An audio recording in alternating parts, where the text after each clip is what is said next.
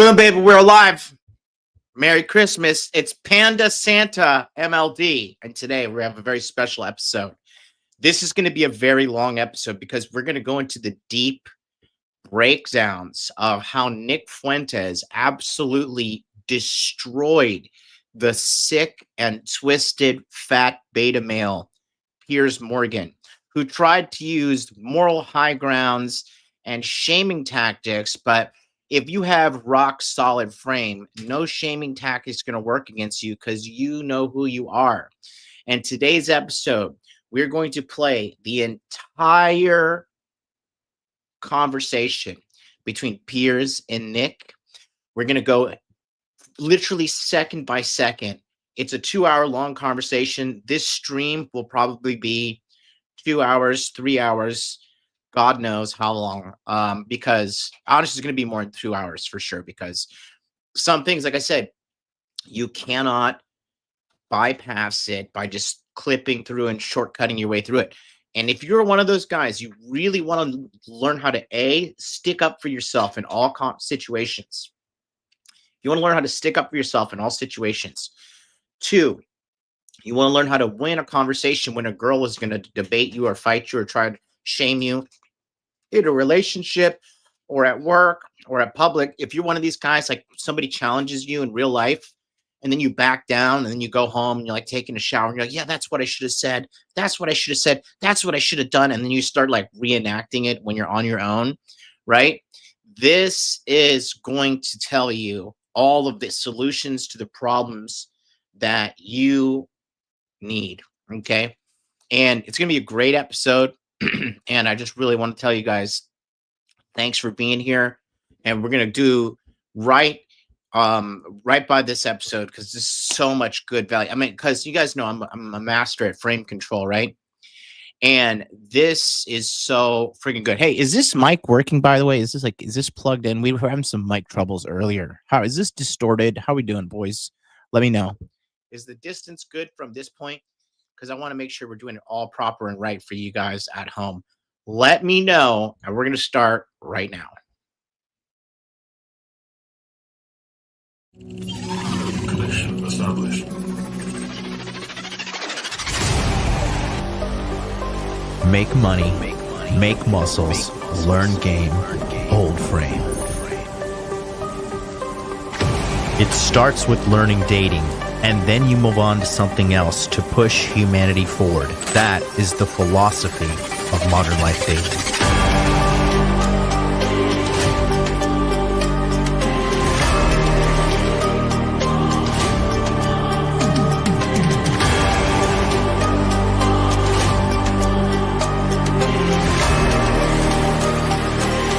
I am teaching you how to be strong.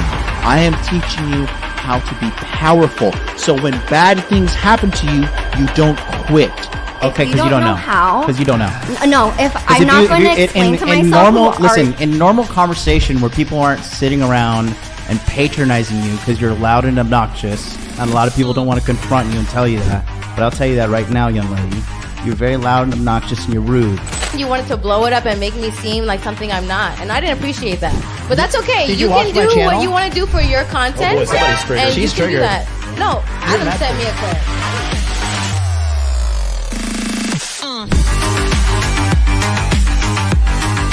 You should want a woman that you can build with. She can build me a sandwich. But my man, It's common sense in every other country in the god world, but here you gotta get out a god Venn diagram and be like, hey, don't post half-naked photos of yourself because you're gonna attract predators.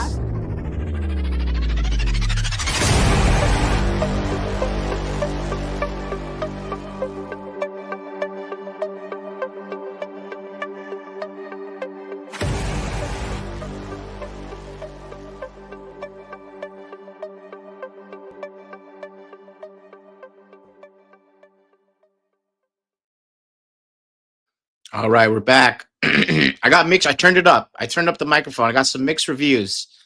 But I got, let's see. Ralph said sounds good overall. And what is Billy said it's good to go. Christian always nigga, you always complaining. You always in the chat complaining about something. Lose some weight, you fat ass. How long you been fucking following me? You still fat and bitching in the chat? The fuck are you telling me, bro? Been following me for 5 years and you've been this fucking fat for 5 years? Like, I don't want people like you following me. Get your fucking shit together, you dumbass. Like, what the fuck? You wasting my fucking time over here. You're wasting my fucking time. It'll take you 1 year to lose all that weight. You've been with me 5 years and you're bitching about all these women with OF and all this, they're just not a good choice. You're fat and broke, motherfucker. You've been fat and broke in the richest country in the world for 5 fucking years. The problem is you.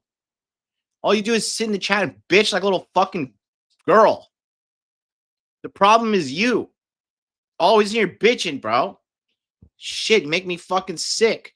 Get your shit together. Just stop fucking eating so much. That's literally it. It's free. It's fucking free. How are you in the richest country in the entire fucking planet and you've been struggling for half a fucking decade? Half a fucking decade because you're sitting around being a fat, lazy ass. That's why.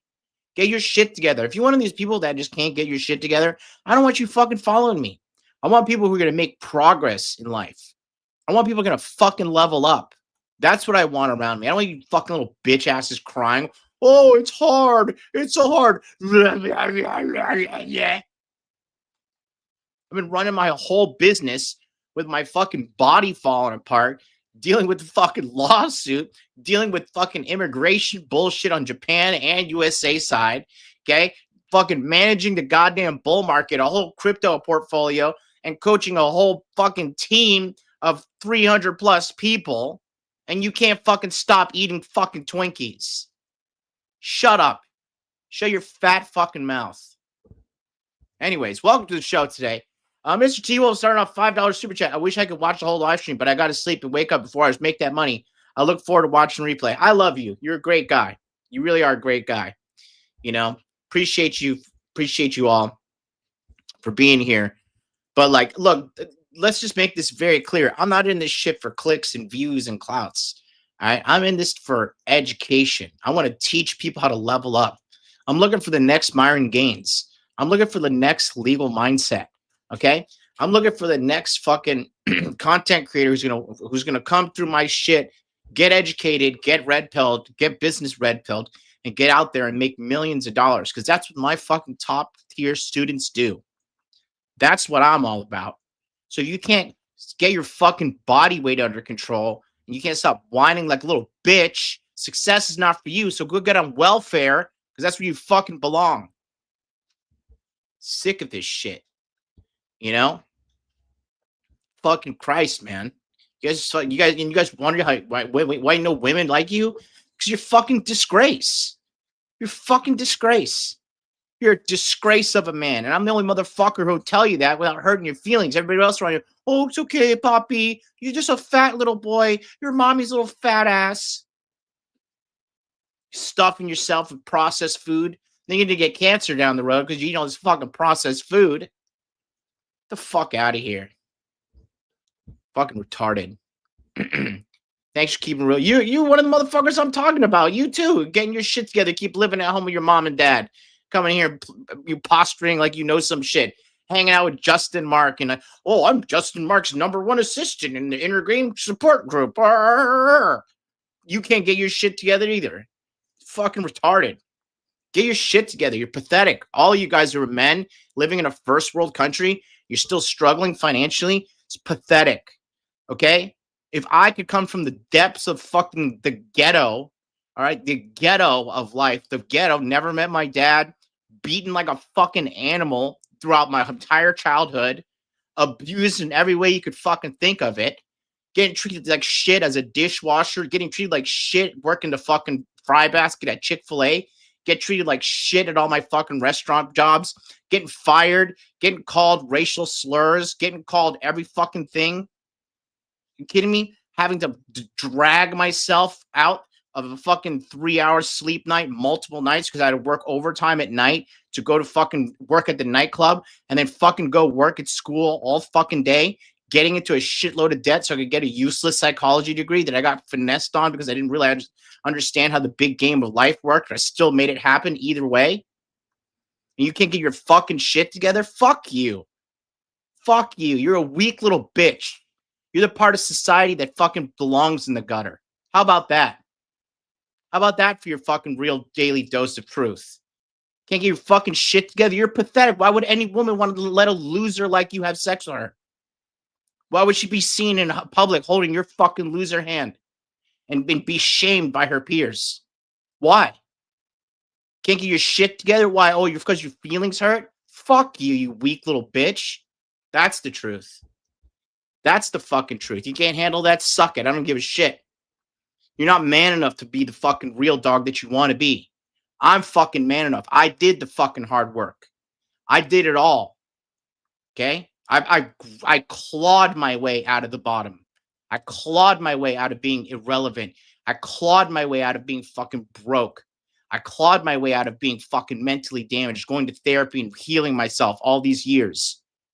You want to sit there and cry like a little bitch? Fuck you. You deserve your shit life because you're shit. That's the truth. You have a shit life. You know what life is telling you? You're shit. You're shit. And it's on you because you're a man. Nobody gives a fuck about you. So if your life sucks, it's your fucking responsibility, isn't it? Or you want to be like a woman and blame everything outward. Fucking losers. Get it together. You want to look around and you see everything's fucked up in America? It's because of weak little fucking pussies like you. That's the truth. You coming in here, oh, I'm an alpha male. Oh, yeah, you really owned that 304. No, motherfucker, those girls they don't even look at you. You know what they say to you? Yeah, go get me a fucking water. Because you're the busboy at the fucking restaurant. You're just a servant to them in society. They don't even fucking look at you beyond what you can do for them. Women literally get on their fucking knees and serve me. Around the world, too. Not just fucking third world ghettos. Okay? All you guys out here just fucking LARPing, pretending you were doing, oh, well, I'm doing the hard work. No, you're not. No, you're not. Okay? Get it together. Because no one gives a fuck about you or your stupid excuses. And the real people can see past all your lies that you're trying to put forth. The facade that you're putting forth, that you got your shit together. The real motherfuckers can see that. So I hope you fucking wake up. Because your life is passing before you. But I, for one, love losers like you. You know why? Because you give me fucking value. If there's no losers, then there's no winner. There's no value to being a winner. Okay? I'm 21. Any advice? Sit down and watch the entire show. Okay? Anyways, let's do my favorite part of the show.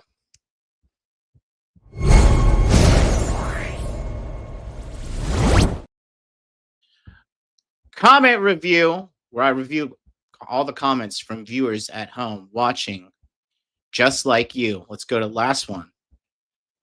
Goy slop. That's hilarious. Did Sneeko shave his beard? Okay, let's go. All right, this is the last episode I did. Brutal truth about looks balancing. As you can see, I've healed exceptionally well. I'm wearing this face compression thing right now because what this does is it makes sure the skin heals back nice and tight. But you can see it's a big difference. Look at me from there. Big difference. How many days ago was that? 2 days ago? 3 days ago? 2 days ago. We're healing up well. All right, let's go. Kakashi Senful. He'll look back 30 years from now and get a good laugh. Yes, I will. Mandingo, you look like the actor Ron Perlman from the movie Hellboy. I thank you. That is the highest praise. Thank you so much. Big Boy 6996 says, glad you're live and well, brother. Thank you so much. Cart says, bro, what the fuck? You didn't even need to do this. You know, I want to say something real quick. You know, when people say stuff like that, you were just handsome of the way you were. You know, people tell me this all the time. You don't need to work that hard. You don't need that much money. You don't need to do that. No, you don't. You don't. Okay, you know what the pinnacle of masculinity is? It's pushing the fucking limits. It's seeing how close to the sun can we fucking fly. It's pushing ourselves. Yeah, I've made $10 million plus. I've generated $10 million plus between 2019 and now, between the modern life dating business and fucking cryptocurrency. And guess what? Guess fucking what? Do you think I want to fucking stop? People say, oh, it's enough. It's enough. It's enough. Really? No, it's enough for you. That's why you don't make the big impact in people's lives like I do. That's why you don't have the hundreds of millions of views around the world like I do. So you can keep your standards for yourself. It's the same. And listen, for people like out here who are, you always hear this too when you're starting to lose weight. Oh, you look fine. You look fine the way you are. No, you think I look fine because that person saying you look fine probably doesn't have a nice body. Because your friends that are really good shape, they'll be like, yeah, you look like you could lose about 10, 15 more pounds. Right? Those are your real friends. I want to push to the uppermost high as I fucking can do in my entire life before I die. I want to keep going more and more and more because that's the pinnacle of masculinity. You know, when the Wright brothers were developing the fucking plane, everybody's like, why are you flying? We got fucking cars. Like, we could just drive there. It's like, shut up, you fucking loser. I'm trying to fly. I'm trying to fucking do some intercontinental traveling. You don't want to get on a boat and die like everybody in the goddamn Titanic. What if people said, oh, we don't need to go to space? Oh, Elon Musk, settle down, Elon, settle. We don't need to go to space. No, I'm pushing to the higher of the highs. Okay? And I got no fucking regrets. Zero. So let's go back and read these comments. You didn't need to do this. What I did, okay? Wealth engineering. This is true confidence to do a stream like this. Thank you so much. I think, did you reply? Exactly. Thank you, Chris Hart. Shout out to Charles Lugo Jolo. It's a speedy recovery, bro. Thank you so much. Bubble Gum Gum says, happy birthday, mate. Thank you. Captain Lou says, big fan, MLD. Thanks for the brutal truth. Keep on rock and rolling, bro. Thank you. Love you. Captain Lou, again, happy birthday. May you have many years of health and happiness. Thank you so much. Chris says, happy birthday, MLD. Appreciate you. Ralph is in the chat. And he just commented, said, always nice to have a long stream to hear MLD give added depth to his thoughts when he conveys his ideas. Long streams are always a treat when I get them. Fire stream is always. Thank you, Ralph. We'll be doing that long stream today as well. Today's going to be a long one. I'm dropping heat, bros. I'm telling you, I'm not here to fucking be your friend. I'm here to give you the fucking truth to level up. That's what I'm on this screen to do. I'm not here to entertain you. I'm here to educate you so you can level up. Mighty Zane says, greetings from South Florida. What's up, Mighty Zane? Murphy Musket says, happy birthday, John. Get well. God bless. Thank you so much. I replied. I said, love you. Daniel Hernandez says, get well, bro. You are the man, MLD. Love you, Daniel. LW says, best low impact workout for joints is doing laps and pools. Agreed. Use fins and webs on hands to increase muscle load. Interesting. Never heard that before. Also, the low level hyperthermia, losing body heat to water, keeps internal furnaces burning the fat. Swimmer's physique is what you want heading into. Yes, I do. I cannot even explain how much I agree with you there. Bubble Gum Gun, bro, ouch. I got to see the results of this, though. You got to do before and after. Facts. Arjun says, what advice would you give guys who have stubborn fat cells and want to remove them with liposuction surgery? Do it. If you want to do it, do it. Sofex says, bro, what are you doing? All this talk about rock solid in game, then you turn to more plastic surgery. I think I replied to this. I said, when you achieve more of me, I listen to your peasant advice. Yeah, like I said, like, what does this have to do with inner game? You don't understand. You know, I'm gonna have to write a book soon. I think because actually I'm gonna be hospitalized again for the next 3 weeks, starting next Thursday. I'll tell you guys in a second what's happening, but I'm gonna be in the hospital probably for the next 2 months. But we'll go into that in a second. Santago says, I hope you recover soon. Random says, wishing you speedy recovery. Love you. Gato says, hope you get weather, brother, soon. Well soon, brother. Thank you, Gato. The Frank Tufano route. Get better, bro. I don't know who Frank Tufano is, but I appreciate you. This guy says, new money is money, BBL, game, frame. You could have lost the weight by doing calorie deficit without losing muscle by taking 1 pound. I explained the whole thing. I think I've replied to this. Yeah, I watched it. I explained this, but yeah, when you guys call me BBL, just remember, every you guys who support Saint in the Center, you guys are all fucking morons who got conned by scam artists. You believed that fucking lying, scamming con artist Black. Congratulations, you idiot. Gold drop, HBD, get well soon. Thank you. BJ Tucker. The Korean Panda, bro, hats off, man. You're indeed fearless. Let your haters cope and see. Love you, Ben. You're the best. Christian Bonilla in the chat, he says, what kind of facial surgery have you done? Get to be like, again, what kind of like stupid, lazy shit is this? What kind of facial surgery have you done? Like, are you so fat and lazy and dumb that you didn't watch the show, or you didn't just scroll up here and say, oh, let me just take my fat fingers over to the ear and read.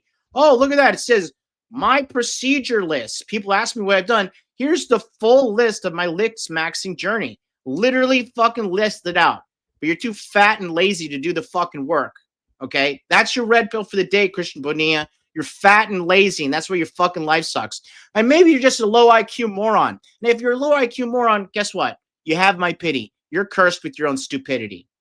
Okay? You're cursed in your own stupidity. So there's that. Okay? I just hope that you're fucking an idiot. So you're not, that I know that you're not this fucking lazy. All right? Number 1422. The attempt on my life has left me scarred and deformed. That's from Revenge of the Sith. Not gonna lie, I think it's nuts, but I respect the transparency, educational value. Thanks, appreciate that. There is no relation between self-esteem and cosmetic procedures. People that undergo them do actually feel more confident once everything's... Yeah, facts, bro.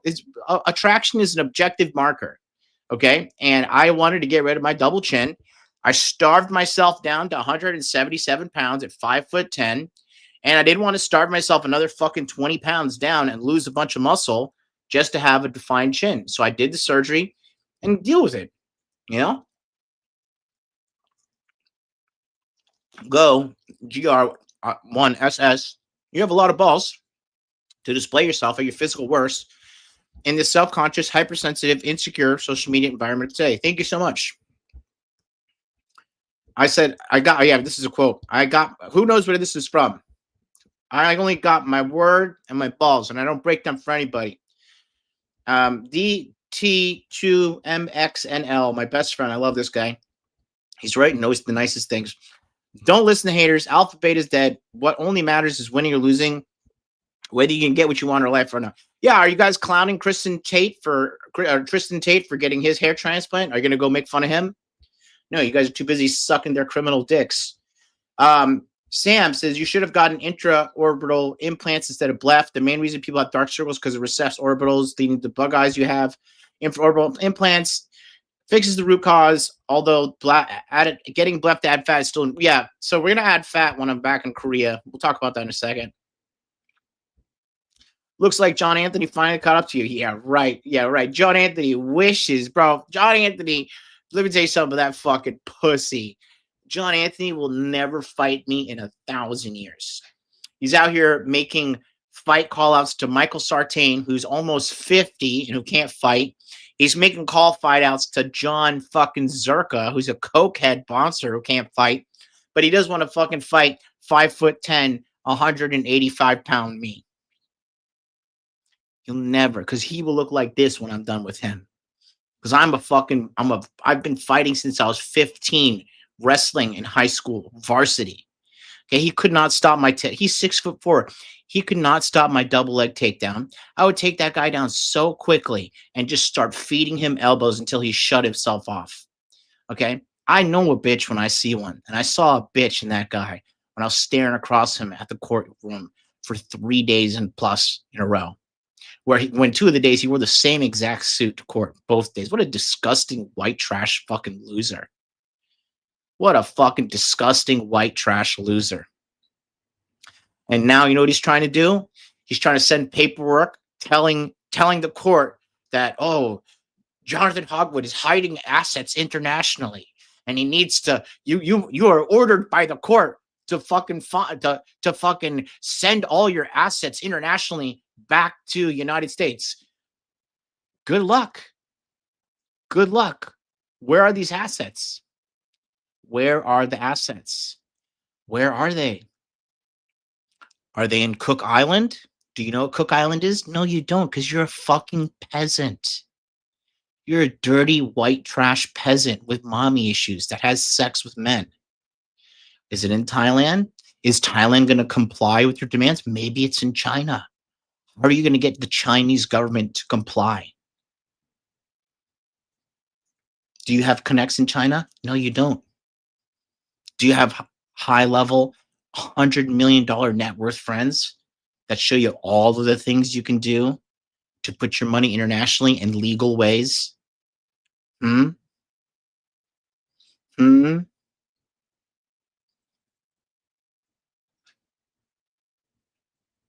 Did you look into St. Kitts yet? Did you look into Barbados? Did you look into the Canary Islands? Keep looking. Time's ticking on the appeal. Because you know what John's trying to do right now, guys? He knows he's going to lose on the appeal if you know everything about court, right? Because we have him dead to rights committing fraud on the court. And his whole case is about to be thrown out. And what's the funniest part is he's trying to scramble to freeze my accounts and take the money now and get the money offshore because he lives in Brazil, because he's trying to take the money and run. Because after, let's say if you were to take the money, right? He would take the money and then the court will just give him a piece of paper saying, hey, you need to give that money back. And then I would have to go find his assets and seize them, and it would be a whole nightmare. So I'll let the nightmare be on you, John. Time's ticking. Time's ticking for your dirty plot to fall. It's all falling apart, isn't it? It's all falling apart. Where's your YouTube channel? Gone. Your Derek Moneyberg, your case is coming up in March. What's going to happen there? You're going to lose. You tried running in Nevada, and guess what? He found you. He sued you again in Wyoming, and you're running like a scared little girl. Your business is falling apart. Your life is falling apart. You're falling apart. You should go to Thailand. You should try to make something happen in Thailand. Or you should go to Cook Island, right? Or, hey, you're in Brazil. Barbados is just a quick trip. Barbados is the closest, to you. But what if I just signed all the money over to my mom? What if she's been collecting it in a trust this whole time that you didn't know exist? What if you've been spending hundreds of thousands of dollars and I've been leading you on this wild goose chase for 5 fucking plus years? What if that was it? And the only thing you have to show for it is a loss of $160,000 plus dollars in your fucking lawyer fees and your YouTube channel. You see, John, no matter what, because I know you watch all my streams because you're a psychopath, you lose. You're Sisyphus and I'm the boulder. So keep on pushing. Keep on pushing. Because you're not going to win. You're not going to win. Your legacy is losing. You're still the same little loser in high school as a 40-something-year-old man. That's why your wife doesn't respect you. That's why the internet fucking laughs at you. And that's why your community is a joke. And it's dwindling away with your laughable relevancy. Funny. Funny times we live in, eh, boys? Funny times we live in. Jordan's Royal says he's probably watching this right now, Yeah, it's so funny. Kyle 2020 says, I saw through Marquette and Adam Sosnick right away. Total phonies from my way. Yeah, Marquette's a fucking loser. He got his shit. He got what's coming to him. He's a joke. He's a completely joke. I'm so happy. Oh, man. I'm so happy you're in Thailand. Rockhouse says we don't want him in Thailand. I am so... Dude, I got to tell you, you may not know this, but just the way you text and how you behave, you're like light years more confident now that you're back over in Thailand. And I'm so happy. I saw a video of you getting exposed, bro. Send the link. Let's watch it together. I'll do a breakdown. Well, I'll show you case by case how it's a fucking lie. Sup, nigga? What up, Jack? He always says, you don't need to be like me and bang all these women. I don't judge you, but then attacks others for less women than. Yeah, well, he listen, the dude likes to have sex with men. Do we really need to go into further discourse about this irrelevant loser? Do we really need to go into further discourse about this irrelevant loser? He's dude, you guys, yeah, he's an insecure fraud. This guy's so insecure. I'm telling you guys, when I was in court with this guy, okay, you want to see, look at the bruising. I shaved my beard. Look at this.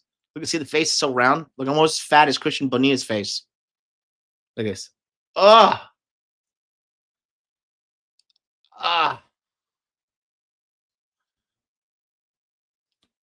coming together. Oof. Just fucking gotta put this back on. So I don't look, I don't want to look fat chipmunk face like John Anthony. Albert and Preach. Oh yeah, great source of journalism. Yeah, when everything was literally already disproved in a whole live stream that I did. I did a multiple long hour live stream. Check it out here. It's the most viewed live stream on this channel. It's okay. You're just an uneducated moron. I forgive you. I forgive you because that you watched like a 10-minute video that they put out, and I put out a multi-hour long video. And yeah, I'm not surprised that you did you just watched for like a couple seconds. Okay. So I really don't care what you have to say. You're just another dumbass, especially if you're watching Auburn Preach. If you watch Auburn Preach, I know what kind of bottom-feeding loser you are. I don't need to say more. Okay? Anyways, let's go back to comment review. All right. Yeah, most people are asleep and lack any critical thinking skills. Auburn Preach are the most insecure males as well. Thank you so much, Tim Jordan. Great input today, brother. Anyways, let's go back. Wow, pretty hardcore video. Facts, says Duplicitous Dark. Panda Face MLD, that's me. Chris Hart says, I'm 43 and highly satisfied with my appearance except for the gray hair creeping in. I'm confident the medical aesthetic industry will figure out gray hair reversal in the near future. They already have figured it out, bro. It's a nutrient problem. That's all it is. You're just not getting enough nutrients. You can reverse gray hair, guys. You can reverse it by changing your diet. That's all it is. Brian Johnson's already talked about that. The longevity guy, Brian Johnson. I've emphasized fitness and self-care my whole life. Haters often make disparaging comments to me about fitness, nutrition, height. Yeah, no matter what, people are going to hate on you, bro. The joke is on them, as people estimate my age between late 20s, early 30s. That's awesome, man. And I said, yeah, you could remove them. It's diet-related. Check out Chris Bronson. Considering your time in Asia and knowledge, I figured you may know a way to approach gray hairs. Thank you for everything you do. Love you, Chris Hart. God bless you.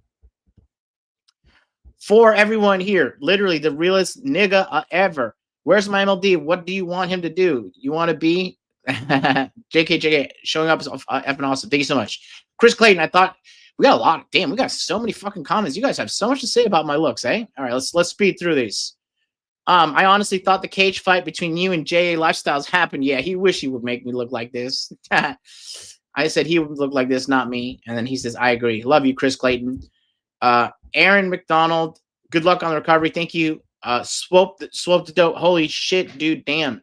The Castro, I opened the stream, saw you, and I was like, damn, from Friday movie. Godspeed. That's funny. Thank you. Happy birthday. Thank you, Castro. Taking a break from talking from 4 to 6 weeks until your jaw heals. Are you out of your mind? It's not my jaw, brother. It's not my jaw. It's the fat under my chin. DT2MXNL. Fuck the haters. Fahad guy can't teach us how to win in life like MLD does. I'm surprised the community gave him attention. This alpha beta bullshit is all dogma. What matters in life is winning or losing, getting what you want versus failing and dying a loser. Hormozio is right. Insecurity is a good thing because it tells us what we need to improve on. If anything, not doing anything is peak insecurity. Why are people so mad of a coward? So much of a coward to do change things for the better. If they're fucking right. Good question. Keep it up. Monumental Skate Frame. Hebrew Tactical says, Jay, you got some panda action going on. Dr. Mellons says, Mother of God, WTF. I asked Dr. Mellons to send me a picture of her boobs to make me feel better. She said no, guys. Fucking LMLD. Fucking failed. Tim Costello says, oh, hell. AAJ Entertainment says, understanding the Asian hierarchy from public discourses, the phrase Asian hierarchy typically refers to perceived social rankings among stereotypes or social ranking of stereotypes. Asian ethnic groups often discussed in what is this? This is so long. What did you just? I'm not going to read this because it's like a copy pasta you put here. W stream L cocaine. That stuff kills. I've seen it firsthand as a physician. Dr. B. I love Dr. B. He's my best friend. Mara official. I don't get it. You did the surgery or you're telling me not to? I did it. I did it. Gay lube oil. Is this the actual gay lube oil? It's funny. Yeah, no shit. Do face surgery for looks. That is crazy. It's ironic that he literally did it and then goes on a rant hating other people. No, I don't. Like, you guys are retarded. Anyways, Dave Smith. Holy fuck, bro. You shouldn't have went to Dr. Alfie. No. 90% of game throws. Internal congruity. Facts. MLD looks like JD Vance, sounds like RFK, and is spitting facts like Trump in 2015. W. John, I love that. It's my favorite comment. You think you're going to get away with it all? A true leader says go all the way. Otherwise, don't try. God willing. I don't know what that means. 8th grade says WTF. Thank you. Open heart surgery is dangerous but worth it. My dad got an extra 10 to 12 years because of quadruple bypass. No, you should have let him die. Should have let him die because getting surgery is beta, right? I agree with you. Putting yourself on like today's real confidence. Most guys can pull it off. Yeah, I'm a realist nigga alive, bro. Wolf says that. I know that was a Buzz, your girlfriend. Wolf. I was born with a major physical defect, not facial. I could have undergone significant reconstructive surgery, was only possible during puberty, but I decided against it. A, surgery is always a risk. B, you need to learn to love yourself, and no matter plastic surgery, cosmetic surgery will help in regards. What if you love yourself and you do cosmetic surgery? That's me. I suffered from self-esteem issues for years, but when I established genuine inner self-confidence on my issues, it didn't stop me from getting laid, getting married, and having kids. Good luck recovery. Thank you so much. Gab, she says, God, this is not confidence. Continual prayer for you. I said, thanks, but you're a woman, so you know how to think about your opinion. Give myself a heart on that one. So what's up? That was a long one. Comment review. All right. So let's go. Yeah, I do sound better, right? Getting surgery is beta. I know, right? I'm a beta. Oh, no. Oh, no. Oh, no. That's it. That's it. I get to, hey, listen, babe, I got surgery. So I'm a loser. We gotta break up. Yeah, we gotta break up. The chat said I'm a loser. Yeah, you gotta find another guy. I gotta go date another girl in her 20s.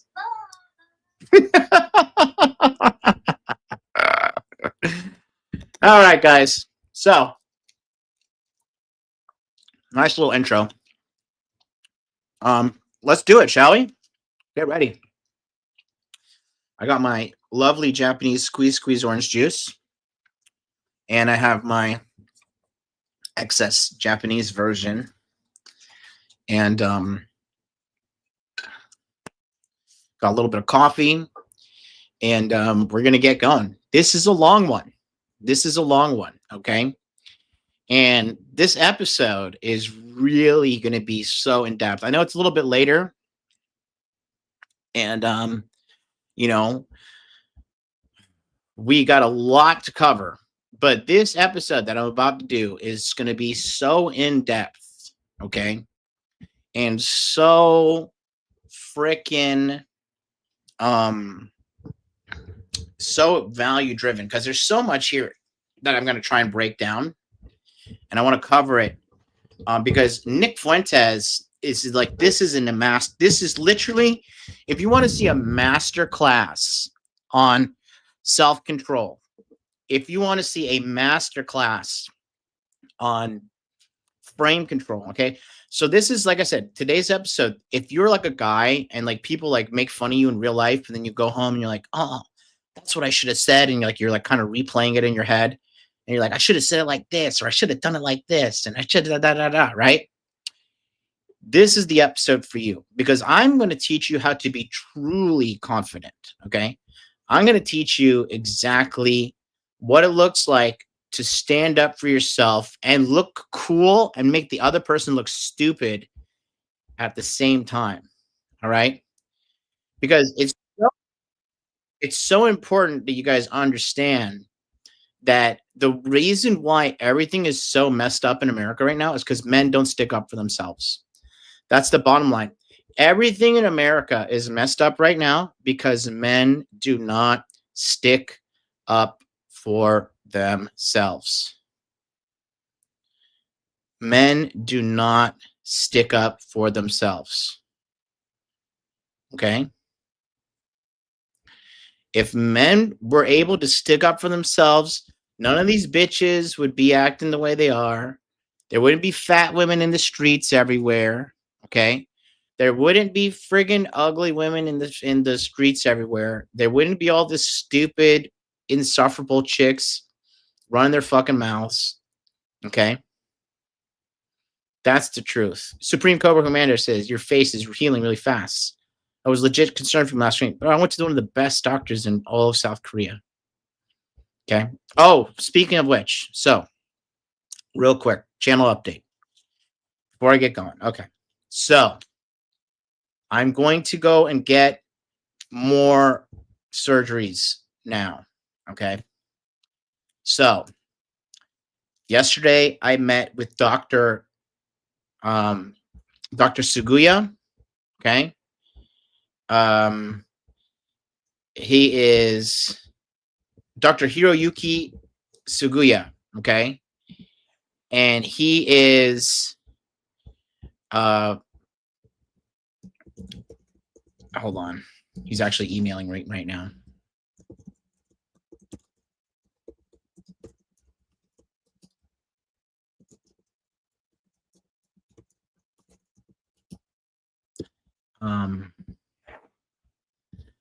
Yeah, Dr. Hiroyuki Sugaya. Just double checking it. Yeah, Sugaya. Dr. Hiroyuki Sugaya. He's one of the best world-renowned shoulder and pectoral surgeons or chest surgeons in the world. So if you take a look here, this is bruising from the things is draining down. So this is normal. There's nothing wrong with me. That's just blood draining down from my face from the procedure. But he checked me out yesterday, and as you can see here, right, my pectoral, you can see it right here. There's a gap. The muscle is no longer connected. See, is a flat part right here. This here, you can see I can make the wave. See, this is a normal, healthy, connected pectoral. I haven't trained my chest in over a year. Okay, because this side was so cooked, I can't even train this side. So as you can see here, this is not connected to my shoulder. Your top left pectoral should be connected to your shoulder. So I went to Korea to redo the teeth, and when I was there, I went to go see for my knees. So this is what's going to happen, right? I don't know how I'm going to put out content. We're going to have to figure this out. It is concave, Ralph. Okay. But so next Thursday, how much was I benching when I injured myself? About 205. It was like 90 something kilos. So I think it's like 205. Somewhere between like 185 and 205. It was pretty heavy. So yeah, so I talked to Dr. Suguya yesterday. The earliest he could get me in for surgery is January 23rd. Okay. So unfortunately, both of my knees, through the years of enduring tremendous amount of combat sports, jiu-jitsu, Brazilian jiu-jitsu, kickboxing, MMA, sparring, wrestling, all of that. Okay. Both of my knees are pretty fucked up. Now, I just discovered this in April of this year. I just thought like I just had bad knees, just like genetically. Some of these Japanese doctors are really bad that I went to. So next Thursday, we'll begin surgery on the knee number 1. After that, they're going to do a full reconstruction on my ACL, and they're going to drill into my pelvis bone and pull out some of my stem cells. And they're going to do something called BMAC treatment, BMAC. And this is a stem cell treatment they're going to inject onto the cartilage of my knees, because the ACLs being torn caused my knees to overcompensate, and like my cartilage is all fucked up. So they're going to do that, and then they're going to wait 1 week, and then on Christmas Day, I'll be getting the best present ever. I get to go and do surgery again for my second knee. Okay. So I'm going to do surgery 1 next Thursday, surgery 2 on Christmas Day. And then I have to stay in Korea because I can't fly because I might get blood clots and I'll die. And I don't want to die. Not yet. So I have to stay in Korea for a little bit to recover the knees. Then I will not be able to walk for 4 to 6 weeks. So it'll probably just be, me in the bed here streaming. I'll continue to stream. I'll continue to work. Me, I'm a workaholic. And then I'll be recovering. And then on January 23rd, that's when I'm going to get the pectoral fully reconstructed and healed. And then when the pectoral is healed and instructed, then I'm going to wait another 2 weeks to make sure the risk for blood clots go back down. And then I will be going back to America sometime in quarter 1 or 2 and getting back into the studio, getting back to the swing of things and really working on building the business even more. But yeah, you know, I'm 40 years old and I don't have to do these surgeries. I could live my whole life without both ACLs, and I could live my whole life with the pectoral the way it is. I could just train around it. And it would probably save me more money because these surgeries are going to be very expensive. You know, in America to do these surgeries with no insurance, you're looking like at least $100,000, which is insane. Fucking America is American. Everything in America, I don't know, dude. The medical system in America is so corrupt. Like I side, like I know Luigi Mangione. I side with that guy, bro. The way he just gadded down that CEO, I side with that guy 100%. Because these health insurance companies, all they want, they're literally trading human life for profit. Fuck those people. Fuck them. There's not a drop of fucking mercy in my heart for that guy. Fuck him. Fuck his family. Fuck his kids. I don't give a shit. You want to be a piece of shit and you think people aren't going to fucking come for you? Yeah, good luck. Good luck, you dumbass. I don't give a fuck. So, yeah, it's going to be 3 surgeries. Like this is cosmetic bullshit. This is nothing. I'll be healed up, you know, in a couple days, most likely. But the knees are extremely important because once you stop moving in life, that's when you start dying. And I don't want to die yet. I want to die one day, but not yet. You know? So excited to get these done. And then, you know, in true fuck the world fashion, I will be taking some steroids to fucking 10x my healing. BP157 and TB500, really not that great. But I will be taking some, you know, anabolic steroids to fucking speed up the healing of the ligaments and the muscles, because I'm going to be super cooked. It's going to be bad. You know, it's going to be pretty fucking bad. It's going to be pretty brutal, guys. So for you guys that have been supporting me this whole time, I love you all. I genuinely love you all. We're going to try and do a meetup at some point in 2026 before summer is the goal. I want to make sure my knees are good and you know, strength. You know, I have hired a personal trainer who had to redo the knees. Did you do your knees, buddy? He says it's going to be so worth it. New knees in your 40s. Did you get any surgeries? Let me know. Yeah, if any of you guys got ACL surgeries, let me know. But I'm redoing both my ACLs, and it's a testimony to how much of a badass I am, man. I've been exercising and fighting and sparring and, like, you know, not intentionally hurting people on the mats, but, like, you know, hurting people on the mats and shit with 2 fucking cooked knees. And my pectoral was ripped in January 2024. Can you believe that? I waited too long. Too fucking long. You know?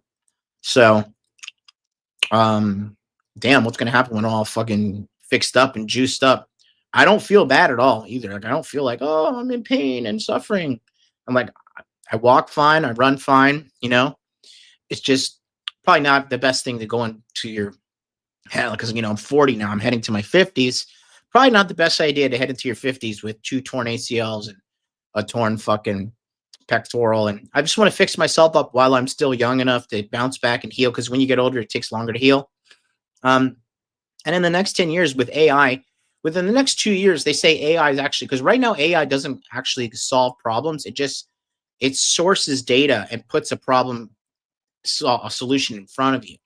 In 2 years, AI is actually going to be able to solve problems with its own cognition. Okay. So, you know, that's just going to do light years of progress of medical health. And, you know, and if you talk about cosmetic surgery, holy shit, everything's going to get better. And that, like, between now and 2027 is like the last time of like slow human level developmentation. After 2027, 2028, AI is really going to be able to 10x like every fucking quality of our life. So I'm excited for the future. I'm excited to be here. I'm excited to be alive. Quite a long intro. I've been going for an hour, but let's jump into today's meat of today's episode, shall we? So let's break it down, because here we go. All right, so this is the episode here, and if you watched it, so this is Piers Morgan, okay? So Piers Morgan is a slimy beta male, and the biggest thing that I hate about Piers Morgan is how he is a textbook blue-pilled beta male that pushes the narrative for the elites on people. And the number one thing I don't like about people like him, especially British people like him, I don't want to be morally lectured by any British person until you stop the Muslim rape gangs from raping the women of your country. You hear me that, you British fucks? All right. I'm if you do my lineage, Hogwood is my last name. And I have British ancestry. The white side of me does come straight from Britain and Germany. And there's a little bit of Balkan in me. Okay. And so also Italian. So I am British, German, Italian, and Balkan. Okay. And I don't want to hear anything. I don't want any finger wagging or anything from any British guy until you stop the fucking Muslims from raping your women and killing your people. Until you do that, you don't have my respect. Okay? Don't fucking come and tell me how to do anything when people are raping your women in droves in your country for the last decade, and you guys are still tolerating that. Okay? And Dylan makes a good point here. He says he's a cuck as well. He is a cuck. So here's the truth about guys like this. He's a beta male. And you know what the number one thing beta males hate? Alpha males. Because you know why? They see that alpha males get the women just because they are themselves. Piers is a textbook beta male. He had to go and get, he had to go fucking get fame and fortune and do all these slimy things his whole life, trying to pretend he's a good guy when he's actually not a good guy at all. In this interview, he tries to shame Nick Fuentes, who's a Catholic, for not having sex, but premarital sex is a sin. And Piers Morgan is trying to clown him for that. Strike one. Okay. Strike two, Piers Morgan was married and he was caught emailing some lady some provocative sexual emails, and that caused his whole family to be broken up and divorced. Strike two. And now, currently, Piers' wife is always talking about how she's happy when Piers is gone. She's always hanging out with this guy in bed or hanging out with all these other men. And she's always like making fun of Piers and taking pictures of men in in small European bathing suits and saying, I'm having fun while my husband's away. He don't want to accept the fact that he's a fat beta male, beta bucks provider. And he hates people like Nick Fuentes. He hates people like Sneeko. He hates people like me, people who have swagger. You see, his world is failing. His world of mainstream media. Oh, today at 9, don't do this because we're slaves to the government, right? No, the streamers are taking over. Personalities like me, personalities like people like us around the world, we're taking over. Okay. And guess what? He can't fucking hang. So he makes his little gay show, Piers Morgan Uncensored. And now he comes in the streamer world. But guess what? We don't like you. You're fat. You're old. You're a beta male. You're a cuck. You're ugly. You're fucking pussy. He was one of the biggest proponents of pushing the vaccine. He was pushing the vaccine so hard, and now he's so blatantly wrong. He's a stupid, fat, irrelevant old man, and he needs to do what old men do, which is fucking die and get out of the way. And he tries to fucking make a fool out of Nick, and this turned out to be his greatest, most popular live stream ever, because Piers is not popular anymore, and Nick Fuentes and people like him are taking over. And guys like us, think about it, guys like me, Guys like Myron, guys like Sneeko, right? Guys like Nick. We're getting fucking shadow banned. We're getting put on government watch lists. We're getting fucking surveilled by multiple government agencies. I know that government agencies are surveilling me. I'm not stupid. Okay? I know these motherfuckers are watching me every day, right? I'm not fucking dumb. You faggots think I'm dumb? Suck my dick, right? I don't give a fuck. Come put a bullet in me. I don't give a shit. You know? I'm willing to die for what I do. You're not. You're just slaves to the fucking government. You're just slaves to the organization because you could never man up and be the real person you wanted to be. So you took the safe route, what you thought was a safe route in your head. Little fucking bitches. You can't stop us. Okay? Kamala's not president because of people like us. Men are waking up around the world because of people like us. Bitches are getting back in the kitchen because of men standing up finally. We finally said enough is enough. And guess what? We're not going to fucking stop. They killed Charlie Kirk because people were standing up and wising up, you know. But that just emboldened the rest of us. I don't give a fuck if these fucking pieces of shit kill me. I don't care. I'll be dead, you know. But all you do is validate me. All you do is validate what I was saying, you know. They never target freaks like, you know, the fat kid in Brazil, you know, because he's a freak. They're like, oh, he's doing everything we want him to do. He has a toxic relationship. He's out here banging trans. He's having sex with men. You know, he's out here making no impact on people's lives. He's not teaching men how to level up, boss up across the course. Money, muscles, game, frame. None of that. It'll be an honor to die for this. I don't give a fuck. I'm not afraid. Fuck these cowards. So anyways, let's go to the episode and talk about it.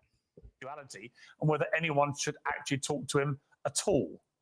If I were writing a glossary entry on the Streisand effect, this black guy right here is bought and paid for, by the way. Before you even listen to this, just know he's bought and paid for. And he looks like a beta male black guy too. They all have that certain look. I wouldn't put a picture of her next to it. I would put a picture of Nick Fuentes. They have opted to not do so when it comes to Nazis like Nick Fuentes. Fuentes takes this guy apart brick by brick. It's a full takedown. My concern is that people who are a bit more moderate are deeply alarmed by Nick Fuentes. I was very happy to see that, like, Nick Fuentes really passed that test with flying colors. That fragmentation is being caused purposefully by a splinter faction of people led by a young man named Nick Fuentes. That's the war. Can you get the beef prices down? Not crazy things that Nick Fuentes or these other loons say on social media. Well, it looks like all the screaming about Nick Fuentes on the internet is finally dying down a little bit. So now we had on this guy, this Fuentes guy, and never challenged him. You should have Nick Fuentes on your show and you could ask him questions about that. The truth is, it doesn't make a lot of sense to spend all this time talking about Nick Fuentes, but not actually to Nick Fuentes. People who say you shouldn't give him a platform. Look, I just fucking hate this fat guy. I hate his fat fucking jowls. I hate everything about this fucking beta male. You know, he's like a fucking soccer fan. Anybody who's like a diehard, like, sports fan too, like, part of me is like, I'm a little disgusted by you, right? Like, I like watching UFC, but I'm not like a diehard fan of anybody. I like the art of violence, you know. But he likes soccer, which is the gayest sport on the planet, by the way. Overlook the very obvious fact that he already has a platform of his own, which is often bigger than most of the people complaining, and he uses it to speak unchallenged to as many followers. Not only do I hate his fat, ugly face, I hate his disgusting British teeth that are just so mangled. They look like he's throwing up gang signs. Disgusting. Disgusting. I fucking hate everything about this fat pig. I can't wait till I go on the show one day and shut him down. It's on that basis that I've invited him to appear live and uncensored on my platform. And Nick Fuentes joins me now. Nick Fuentes, welcome to Uncensored. Hi, great to be with you. I don't know you. I don't think we've ever met. You can correct me if that's wrong. I know about you. I know that increasingly... So here, real quick, before we get going, chat. All right. The interview is starting. So he starts off nice. but he turns up the heat and starts getting nastier and nastier. And I'm going to give you a play-by-play of what is actually happening in this conversation and how Nick Fuentes shows and demonstrates perfect frame control. Okay? But before we get going, don't forget, if you want to join my monthly coaching, this is the program for you where I can look into your life and help you out and really give you the change that you want today. Furthermore, when you sign up, you get immediately put to the front of the line, and within 24 hours, you'll be on a call with me or a Zoom call. We'll be talking exactly what your problem is. You'll join a community of winners, and we'll sort out all your problems right away. What's up, guys? Thanks for watching today's video. We're going to get right back to that, but I want to tell you quickly about my coaching program, the Money Muscles Game Monthly. If you're having trouble getting women in your life, keeping them around, and getting dates, if you're having trouble with your finances, this is the program for you. It's a very simple program dedicated to solving those problems with you right now. Each of these coaching sessions are a group coaching session with live interaction on the second and fourth Sunday. Every month, we meet at 9 p.m. Eastern Standard Time on Zoom to discuss exactly what is going on with you, what problems you have, what roadblocks are in the way. And then from there, we come up with a special plan for you to get the results that you want. I know what you could say. There's all this free information on the internet. There's all these free content creators putting all this stuff out. If that were the case, the world would be healed by now, but it's not, okay? It's the blind leading the blind. You don't even know what's good information or not. You need a mentor. You need a group. You need a tribe, and you need to be held accountable. That's what you have in the Money Muscles Game Month. In addition to that, we have a free 24-hour support Telegram chat where you can link up with other like-minded men just like you who are dedicated to solving their dating and money problems right now. So if that sounds like something you're interested in, I want you to stop what you're doing right now, go to modernlifedating.com/monthly, sign up, and then you're gonna get an email sent to you with a Telegram link so you can join the Telegram chat and get on your plan to fix your problems immediately. Do not let another day go by where you silently suffer, lying to yourself, saying you're gonna figure it out, because you won't. You need help, you need a mentor, you need group support. That's what I am, that's what my community is. I've dragged myself from the depths of poverty to the tops of financial success. I've dated hundreds of women around the world. I can easily teach you how to do this, and it's a cakewalk. But it all starts with you going to modernlifedating.com/monthly and signing up today. Thanks so much, and let's get back to today's video. What's up? Okay, yeah, so go ahead, check that out. Go to modernlifedating.com. You could find the group coaching section there, and we'll get you sorted out today. So let's get right into today's episode. People are talking about you in a more mainstream environment than you may be used to. So for those of you who know nothing about Nick Fuentes, I want this to be an opportunity to get to the real person. I don't know who that person is, but I do want to use this opportunity to get there. I've seen you talk, as we prepared for this, in exchanges with people and on your show, saying you fear it's going to be very hostile, it's going to be an ambush, all those kind of things. I don't intend it to be. So he's lying right here. So again, study the anatomy of a lie. This is the body language and the anatomy and the behavior of a liar. Keep in mind, Nick is just Nick right there. No notes, no team, nothing. Piers has a whole team, right? And it just kind of shows you. It's kind of like the movie Gladiator, like when he had like the whole of fucking, you know, the kingdom was on that guy's side, and everyone was supporting him. They even wounded Maximus before the final battle, and Maximus still won because an alpha is an alpha and a beta is a beta, and an alpha always wins and a beta always loses. And Piers, you just don't have it.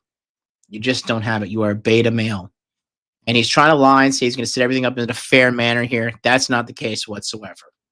That's not the case whatsoever. He's a lying snake. Remember, the number one thing a beta male does is betray. Okay? Period. Yeah, good old boys. Good points. When you are authentic, you don't need notes. Facts, brother. Facts. You know, I raw dog 99% of my live streams. There's only a few when I have a couple bullet points, but this is all off the cuff. It is what it is. I am who I am. I mean, but come on. Is anybody more real and authentic than me? Like, are we really? I'm gonna take a fucking look at me here, really. You know, Jesus Christ. Let's go. Overtly hostile. I don't intend to ambush you. I intend it to be an examination of what you said on the record, an examination of what you believe. I want this to be an opportunity to get to the real person. I don't know who that person is, but I do want to use this opportunity to get there. I've seen you talk, as we prepared for this, in exchanges with people and on your show, saying you fear it's going to be very hostile, it's going to be an ambush, all those kind of things. I don't intend it to be overtly hostile. I don't intend to ambush you. I intend it to be an examination of what you said on the record, an examination of what you believe or what you say you believe, and an examination of what your rising popularity says about the state of the conservative movement in America. So those are my goals from this interview. What are your goals? Why are you doing it? I thought it'd be interesting. And, you know, you've talked a lot about me on your show over the years, and this is the first time you actually extended the invitation. I think it might be the second, actually. I think we talked about doing it during A24 a few years ago, but you've talked a lot about me with the panel, and now you've extended the invitation to talk to me. And I think it'd be interesting for me to maybe clarify some positions and maybe get to know you a little better as well. So I'm looking forward to it. There is a belief that you have two personas. There's one that you roll out now for podcasts and for shows like mine, where you come across as reasonable. And then there's your show on Rumble, where you often come across as having, you know, a very unreasonable view on things. This is what Coleman Hughes said about you. Nick Fuentes knows exactly what he's doing. He is consciously playing this double game as part of a long-term strategy to become popular enough to take the reins of power, at which point he plans to pivot towards the extreme and unpopular policies that he advocates daily on Rumble. So first of all, what is your response to that? Well, first of all, I would say that Coleman Hughes is a propagandist. He works for the Free Press, which is run by Barry Weiss. So I think you have to consider the source. And Barry Weiss is a pro-Israel partisan. Free Press is just bought out by CBS for $150 million by Larry Ellison or his son David Ellison. And so I think that's coming from a particular point of view. We can't pretend like that's coming from a vacuum or from some fixed position. That's coming from a propaganda outlet that's in favor of Israel. That's first. But second, I would say he is right about the two personas. And I think that everybody understands this on some level. On my show, I make jokes and I use rhetoric and I'm hyperbolic because for a long time, I had an audience that was small on these like dissident platforms. I was on D Live for many years. A lot of people don't even know what that is. And so I had a small following and we had sort of like an in-group sense of humor and memes and things like that. And you talk about it one way on a freewheeling live stream when I'm by myself and I'm ranting and we make jokes and we play devil's advocate, we play with different positions. But then when you sit down in an interview like this one and people ask me a good faith question, what do you actually believe? Well, then I clarify and I say, well, here I'm not joking. Here I'm not being hyperbolic. I'm not being rhetorical. I'll tell you precisely what I believe. As far as this idea that I'm going to get power and then turn into Hitler, that just sounds totally insane to me. I'll be honest. It just sounds insane. Do you have aspirations for political power? Not really. I think that if I wanted to run for office, I wouldn't say a lot of the things that I say. I don't know that a lot of people would vote for me. I tend to offend everybody, even a lot of people that like me. So no, I'm a truth teller. I like to tell the truth. I like to do my live stream. Who is Nick Fuentes? Tell me about your upbringing.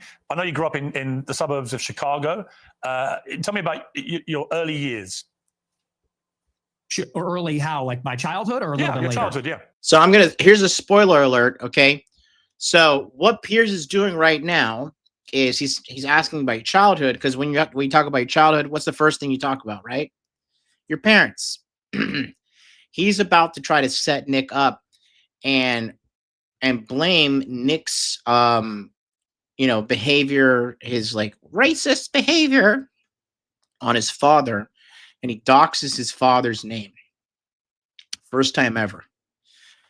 He doxes his father's name. And then he tries to blame it on Nick and saying, well, you mentioned the story. They're about to show a story of Nick because they're having Nick talk about his childhood and he's setting him up. And then this is what they do. They have these setups for you when you go on these shows. I experienced this firsthand. when I got set up on the whatever podcast the second time around with old good old Molestiny and his now divorced wife Melina, who's a completely irrelevant fucking whore, and Destiny is, you know, another dick sucking homosexual who is in trouble with the law now. And he's actually getting sued. He's getting dragged through hell, and he may be going to jail, which is phenomenal. I would love to see it. But yeah, he'd probably love it to go fucking get his ass ripped up by all that black dick in fucking prison. Who knows? But anyways, he's setting him up. Piers is setting him up here. And Nick doesn't see it coming because, you know, he went in with good faith. He probably knew some shit was going to happen. But he's going to try and catch him and be like, oh, so your father's a racist and your father's the reason like this. But Nick handles this masterfully. Well, I grew up in the suburbs of Chicago in LaGrange Park, as you say. My parents are ethnics. You know, my father's half Mexican, half Irish. My mother's Italian. And they both came from a pretty rough upbringing themselves. They both were raised by single mothers, not because of divorce, but because both of their fathers had died. They endured a lot of dysfunction. And I think that's one of the reasons they came together and they related to each other and they wanted to create a normal upbringing for their children. They wanted to have a normal family life. And so they moved out to LaGrange Park away from the city. And they raised me and my sister and really put us first. I think that's a big reason why I tend to have a lot of these family values or Christian values. My mother quit her job and stayed at home to raise us. And so I have a very close relationship with my parents, with my sister. We're a very tight family. And we grew up in a pretty idyllic town. And maybe we can sort of get into a conversation about politics from this. I loved my upbringing. My mom stayed at home. My dad was working. We're in a mostly white suburb in Chicago. Everybody was maybe half Catholic, half Protestant. It was a baseball town. I played baseball for many years. In Chicago, we love our hot dogs. We have our baseball parade and get a hot dog. And so I love where I came from. I love the city. It's a working class city. I love the people here. They're very good, humble, down to earth, decent people. And I guess I had my political, not to jump ahead, but this is a big part of where my political awakening came from. I sort of left this bubble, if you could call it that. When I went to college in 2016, I went to Boston University and I read a lot of things online and I realized the country does not look like LaGrange Park. It doesn't look like Western Springs or Hinsdale or Elmhurst. It looks very different. The country's undergoing a radical transformation because of immigration. And so I saw that and I said, this is not really a desirable change. I don't like the south side of Chicago or the west side or LA or certain parts of Boston as much as I like where I came from. And I guess that's what made me an American nationalist. I said, I want to preserve my home and the things that are familiar to me and the things I like about my home, what makes it America. So that's a little bit about my background. I don't know where you want to go with that, but well, I suppose my first obvious question is, were your parents immigrants to the United States, or were their parents, or were their grandparents? In other words, at some stage, I presume there were immigrants in your family who came to the US. Is that correct? There were. I believe my mother was fourth generation and my father was third generation. So their ancestors came here on my mom's side in the 1860s, I believe, the first wave of Italian immigration. My father's ancestors, I think they came around the turn of the century in 1900. So your view of immigration, and we'll get to the specifics about your views on immigration, are they not affected at all by the fact that if it wasn't for immigration, you wouldn't exist as an American? Well, I would certainly exist, but like you said, maybe not as an American. Certainly that's influenced in some measure. But I think that the kind of immigration that we had for a long time in the country, it's different than the immigration that we have now. And let's just say for openers, it's different immigrants. So real quick, I want to give you some context. So here's what Piers is trying to do, okay? All fat jowls beta male here, okay? He is trying to say, well, Nick, you are an immigrant. And if it wasn't for immigration, you wouldn't be able to be here. So why don't you support immigration now? Well, let me tell you that Nick is going to handle this masterfully. Let me tell you something. I'm a two-time immigrant, okay? So my father, he was a white man, all right? From Virginia, very white. If you're from Virginia, you're white as fuck, right? They're from white people, very Virginia white, okay? You know, when you dress up to go to Outback white. And they are, you know, multiple generation Americans. My mother, see, my dad was a player. My dad was like 48 or something when he met my mom in Trinidad. My mom was 18. He met her on the beaches of Trinidad, picked her up, got her pregnant, got married, and then brought her to America, okay? And so that is my immigration story part one. I was born as I'm like a quasi immigrant because my dad was American, but my mom was immigrant, right? But he left when I was born. He saw me. He's like, I'm not raising that dark little Negro baby. No, I'm just joking. I don't know why he left. But you know, he fucking left, right? And then was raised by my mom. And then when I turned 26 and November 4th, 2012, you know, after Obama won his second term, I saw it coming. I was like, fuck this shit. I'm getting out of America. This place is circling the drain. I became an immigrant and I moved to Japan and I was an immigrant there. So I'm a two-time immigrant. So here's the problem with immigration, okay? If the immigrants do not assimilate, then they bring their shithole culture with them, okay? What makes a country great is the culture, all right? And the culture is the people and the ways of the people. So there's been this psyop lately, and like, you know, that dumb nig fucking Preach from Auburn Preach said this too. There is no white culture. Listen, I understand that your people, Haitian people, right? Your culture is mud huts in a fucking shithole island. That's your culture. And so you think like banging on a fucking steel drum. Actually, I think Trinidad made the steel drum. But he's like, oh, there's no white culture. But okay, your mud huts in Haiti, that's a culture. Shut the fuck up. Why don't you go do some voodoo and fucking kill a chicken, okay?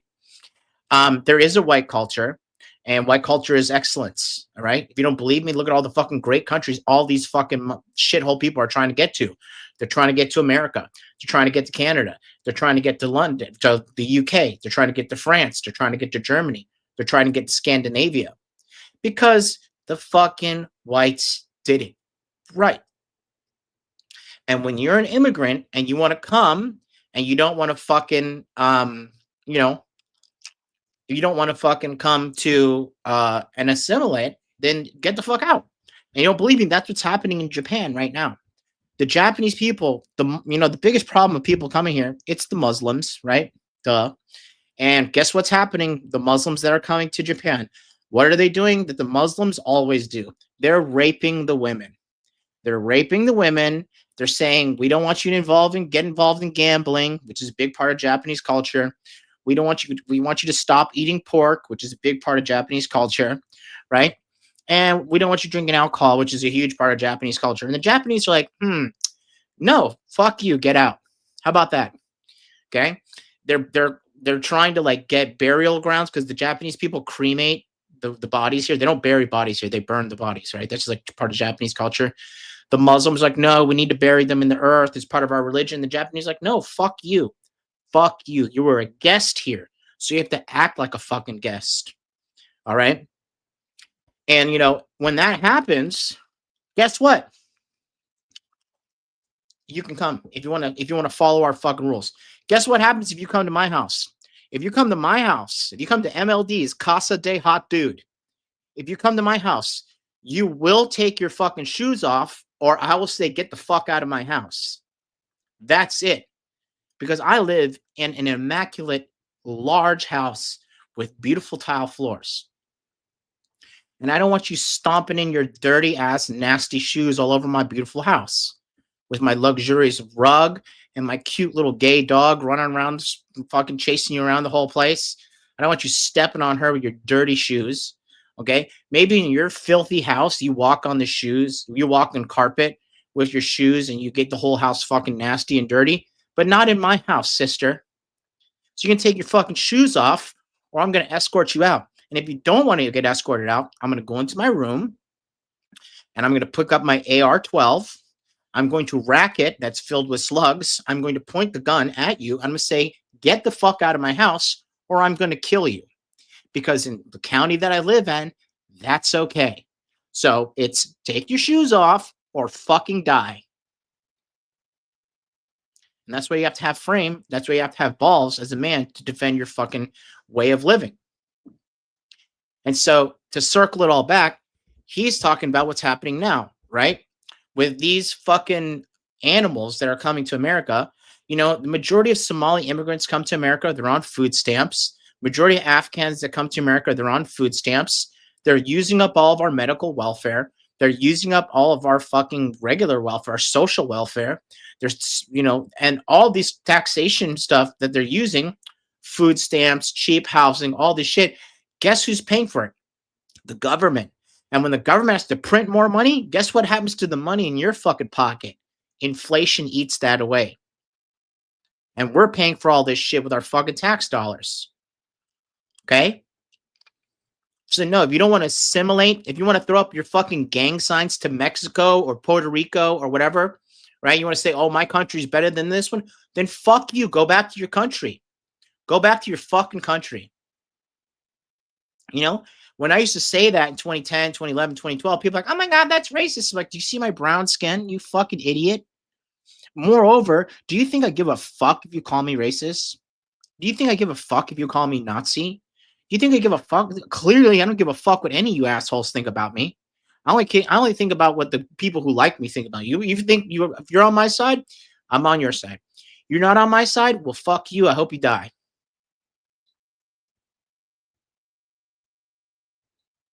Period. That's frame. So he set him up right here. Let's see how Nick Fuentes handles that. He handles it masterfully, though. He's setting him up for your father's a racist and he's an immigrant. You're a hypocrite. Watch. They're coming from a different place with a different culture, a different religion. It's not the same as it was. So first, you have a qualitative difference. My ancestors, for the most part, I have 3 European grandparents from Ireland and Italy, 1 from Mexico. They came from Europe. They came from a society where there's a common ancestry, there's a common religion, common civilization. The people that have come in since 65, since Hart-Celler, they're coming from China, India, the Northern Triangle, Mexico, Venezuela. And so first, they're just different people. Secondly, it's a quantitative difference. There's way more, and it's an unceasing, always increasing wave. For the first 3 or 4 waves of immigration, you would have a major influx of immigrants, and then it would stop. And then you'd have another wave, and then it would stop. This one, it just keeps going up for 35 years. And it's too many. So that's really where I would draw the distinction between maybe where I originate from. I would even just simply call that immigration. What this is an invasion. It's a completely different policy. But you mentioned the same thing. You mentioned Mexico in that list, and your father is half Mexican.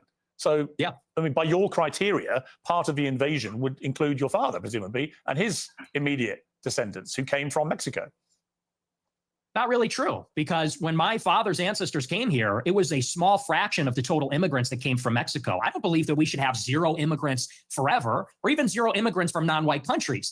But you have to draw the distinction. My father's father, he was here in the 40s and 50s. It was his parents, or I believe either his parents or grandparents, that came here even earlier.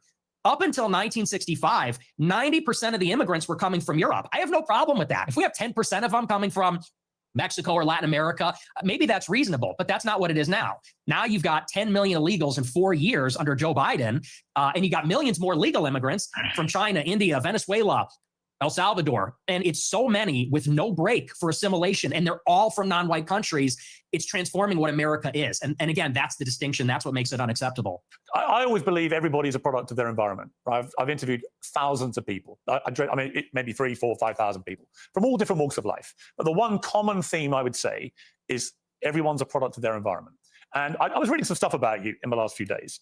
There was an episode of your podcast where you talked about your father, Bill Fuentes, and how he wouldn't take the family, including you, to certain restaurants because he believed they were associated with African Americans. We would be deciding where to go to eat, you said.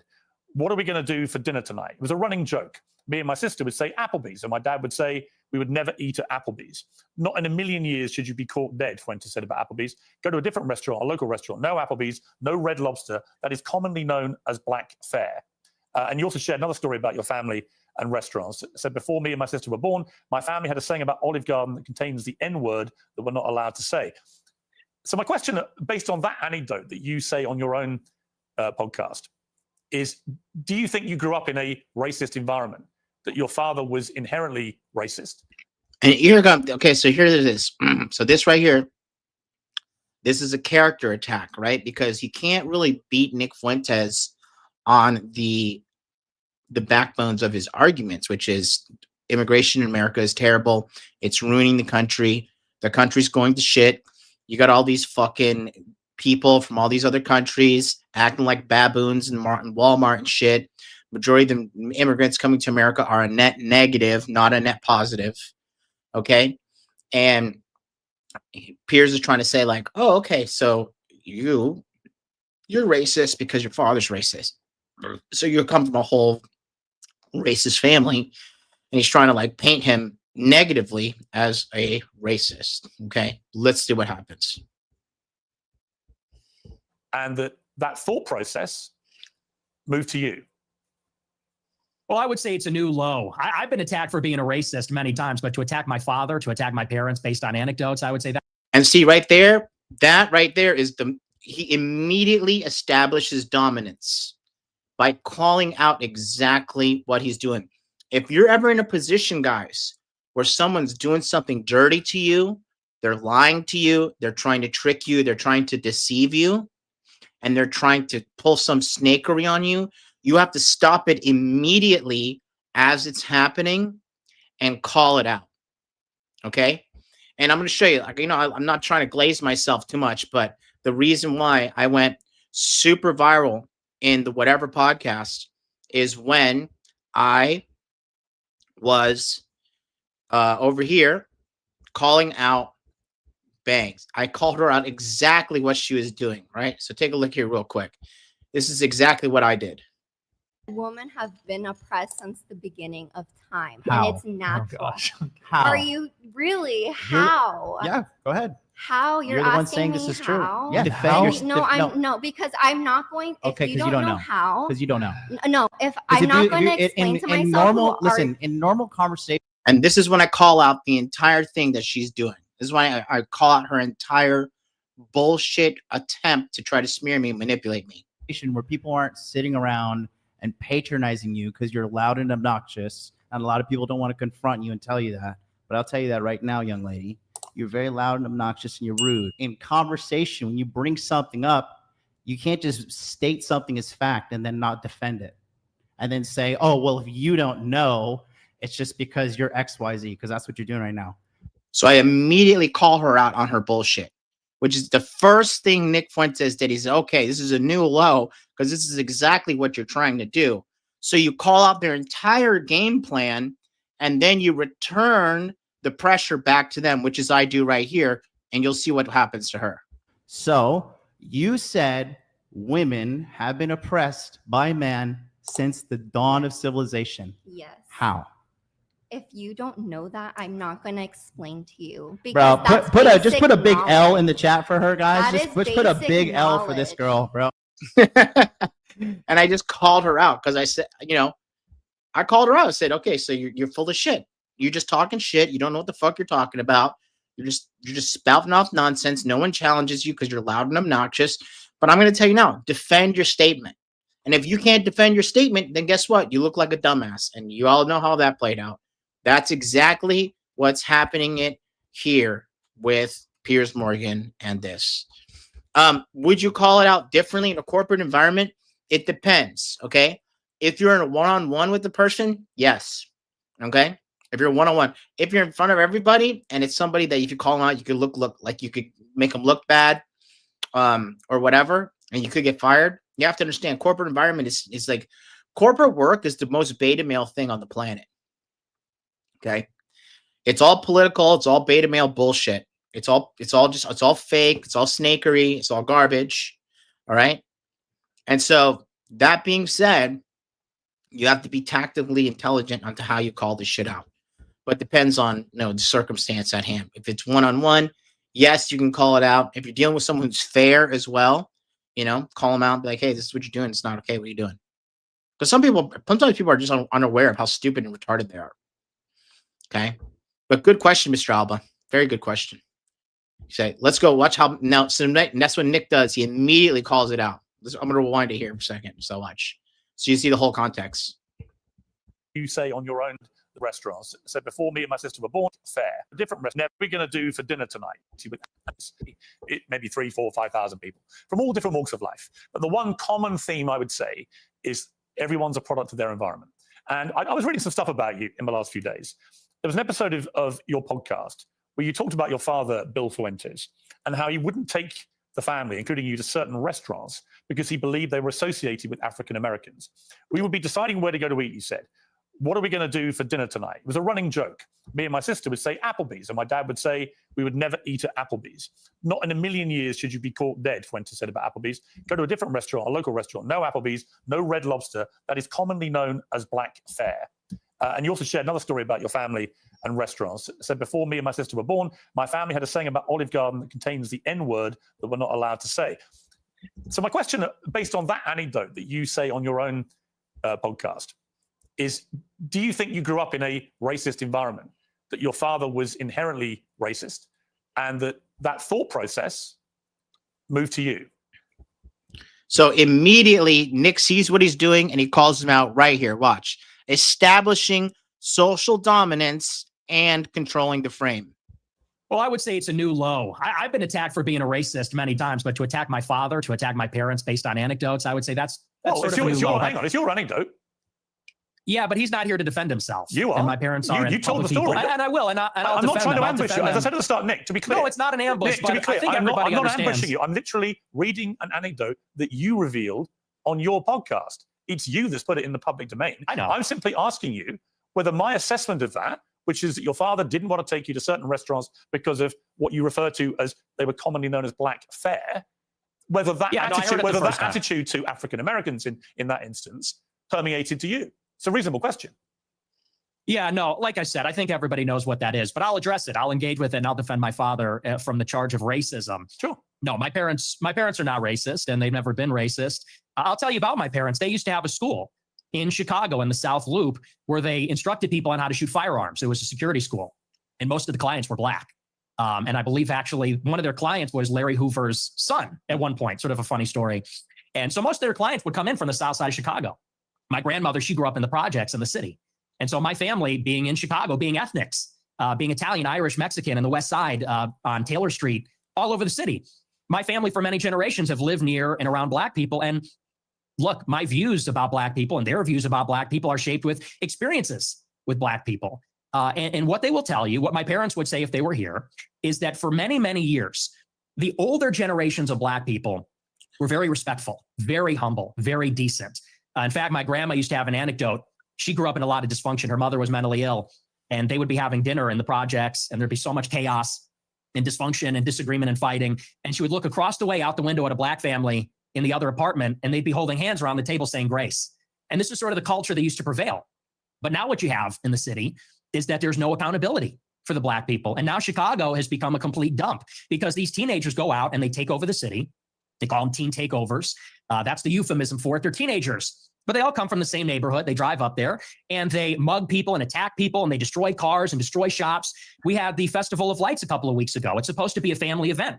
And they light up the trees and they, there's a big parade. I was in the parade one year and you had a bunch of black people there shooting each other. 7 people shot, a 14-year-old killed in the Magnificent Mile. And I know there's a lot of black people that feel the same way about this. They say, we've lost control of the city and we're looking for accountability. We have a lot of black people that are always outraged about racism, outraged about attitudes from white people, but they're never ashamed of some of these behaviors, never ashamed of some of the things that go on. And that's why I think there's a lot of negative attitudes these days. And so, again, I think those attitudes, you say I'm a product of my environment. I am. And so are my parents and my grandparents. Unlike you, because you're not even American, in Chicago, we have to live in a big, diverse city where there's a lot of different kinds of people. And I live in a big diverse city. Tell you the same. I live in London. It's one of the biggest and most diverse cities in the world.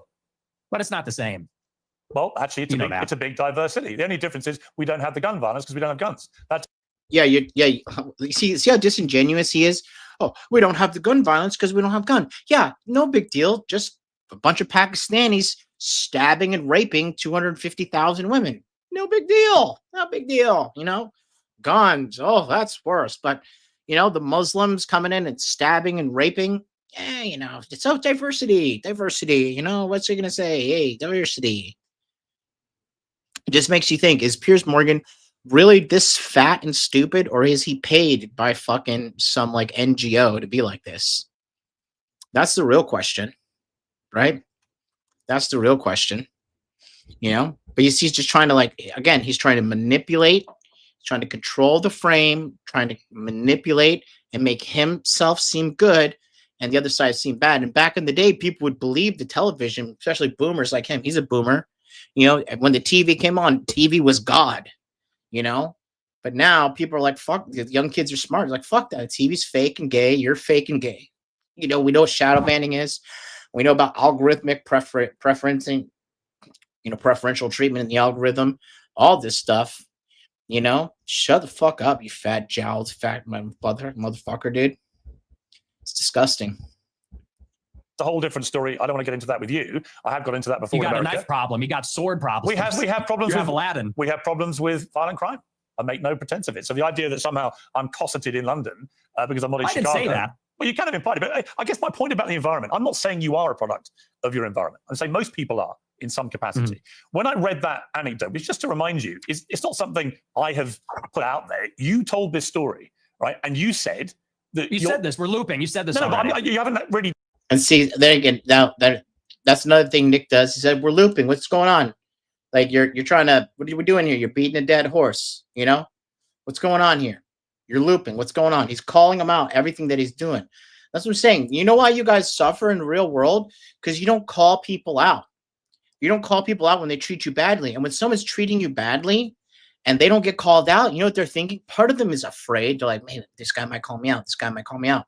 But when they realize that you're not going to do anything, then they're just going to increase the abuse, increase the pressure, increase the negativity on you because they know that you're a bitch. You're not going to stick up for yourself. Directly, I think, responded to it, which is whether your father would not take you to certain restaurant chains because he associated them with Black Americans. Is that true? No, well, see here, if you're in America, you would say that Olive Garden is not real Italian food. Applebee's, TGI Fridays, this stuff is a load of crap. My dad was just a food snob, but no, it's got nothing to do with that.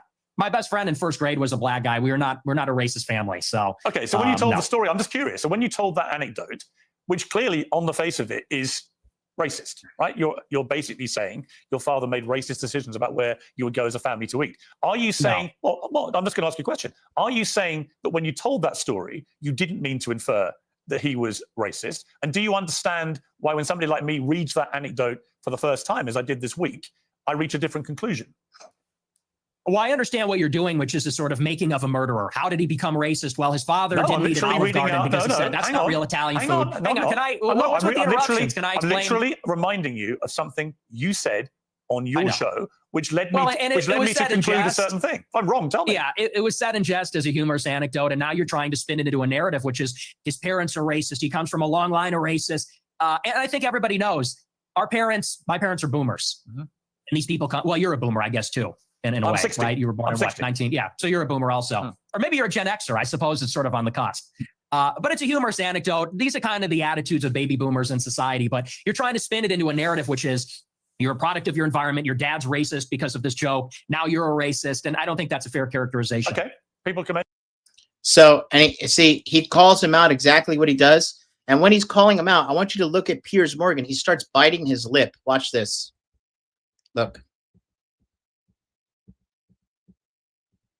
And then another thing, it's Piers notoriously interrupts people. So Nick says, "What's with the interruptions? What's going on here?" He's calling them out on everything, and you got to call people out when they're trying to fuck with you because it's a battle of their frame versus yours. Okay, so take a look here. Watch now. It continues. I'm literally reminding you of something you said on your show, which led me to conclude a certain thing. If I'm wrong, tell me. Yeah, it was said in jest as a humorous anecdote, and now you're trying to spin it into a narrative, which is his parents are racist. He comes from a... See, and this gesture right here by Piers, he says, he calls them out exactly what he's doing. Now you're trying to spin it into a narrative. And when people are caught in a lie or they're caught doing something, they go like what's called pursing lips. They go.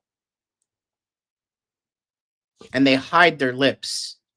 Okay, and he's hiding his lips because he knows he's busted. So then he goes from hiding the lips, now he knows he's busted, to then he starts biting the inner part of his lip because he's stressed out, because he's getting caught right there. He got caught immediately, and he knows what he's doing is disingenuous. Watch, I'll rewind it again. I'll let you play. I'll let you see the whole thing.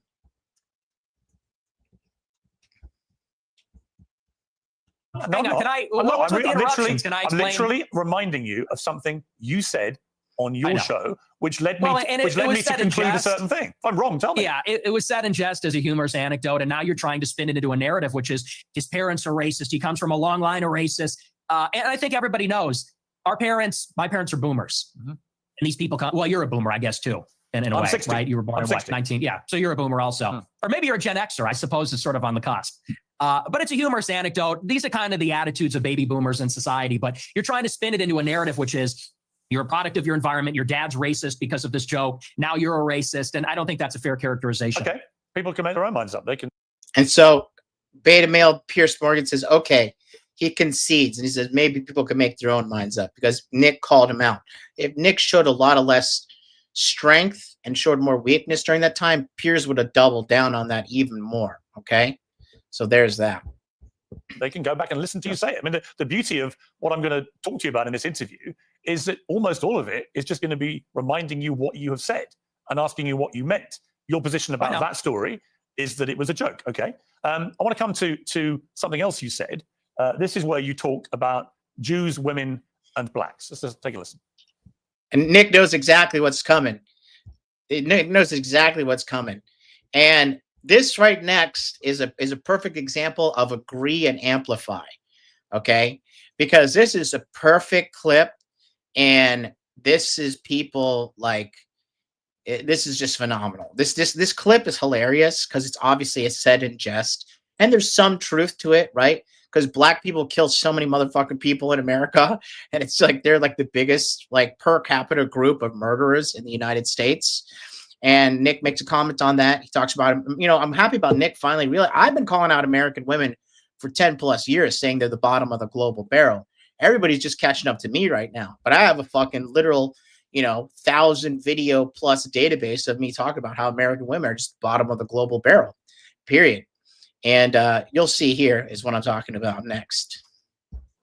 They're always coming up with, no, it's not the Jews. No, it's not women. No, it's not blacks. It's actually really complicated. No, it fucking isn't at all. Jews are running society. Women need to shut the fuck up. Blacks need to be imprisoned for the most part. And we would live in paradise. It's that simple. Okay. Would you like to clarify what you meant there? That's all true. That's 100% true. Everything I said in that clip is true. Including that blacks need to be imprisoned for the most part. Yeah. Yes. But all of them? No, for the most part. What does the most part mean? What percentage of American blacks would you like to see in prison? Whatever the percentages of the murderers. I think it's 1 in 20 black men will commit a murder in their lifetime. So maybe let's say that 5%. Oh, so you're talking about black people who murder people? Yeah. Oh, absolutely. Yeah. But you didn't say that. You just said blacks need to be imprisoned for the most part. You didn't clarify that you were talking about black murderers. Right. No, you're right. That's a good addition to that. That's a great point. You think it's so? And again, Nick knows what he's trying to do. He's trying to say, oh, so you think all? So this is what they try to do. They just try to tone police you because they can't be fucking anything other than little drones themselves. And so they're like, oh, so you think all black people need to be in prison? Oh, is that what you mean? And Nick is like, no, just murderers. He's like, well, why didn't you say it? He's like, oh, good point. Next question.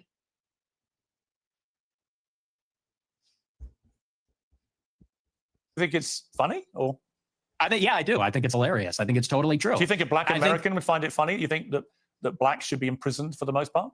Blacks are my biggest fans. I get high fives all the time. They say, Nick Fuentes, I love your show. They agree with me. And you want to know why? Here's the difference. Black people are the most victimized by other black people. You think black people want to live in the hood, in the ghetto, and get shot all the time? That's what happens in the south side of Chicago. You should come here. I'll take you there. We could go to Garfield Park. My son went to Chicago University for a year, actually, several years ago. Yeah, that's a bubble. That's a bubble. What does it even? What does that even mean? My son went to university. He says, I'm going to show you. I'm going to show you Chicago. Oh, my son went. Motherfucker, your son is not you, you stupid fat mongoloid. Fucking moron. You think you're in Chicago and Hyde Park? You don't know Chicago. Go a little bit west, see what it's like over there. And I'll tell you, black people agree with me because they're tired of it too. And maybe not most of them, but a lot of them agree with what I say about that because they know how it is. That's why the first thing they do when they make a little bit of money is they go and leave to another neighborhood. Okay, so what was just remind me again, the percentage of... And see, okay, so here's another thing. That's another W right there for Nick. And Piers doesn't acknowledge the W. He tries to move on to the next gotcha movement. You see how quickly he did it? Oh, okay, let's go on to the next one. Shut up, you fat British faggot.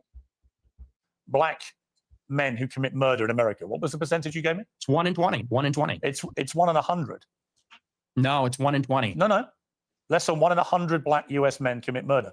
That's the most up-to-date crime statistics in America. That's not true. I've seen other statistics. They say 1 in have? 20 will eventually commit a murder. So your rate means that you're saying that 5 times as many black men commit murder as the official crime statistics say. Yeah, there's a report, I believe, on X by Data Hazard. I'll have to go and double check that for you. But yes, there's some pretty shocking evidence that says that it's far more alarming than you would think. Okay, but you would accept that the official crime statistics are 1 in 100, or you wouldn't accept that statistic? I don't know. I don't have it in front of me, but I've seen other evidence. Like I said, Data Hazard on X, I believe, produced a report about a year ago. It said 1 in 20. But I mean, whether it's 1 in 20 or 1 in 100, that's a lot of people, Piers. I mean, Sure, this is a lot of real white problem. people commit murder too. Well, they do, don't they? Okay, but it's about proportionality. I mean, white. And right here, so he says a lot of white people commit murder, but he's talking about proportionality. What percentage out of the group of people are committing these atrocities? That's what he's trying to say here. All right, and the study that he's citing here is, there's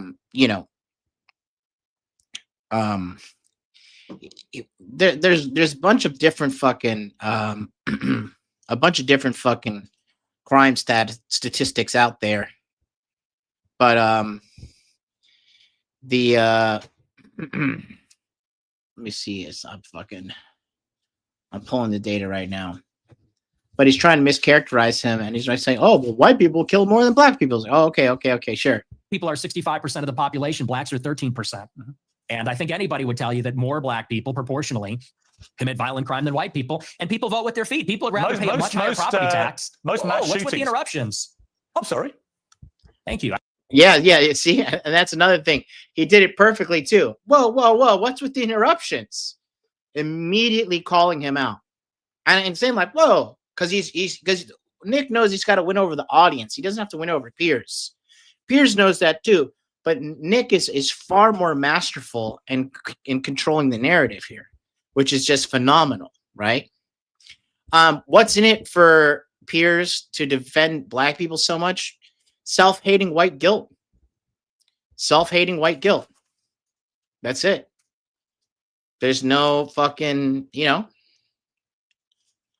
there's no ands, ifs, or buts about it. That's bottom line. That's a big problem with white people these days. They've been browbeaten into fucking thinking, oh, I'm bad because I'm white. Like another thing is this, like when they say, oh, you white people are colonizers. Have you studied history? Like, are you just a dumb fucking nig? Like, what kind of dumbass are you? Have you studied fucking history? Everybody colonizes everybody. There's colonization happening right now in Africa. Why don't you go over there and stop it? Because you know why? They'll kill you with a fucking machete. That's why. And they'll fucking eat you because they're cannibals too. Okay? The Japanese moved in and killed the Ainu, the local people here. All right? Indigenous people die. When primitive people meet an advanced civilization, the advanced civilization does what evolution does. It wipes them fucking out. You getting mad at that shit you're so retarded. You're so fucking retarded. You're a fucking retard. You're a low IQ retard. Okay? And then the actual data that Nick is sourcing is right here. Okay. Homicide is the cause of death for 5.5% of black males over the past 54 years. So talking about not only is he talking about homicide, but black people being killed. 2019 to 2021 was the largest 2-year increase in murder in American history. Guess what was going rampant during that time? Black Lives Matter. At the current rate, we now expect almost 1 in 20 black males to commit murder in his life. Learn more at the Data Hazard Substack. Okay, this was in March 2023. Okay, so that was the statistic that he was claiming on the source. Okay, and let's go back to the thing here. As you can see, Piers is just completely getting demolished. I appreciate that. you know, you look at in Chicago, in New York, these neighborhoods are so stratified. People would rather pay a high tax rate. They'd rather pay a much higher property value to live in a less diverse, less black neighborhood because they don't want to live around the violence. And I think that when you look at even on the public transit. Is this happening? Travel Man 83 says stream keeps going out. Anyone experiencing this? Is the stream going in and out? I mean, we can't put it past YouTube to do some fuckery, right? But let me know real quick. Are we doing this? What's happening, chat? Let me know. Okay, Jordan Royale says, no, it's fine. Thank you, Jordan. Sen Tacos says, no, it's good. Thank you, Sen Tacos. Love you so much. Miss you. Hope your boxing is doing well. Fortitudo growth on mobile it was. Are you watching on like mobile internet? No, says the thinker. It's fine, says Ralph. Once I'm sitting in my square, I dare someone to move me. Me too. All good. Thank you. RSG, I haven't seen you in a while. What's up? All good here. Stream's coming in smooth. No hiccups. Thank you. You're good on Rumble. Thank you so much. Okay. Then the final thing is Travel Man. You are a brokey. You need to fix your ghetto internet. The subway, the blue line, you know, people don't want to go there because they know who occupies and menaces the public transit. It is these people like Daniel Penny had to deal with. It's people like Irina Zarutska had to deal with. And that's just the uncomfortable reality. You've also said you don't want to live near black people. Let's take a listen to this clip. I'm a new generation of white person. I'm not living around blacks. Sorry. You know, I want white kids, and I don't want my white kids bringing home black people to marry.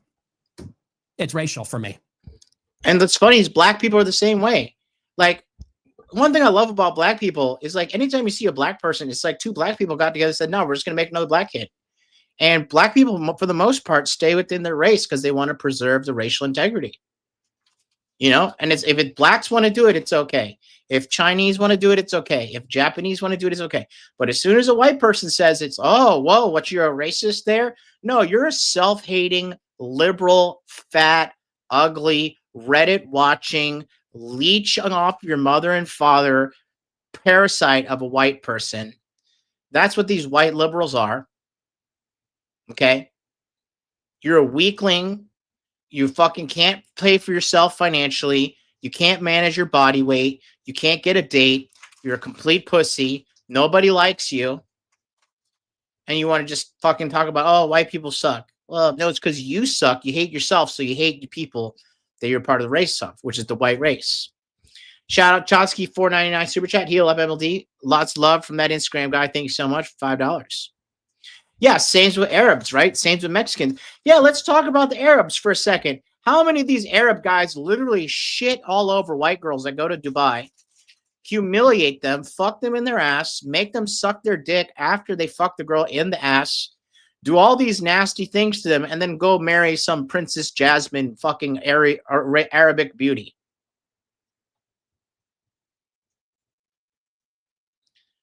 Really, nigga? Really, nigga? And as a white man, we're supposed to just take this shit? Suck my dick. Suck my dick. Okay? And let's be honest, bro. Living around black people can be tough, man. It is what it is. Okay?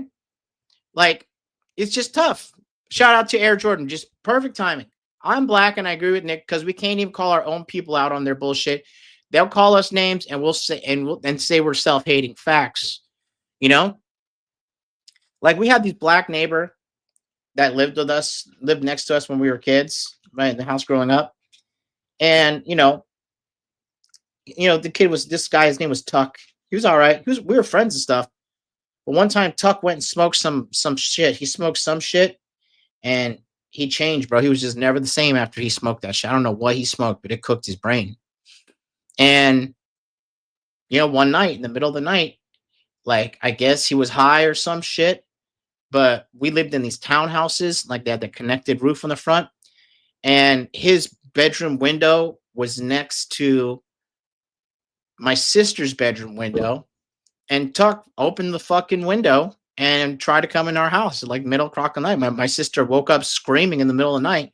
We're all like, what the fuck is happening? You know? I love black people. Don't get me wrong. I just fucking hate niggas. You know, like I love Myron Gaines. I love Fresh from Fresh and Fit, right? I love my black content creators, the good black content creators, right? But like Saint and Sinner, the guy's a fucking nig. I hate that fucking guy. He's a hood rat nig. He's a scamming piece of shit.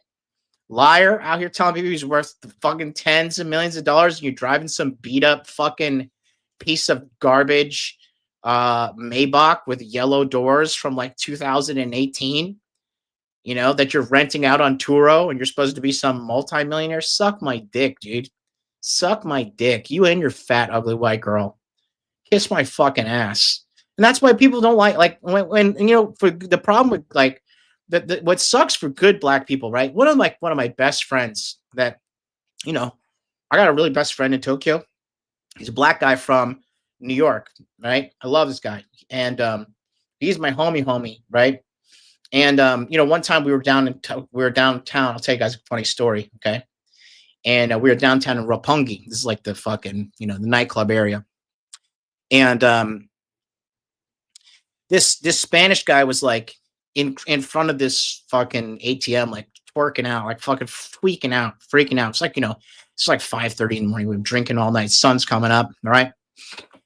And he's like, what the fuck? He's like yelling at the ATM. We're waiting in line, right?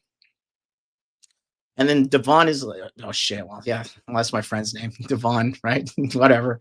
So Devon is like, you guys don't find him, but Devon is like fucking, you know, he's like, hey, bro, you good? And he's like, what you mean I'm good, my nigga? What you mean I'm good, my nigga? And he starts like saying all like that shit. He's just saying my nigga, my nigga. And then, you know, Devon was just like, this guy was getting disrespectful for him. Devon did like, you know, the black guy thing. He was like, checked his surroundings. Boom. Knocked the guy, right? Devon's a big motherfucker too. He's like thick. He's like, this guy's like a dense, muscular black guy. Barely goes to gym, just like genetic animal. And he clocks the guy. He skids him though. He doesn't hit him fresh. Like the punch skids him, right? And so the guy starts getting all crazy and shit. And I'm like, yo, do you need to fucking calm down, bro? Like, don't, you just got hit. Like, I try to talk to them, right? And you know, then fucking he's like trying to like chase Devon down. And, you know, Devon is like trying to get back home and shit. You know, Devon he's got some shit in Tokyo that, you know, he can't be caught up in trouble and stuff. He's got a lot to lose. And so the guy's like fucking getting all aggro with him. And I was just like, dude, you need to calm the fuck down. And the guy's like still like getting in my face. And I just told Devon, I said, yo, get on the train, go. And the guy started coming at me, and I just went, what? And I punched this guy in his fucking chin, right? And I punched the guy perfectly because I hit him in the tip of the chin, and his jaw went like this, went, eh? And when it came back, his teeth clicked his top, and I swear it was like a movie. His fucking tooth flew like, whoosh, whoosh, whoosh, whoosh, whoosh. And it was like fucking, he was on the floor, like all looking for his tooth and shit. And I was like, Devon, fucking run, dude, get out of here. Now, you know, anytime we're in trouble, we have strategy like, you know, run the other direction. We'll text, and we'll you know, reconvene later. You know, and Devon's like a good black guy, you know, and like I love good black people. And like I said, he's one of my good friends. There's very few people I'd punch somebody in the face for, right? But like, you know, when you got these ghetto blacks doing this terrible shit in the eyes of society, you all are just fucking ghetto blacks, you know? And I think like we have like the, you know, the term black fatigue and shit. I think black people are tired of it too. You know, people are just like, because there are good blacks out there. There's like a fucking really cool black guy in my personal training gym. I say hi to the guy once in a while. And, you know, he's like well-adjusted, drives a nice car, muscular guy, you know, good talker, smart guy. I would love like Dr. B in the chat is always like fucking super nice, great dancer, like literally a fucking physician, super smart guy, charming guy, very nice individual. You know what I mean? And then you got these fucking, you know, these people that are just like fucking acting like goddamn niggas. It's just so annoying. And what Nick is saying is true. He's just like, yeah, people are just tired of the fucking niggas. You know, I love black people. Black people are hilarious. Black people always got some fucking funny story to tell. You know, you could be sitting there with a black person and you literally just have like Just a couple of drinks, some chicken and fucking food or whatever you're doing, hanging out. And, you know, they just find a way to make it a good time. You know, they have really good spirits about them. You know, but then you got these hood rats that want to act like fucking, they have like PhDs in chimping out. Who wants to deal with that shit? Who wants to deal with that shit? You know, shit. The only time I ever had a gun pulled on me was when I was hanging out at a strip club with my black friends. Damn, was it drugs involved? The only time I had a gun pulled out on me was a cop. I thought I was gonna die. I thought I was gonna fucking die. That shit was gay as fuck. Having a gun in your face is not fun. Not fun. When I used to sell weed, I carried a gun with me. Right? Felony. Allegedly. This is all a lie. This is a story I'm about to make up just for the sake of YouTube likes and views. Okay. But there's this guy who used to like be such a little, like a smart ass. You know, when you're selling weed and you're selling weed to fucking other drug dealers, these guys all have like some kind of God complex. And this little bitch ass, his name was Sam, right? I remember Sam was always like fucking being such a fag. And I remember like he was coming to buy some ounces for me, whatever. And I remember I was like, made him sit across the table from me. And I just had like a, you know, like a small little 9mm pistol. It's the first thing I put on the table. And I pulled out the fucking scale, weighed it all out. I was like, you got the money? Gave me the money. Threw the fucking weed in front of him. Very disrespectful. I was like, all right, buddy, see you next week. This guy was such a pussy. And then he started texting me aggressively after. I'm like, you think I'm afraid of you because you have a gun? Blah, blah, blah. I'm like, shut up, Sam, you fucking pussy.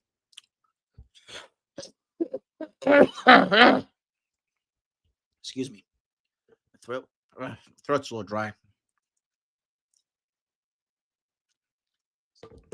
Because this Japanese girl I'm with does not take care of me.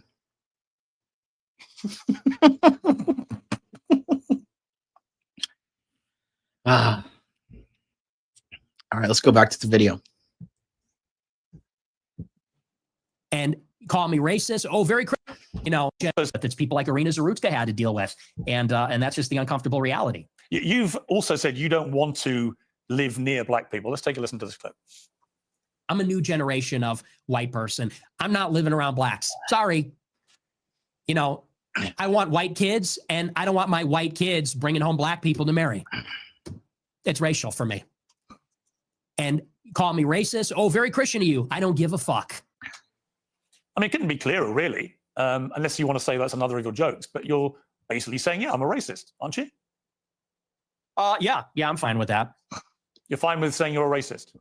Totally. I think everybody's racist. I think everybody, if we're being honest, is racist. I think everybody, the only people that aren't racist or pretend not to be are white people to their detriment. Everybody else is racist. But earlier in the interview, you got aggrieved at the idea that your father was a racist. You wanted to make emphatically sure my father's. He's not. Because my father doesn't share my same views on that. So he's the exception to everyone's a racist. Well, everybody's a little bit racist. You're right. So maybe everybody. The difference is you're attacking my father. You know, he can get fired from his job. I'm not attacking your father. You are. No, I'm not. I don't know your father. And to be clear, I have no knowledge about him at all. Well, then let's leave him out of it. Let's leave him out of it if you don't know him. Hang on, Nick. You put that story into the public. So Nick is right here when he said, let's leave my father out of this. And then Nick, and this is when Piers is being a scumbag. This is a scumbag move right here. Now he's trying to bring him into it, right? Well, then let's leave him out of it. Let's leave him out of it if you don't know him. Hang on, Nick. You put that story into the public domain on your show. I'm simply reminding you of what you told everybody, millions of people, about your father. If you now want to retract it, fine. If you want to say it was a joke, which is what your position was earlier, fine.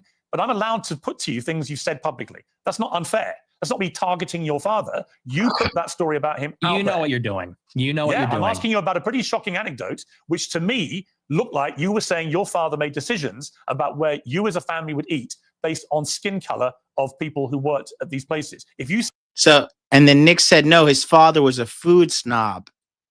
That's what he said. His father was a food snob, not because there's going to be too many black people at Olive Garden or Applebee's or whatever.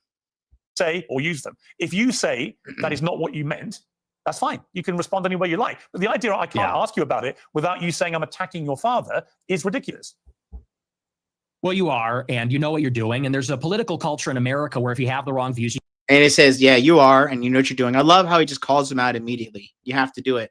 you get fired from your job. And my father has a job. And if you go on here and say, you charge him with racism or something, and I'm put in a position where I don't look like I'm sticking to my guns if I don't say my father's a racist, you're putting him in jeopardy, and he's not here to defend himself or explain his views. And it's very low. And I think you know exactly what you're doing, and people can see what you're doing. I'll defend my views.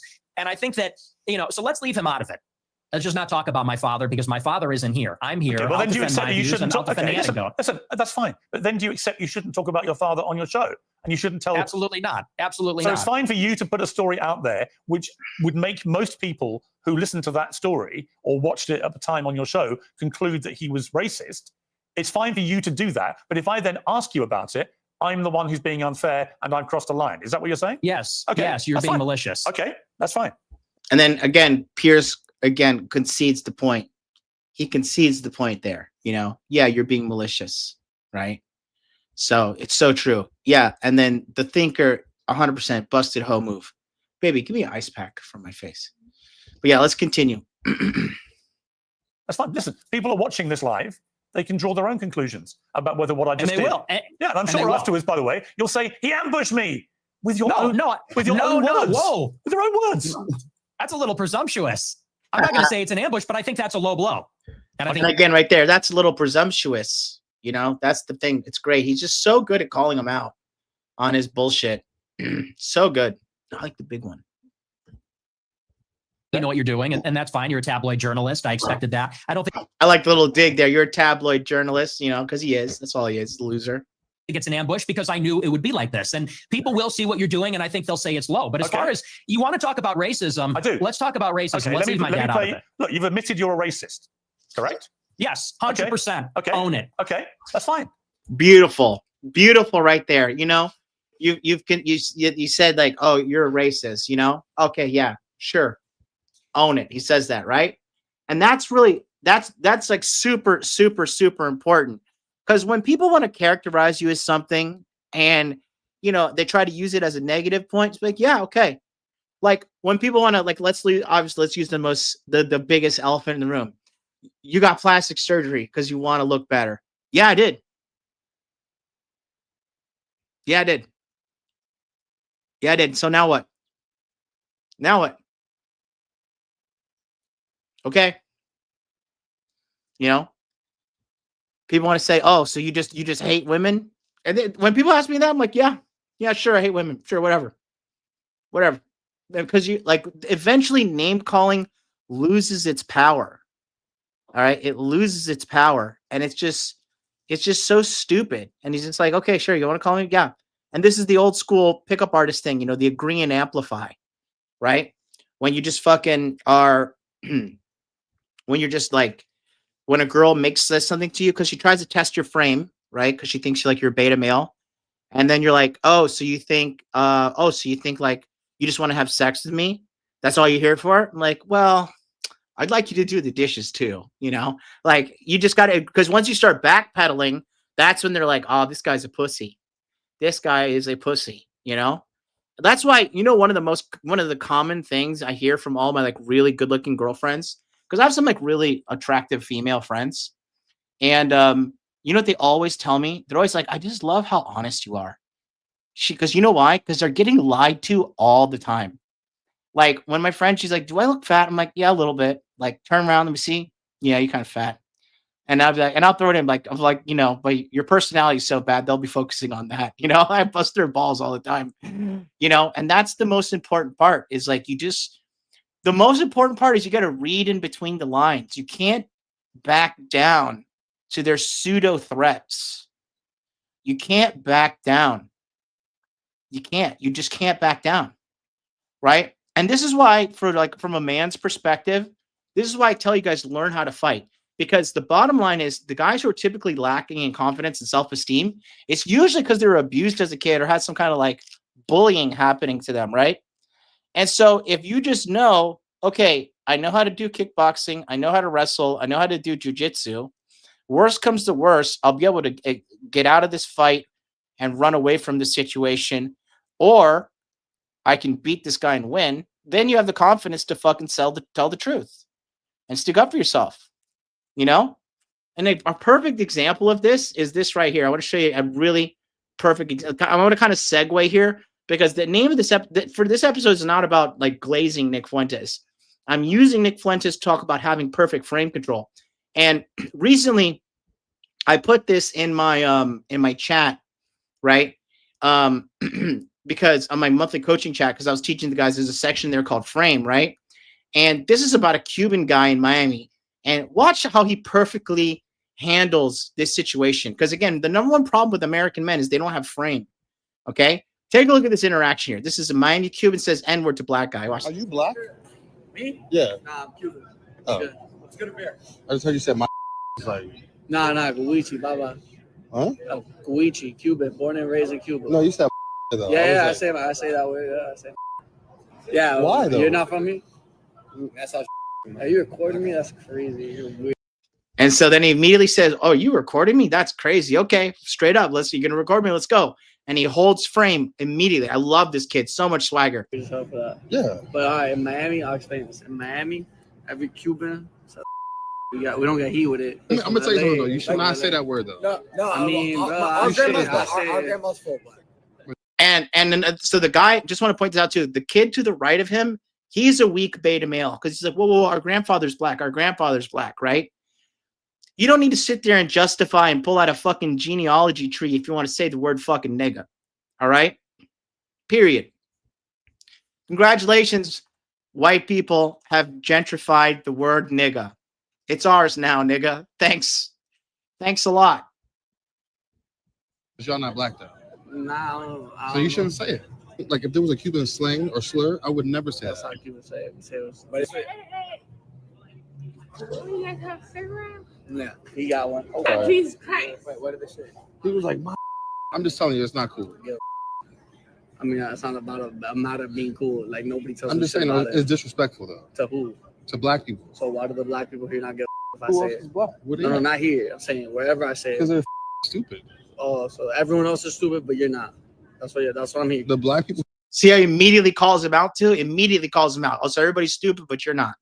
Okay. So you think sound it's racist. okay So, for you no, to say- because you're saying the black people say it's okay. It's okay when you say it. I'm black. Okay, but the black people here say it's okay when I say it. They can't give Because you I a come pass. from a minority, actually a bigger minority than you. They can't give you a pass. But I'm a bigger minority. What's a than bigger you. minority? Cubans? This big. Or a little island this big. Y'all run Miami. Y'all the. And now this black guy's being fucking racist saying, y'all run Miami.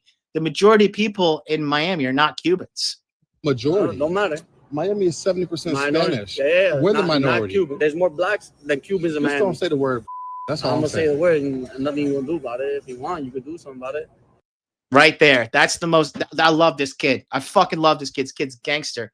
He's like, well, he's like, I'm gonna say the fucking word. There's nothing you can do about it. Are you gonna do something about it? And that's code for, are you gonna fight me? Are you gonna engage in violence? Are you gonna act like a fucking nigga? Are you gonna beat me up because of some words that I said? Okay. The answer is no. No. White people and they're sick of this fucking fake black guilt. When, sorry, the black community, you guys need to get your people in check.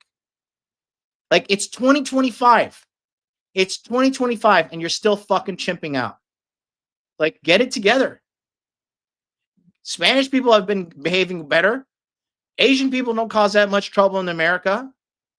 Like, there's only one group that's consistently causing fucking trouble. And your own fucking people, other black people, hate niggas too. Chris Rock talks about it. He said, who's more racist, white people or black people? Black people. Why? Because we hate black people too. You know, there's blacks and there's niggas.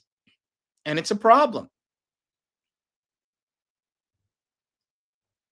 I'm telling you, the sophisticated blacks, they're great. Right? And then there's a book I read. I forget, it's a book on IQ. And they adjusted, because, you know, they always like say blacks have lower IQ. But they adjusted the fucking actual resources available. And like when the proper resources are available to black people, they also score comparative to whites and Asians in regards to IQ. It's just because, you know, you grew up in the good, you grew up in the ghetto, you grew up in the hood. You just don't have as much, man. You don't have as much. It just fucking sucks. You know, I fucking grew up in the hood too. I grew up I grew up in beneath the hood. Are you kidding me? I grew up in like fucking like immigrant squalor. We didn't even have welfare. We were just broke and suffering, you know? So, and the guy's perfect frame control here. Perfect frame. And the black guy shows his true colors, right? Because he does nothing. Because watch what he says. The Cubans are Just mad. don't say the word. That's all I'm I'm gonna say saying. the word and nothing you gonna do about it. If you want, you could do something about it. Because nobody else got an issue with it. I have an issue with it. It's just you. Yeah, but you're not we're even friends light. with black people. You're like a light skin. You coming It's into my not- it's spot, not you a- telling me it's- what I it's can not- and light can't skin's say. not black? Jack, I don't hope you It's go not. say It's this, not. Why do you feel comfortable saying? because I'm a bigger minority than you. I'm Hispanic. We do. You're I not do a lot dark of enough business to with say black. Yes, You're you are. dark. No, but like, If you're What are you black. talking about? Like, He's like, not it's black, crazy. bro. I don't Like, need to no, be no, black. no, we're just trying to make you understand. Like, I don't Cubans need are to be not black. black but you unless don't- you're but you Afro-Cuban. don't- You like- definitely not Afro-Cuban. we're Afro-Cuban. We're Afro-Cuban. We're Afro-Cuban. No, We're wait, Afro-Cuban. wait. You're I saying can't- hold on, my great grandfather's I'm saying just don't say the word. Yeah, but I'm Afro-Cuban. I like all half. This guy's a beta male. This guy's a beta male for sure. Like 100%. This guy, when he at least he's kind of standing on business because his buddy's standing on business. But he's like, oh, but we're Afro-Cuban. We're Afro-Cuban. When you gotta like give an excuse for your behavior, other than no, I just want to fucking, I'm just living my life. Fuck you. Why do you have to explain yourself to some random black on the street?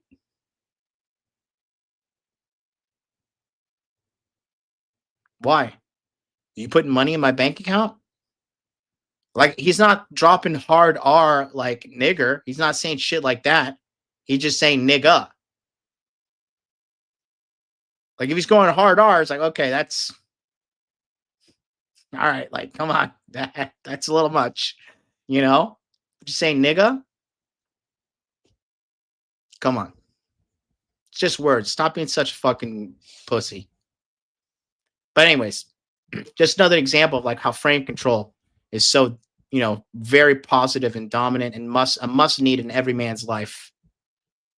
You're perfectly entitled in a free democratic society to stare down the barrel of his camera and tell me you're a racist. People can judge you accordingly.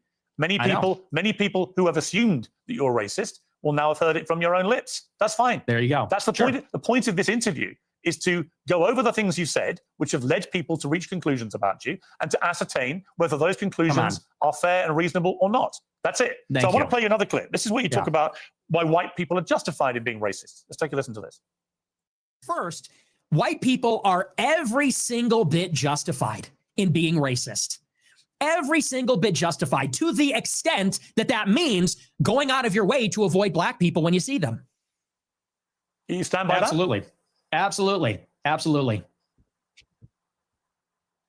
So white people should go out of their way to avoid black people when they see them. Okay, so let's stop the pearl clutching, okay? And let's just ask everybody in the chat right now, okay? I'm going to put a poll. Keep an eye on the poll.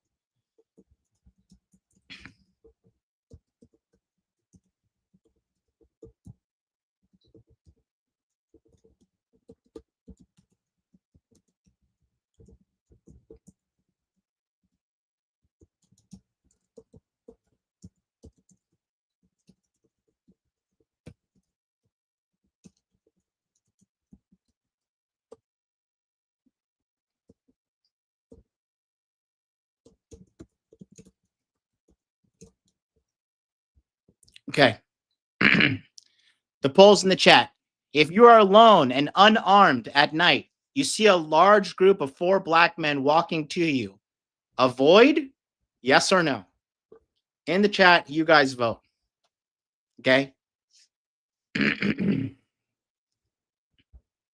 Absolutely. They would be wise. Why?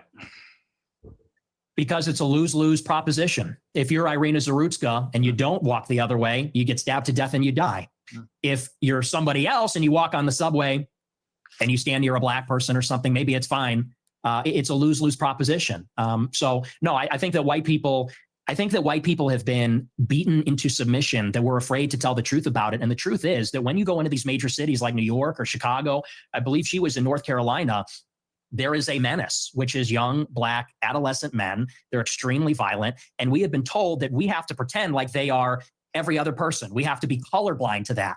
And we're supposed to go and be in the midst of all this danger And I think that at this point, it's gotten out of control. You look at the BLM movement, they said that the reason that black people, are violent, or the reason there's crime, is because of police brutality, or redlining, or all these other things. They said we need to get rid of the police. We need to defund them. And a lot of cities did. A lot of cities like Chicago, for example, the police changed the rules of engagement. They don't chase them. It's not a felony if you steal a certain amount of merchandise. They won't chase them on foot. And now the city's totally up for grabs. And now, whether you're in the Gold Coast. All right, so I'm calling somebody out in the chat. Jeremiah, you're a beta male. Okay, you're a beta male. Depends on the context. Okay, bro. So you're Mr. Tough Guy, huh? It's alone. You're alone at night. You're walking on a sidewalk. Straight ahead of you is a group of 4 black guys heading in your direction.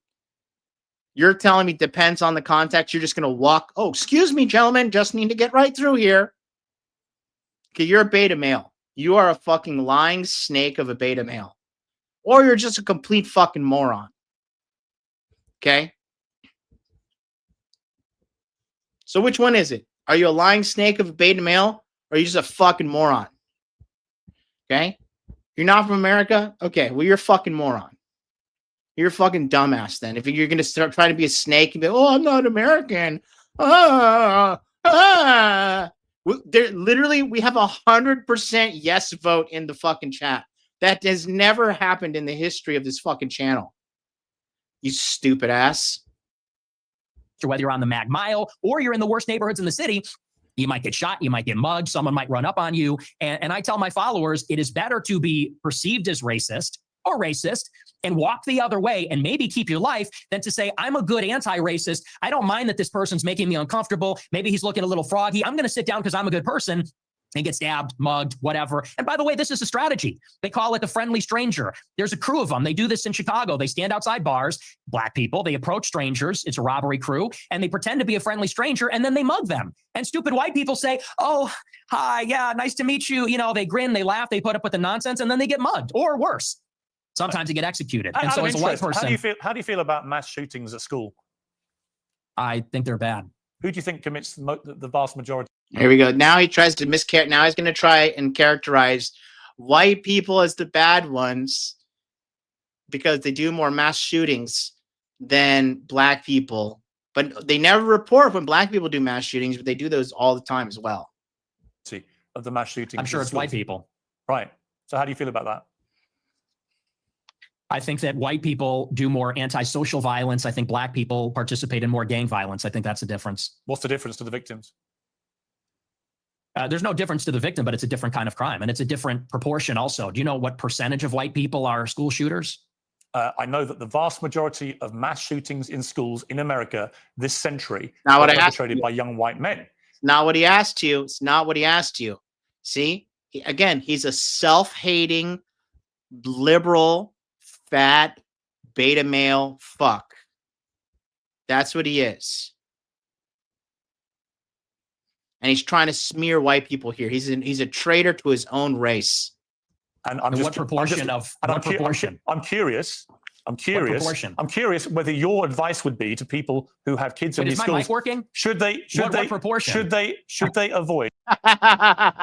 He's like, is my mic working? Is my mic working? What's going on here? Why are you ignoring me?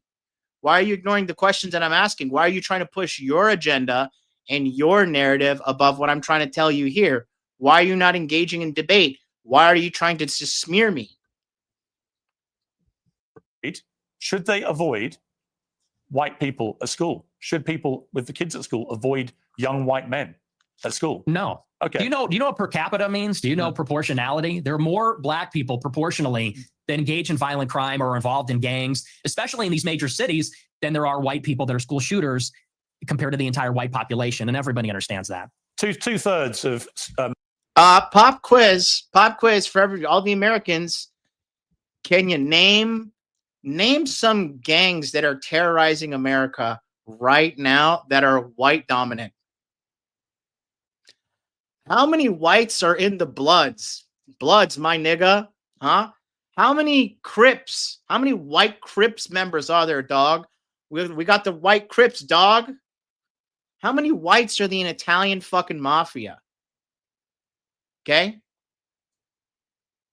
How many fucking Latino King white people are there?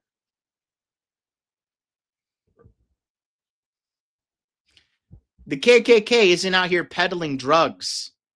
The KKK is fucking just cucked. All they do is just sit around and have little meetings on they hate fucking colored people. That's it. They're not out here peddling drugs or committing gang-on-gang violence.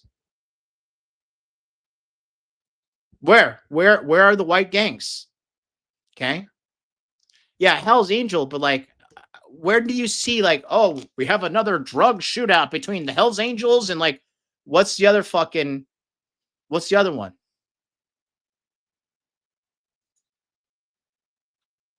Like, I see you guys saying Hell's Angels, but you're missing the context, okay?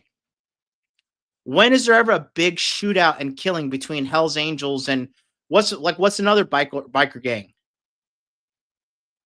But the Bloods and the Crips always shooting up each other. Latino Kings, Three Kings, all this fucking, the MS-13, all these fucking gangs.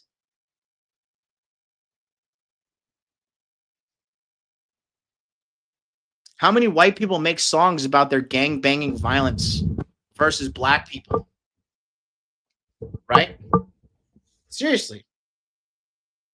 Let's just be objective. Where are the white gangs? You know what the white gangs are? It's the Boy Scouts. And they got rid of them because they fucking didn't include enough girls. Now they're the Scouts. Okay? Mongols biker gang? I've never heard of that.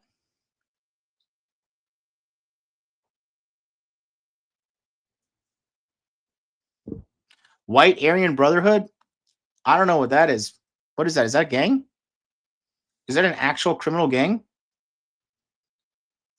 Proud Boys are multiracial. Good point. Look at my fucking fat jowls. I look like fucking Charlie and Miguel. Look at these fat faces of mine. You got to take this when you're doing this kind of facial liposuction under the chin. You have to wear this to like push it up, but you have to take it off too. Because if you wear it too tight, it causes blood circulation to stop. So you got to fucking take it off and then you got to ice your face. Everybody says, plastic surgery is the easy way out. Yeah, right. You know how much fucking aftercare I have to do? Do you know how much she has to massage my face and neck? It's hard work for her, not me. Woo! That's cold. Have you seen the video of Pink Piers saying I'm a feminist? Please send that to me in Telegram. Please send that to me. Mongols are a biker gang, but largely Hispanic, at least where I'm from. That's what I'm saying, like a white gang. How many white people are in the Bloods and Crips? Are white people even allowed in the Bloods or Crips?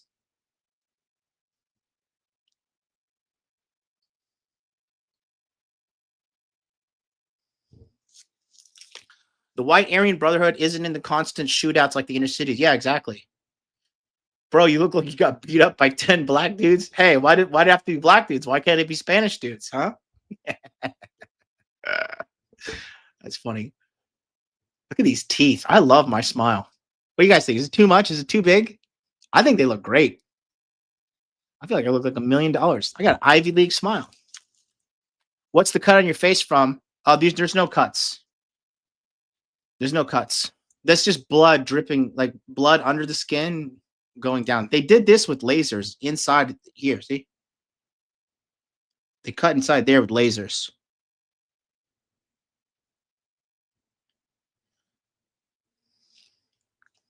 It's pretty wild, right?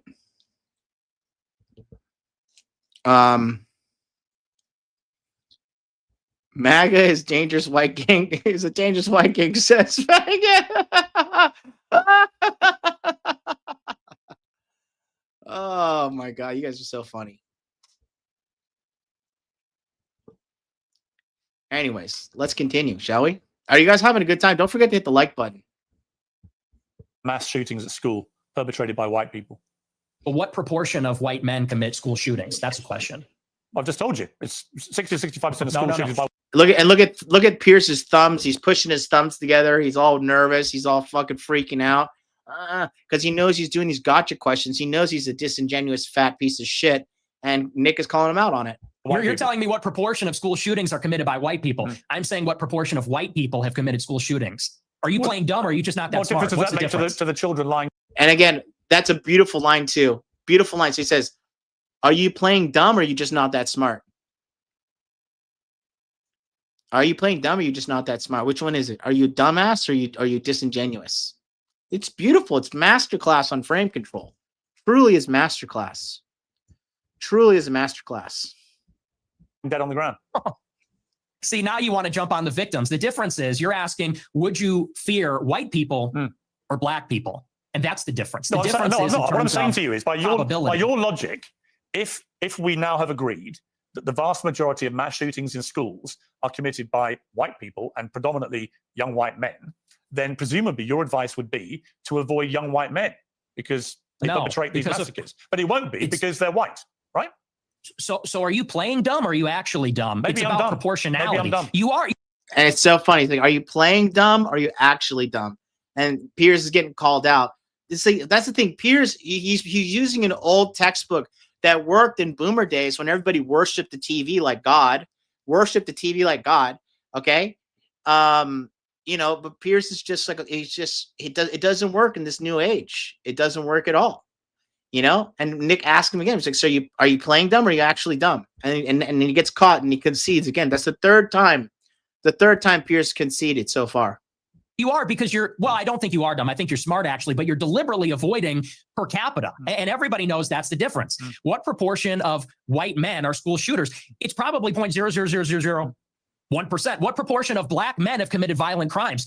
It's probably like 5%. I guess I don't know what it is off the top of my head, but it's very high. And I would add to that, even as it concerns schools, why do you think parents pay a super high property tax to live in a school district where there's white people? Because they know that if they go to the black school, it's going to be the Bloods and the Crips. It's going to be gangs. It's going to be, you talk about school shootings. Nobody talks about all the school shootings that are committed by gangbangers in and around the school and all the other violence that's associated with that. I mean, these schools in the south side of Chicago, it's just not livable. I have an answer for you, Nick. So the proportion of the population who carry out mass shootings is actually the same. Black and white. For white people, the proportion of the proportion again, of the population. are you hearing it? No. So I think the trouble with your statistics is a lot of them don't bear much scrutiny. We have a bunch of fact checkers checking all this in real time because you do have a tendency to just come out with a lot of old baloney. And when you say, well, it's true. And when you're confronted with reality, you don't like it. What's the figure? What proportion of white people have committed school shootings? With white people as the denominator and white people that have committed school shootings as the numerator, what's that percentage? For both black and whites, the proportion of the population who carry out mass shootings generally is is about the same. No. Tell me the number, and then you're the only. And he's asking him, "What's the number? What's the fucking number?" The thing, I love AI, but like some AI is just so like liberally woke and gay. Let's see. I'm gonna ask, what is the proportion? Where are the denominator?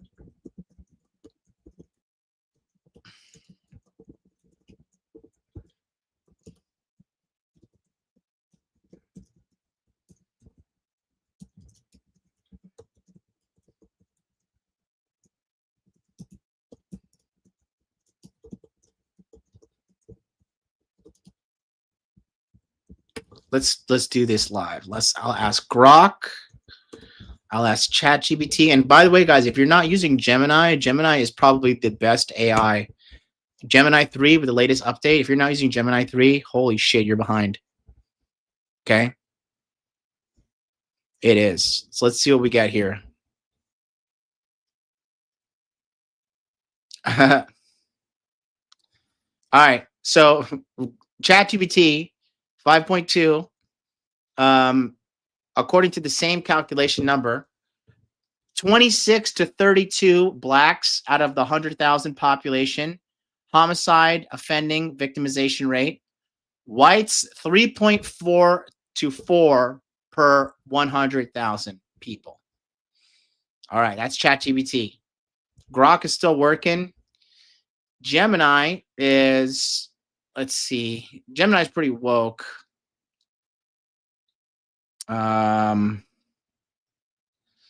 So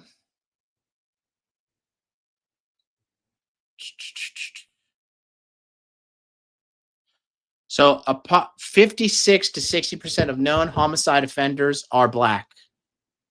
And then 53% of mass shooters are white. But it's a big difference versus homicide versus mass shooters. So I think that's the stat they're trying to manipulate. Looks like ChatGPT gave the most based one. Let's see what Grok has been taking forever lately. Has Grok? I have Super Grok too. Is Grok slow for you guys lately?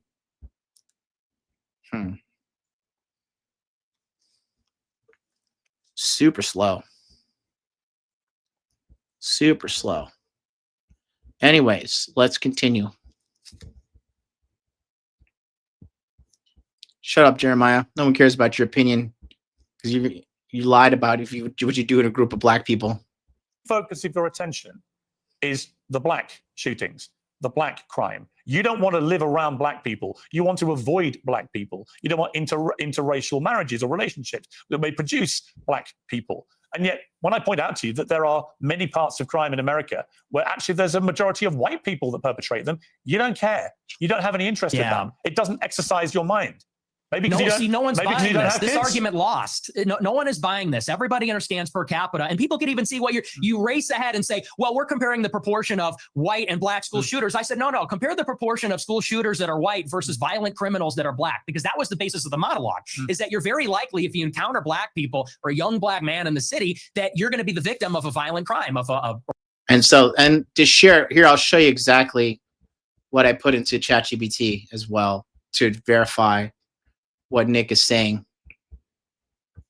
And this is the prompt I said, what is the proportion of shooters where the whites are denominator and numerator? What is the number? I said, this is supposed to say school shooters.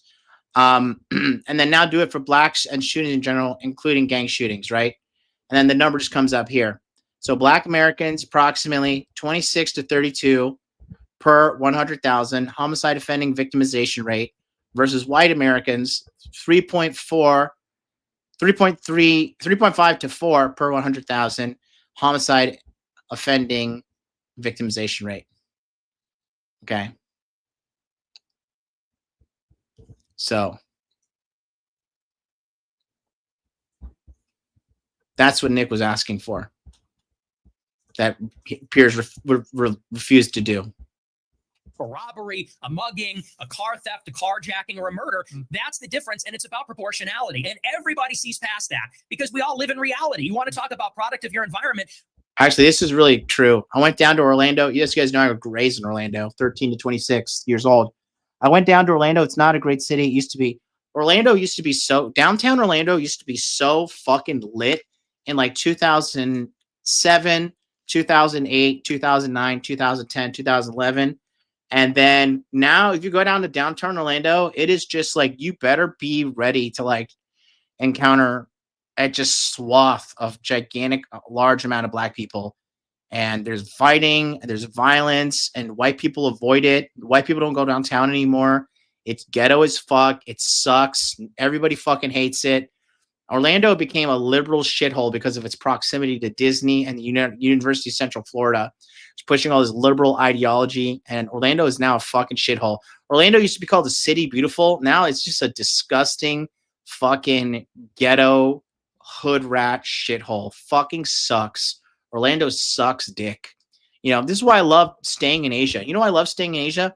No hood rat shit. No ghetto shit. No nigga, what's up? When I'm walking down in streets of Tokyo or Korea, I know I could walk with headphones on and a hoodie up and just walk forward. No one's going to sucker punch me. No one's going to rob me. No one's going to stab me. Okay? No hood rat's going to pull up in a car and shoot me.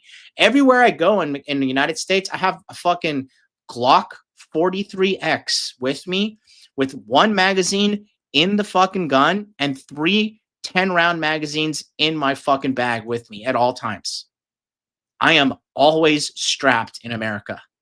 If you come to my house, I have an AR-15 fully loaded magazine with a bullet in the chamber with 2 other fucking full magazines ready to go next to my Glock 19, which is on a magnet holder right next to my bed with a tactical light and a fucking green fucking laser on it, as well as an AR-12 with a barrel drum magazine right next to it. It has 20 rounds, a 10-round magazine, and a fully loaded 5-round magazine as well next to it. Because if you come and fuck with me, especially in my house, I assure you it will be the last thing you do on this planet. I assure you. It's fucking ghetto. Yeah, exactly. MLD, you're the black dude. I am. Bro, I've seen it. I've seen people seeing me at night, like walk on the other side of the streets. I'm like, I get it. All these fucking Pakistanis and Arabs and all these Africans out here raping all these Japanese women. I get it. I fucking get it. I completely understand. When I get treated racistly over here, I'm like, good, be racist. Like, preserve the fucking culture. It's like, don't trust me. Stay distrustful. Let me earn your fucking trust. Hate me. Okay? Hate me. MLD, you're healing so much fast. Look, thank you so much. I've my whole life I've been a fast healer. You know? Yeah. You know, an area is safe when you see women walking by themselves at night. Yeah, women like running sports bras at night in Tokyo because no one's gonna fucking drug them and rape them. And if they do, it's probably gonna be like a black American fucking GI. I'm sorry, like American GIs out here raping bitches too, bro. You know, they just caught this black guy in Okinawa recently raping some fucking girl, like young girl, like fucking middle school. It's insane, bro. It's total insanity. Total fucking insanity. I just can't. I literally, because I get pussy so easily, I literally cannot fathom rape. I can't understand it. I don't understand it. People that live in New York, Chicago, LA, we live in reality. We live in this environment and we see what it's like. And the threat, the danger in terms of probability it's not even comparable. And I would say this to your point. If you're in a high school and truly, if you see a white person who looks like a little autistic, he's got the SSRI stare and he reaches for a backpack, people joke and say, run. Similarly, if you see a jalopy pulling up with a bunch of black people in it and they got their pants around the ankles, you're going to run also. And I'm saying the same thing. The difference is the latter happens much more often. It's much more common. You know, in Chicago, there's like 10,000 carjackings and car thefts every day. It's in the thousands. It happens all the time. How many mass shootings? That's crazy that 10,000 carjackings are happening a day. That's fucking some straight up, like, that is some nigga shit right there, bro. That is crazy. Shootings committed by autistic SSRI white people. I don't even know. I mean, it's probably in the single digits in the last decade in the city. That's the difference. And everybody knows that. But you're really just trying to carry water for liberal ideology. It's an ideological position. No, I'm really not. I can absolutely say, yes, there is way too much black on black crime, for example, involving guns in Chicago. And black on white also. Yes, but there is way too much gun violence in Chicago, right? I mean, it's indisputable. I've got no problem saying that. The difference is I don't then lead myself into a thought process where I have to avoid all black people in case they shoot me. And you've already conceded. He's just saying this. Piers lives in an all fucking white neighborhood, bro. He's just saying this for fucking to save face. Period. Okay? That you are a racist. So when people hear you then say, I don't want to be living anywhere near black people, they already have heard you say, I'm a racist. So they assume you're doing that because of people's skin color. I don't think you would probably dispute that, right? Well, you're separating two different things. The monologue, when I said I don't want to live around black people, that was after Irina Zarutska got shot. And it's true. I mean, they are largely in this city, in Chicago, the South Side, the West Side, huge criminal population, and I don't want to live anywhere near it. And I do. I want to live in a white neighborhood. I think that that's extremely desirable. Again, and I think even Nick, black people. Nick, you're perfectly entitled to that view. But when you have obviously prefaced all this by saying I am a racist, unashamedly, then people will assume that all your thought processes about all of these issues are driven by an aversion to people based on their skin color, which is the purest personification of racism. Well, it's not an aversion. I would say it's the opposite. I like my own people. My own people are familiar to me, and I think that's true across the board. I think that people seek out other people that are like themselves, and every other group does this, whether it's blacks, Hispanics, Asians. You know, I get a lot of attacks when I talk about that I'm against interracial marriage. And what's funny is that every other group is against interracial or interethnic marriage. Jews, but you're the Chinese, product of an interracial marriage. Yeah, I mean, that's debatable. Not Let's say really. for the sake of Not argument, really. sure. No, you're the product of an interracial marriage, and your father is part Mexican. You're literally, For the sake of you're argument, literally we the can very say person sure. you've just told me you want to avoid. What race is Hispanic? Is that a race? Well, what do you think it is? I'm asking you, what race is Hispanic? Hispanic. Of course it's a race. It's called Hispanic. It's a mix between two races. It's a mix between indigenous It's Americans not and white, though, Europeans. is it? It's not white. Well, apparently you're more of a racial purist than me. You got like Not a really. one-drop You just rule keep thing saying you going. only want to live Kind in a of. white neighborhood, but you're literally from a mixed race background yourself. You've literally and I got live in Mexican blood. I know, and I live in a non-white neighborhood too. I'm trying to get out of here, though. But I'm trying to get out. But here's the thing: Do you have any non-white? Do you have any non-white friends? Genuine question. Most of my friends are non-white. Most of my friends are not, and non-white people love my show. How many because are they black? respect the honesty. How many of your friends are black? Many of them, like at least a dozen. Wow. Ye being one who you know, Sneeko being another who you also know. Yeah. So how do they feel when you say you just want to be away from any black people, walk away from them? Well, you know what Ye told me? I'll tell you verbatim what he said.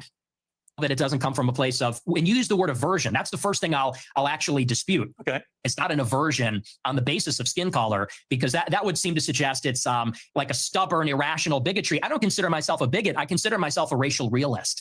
I'm realistic about how the races are, and I speak provocatively about it. And I speak provocatively about our tribalistic instincts and tendencies as human beings. And I'm not a liberal ideologue that says that over time and with enough education, we're all going to see this great brotherhood where we're colorblind and everybody's the same. I don't think that's ever going away. I think that race is real. It's not just skin deep. It matters to us and it matters to each other. And black people know that, and Hispanics know that, and Asians know that, and people like me that have partial Mexican ancestry, we know that too. And I think on that basis, we can have mutual respect and understanding, not aversion based on skin color. The reason I use the word aversion is you literally said that you should walk the other way if you see black people. That is an aversion to black people based on their skin color. No, that's called economy of information. That's economy of information. That's safety. And I said in the same monologue, if you watch it, it's like, I feel sorry. The problem is you clip the 10 seconds. I don't know if you watched the whole show, but in that monologue, I said, most black people are not violent or criminals. I said, CA says, MLD, will you collab with Nick anytime soon? I thought you were going to on with Nick and FNF. So that was supposed to happen. Unfortunately, Charlie Kirk was murdered, and then that got canceled. I was scheduled to go on the show. I was going to meet Nick. We were going to be on After Hours together. It was going to be a good time. But then, unfortunately, the situation with Charlie Kirk happened, and we lost a good man. And yeah, sucks. Not that I didn't get to collab with Nick, but that Charlie Kirk was murdered. So there's that.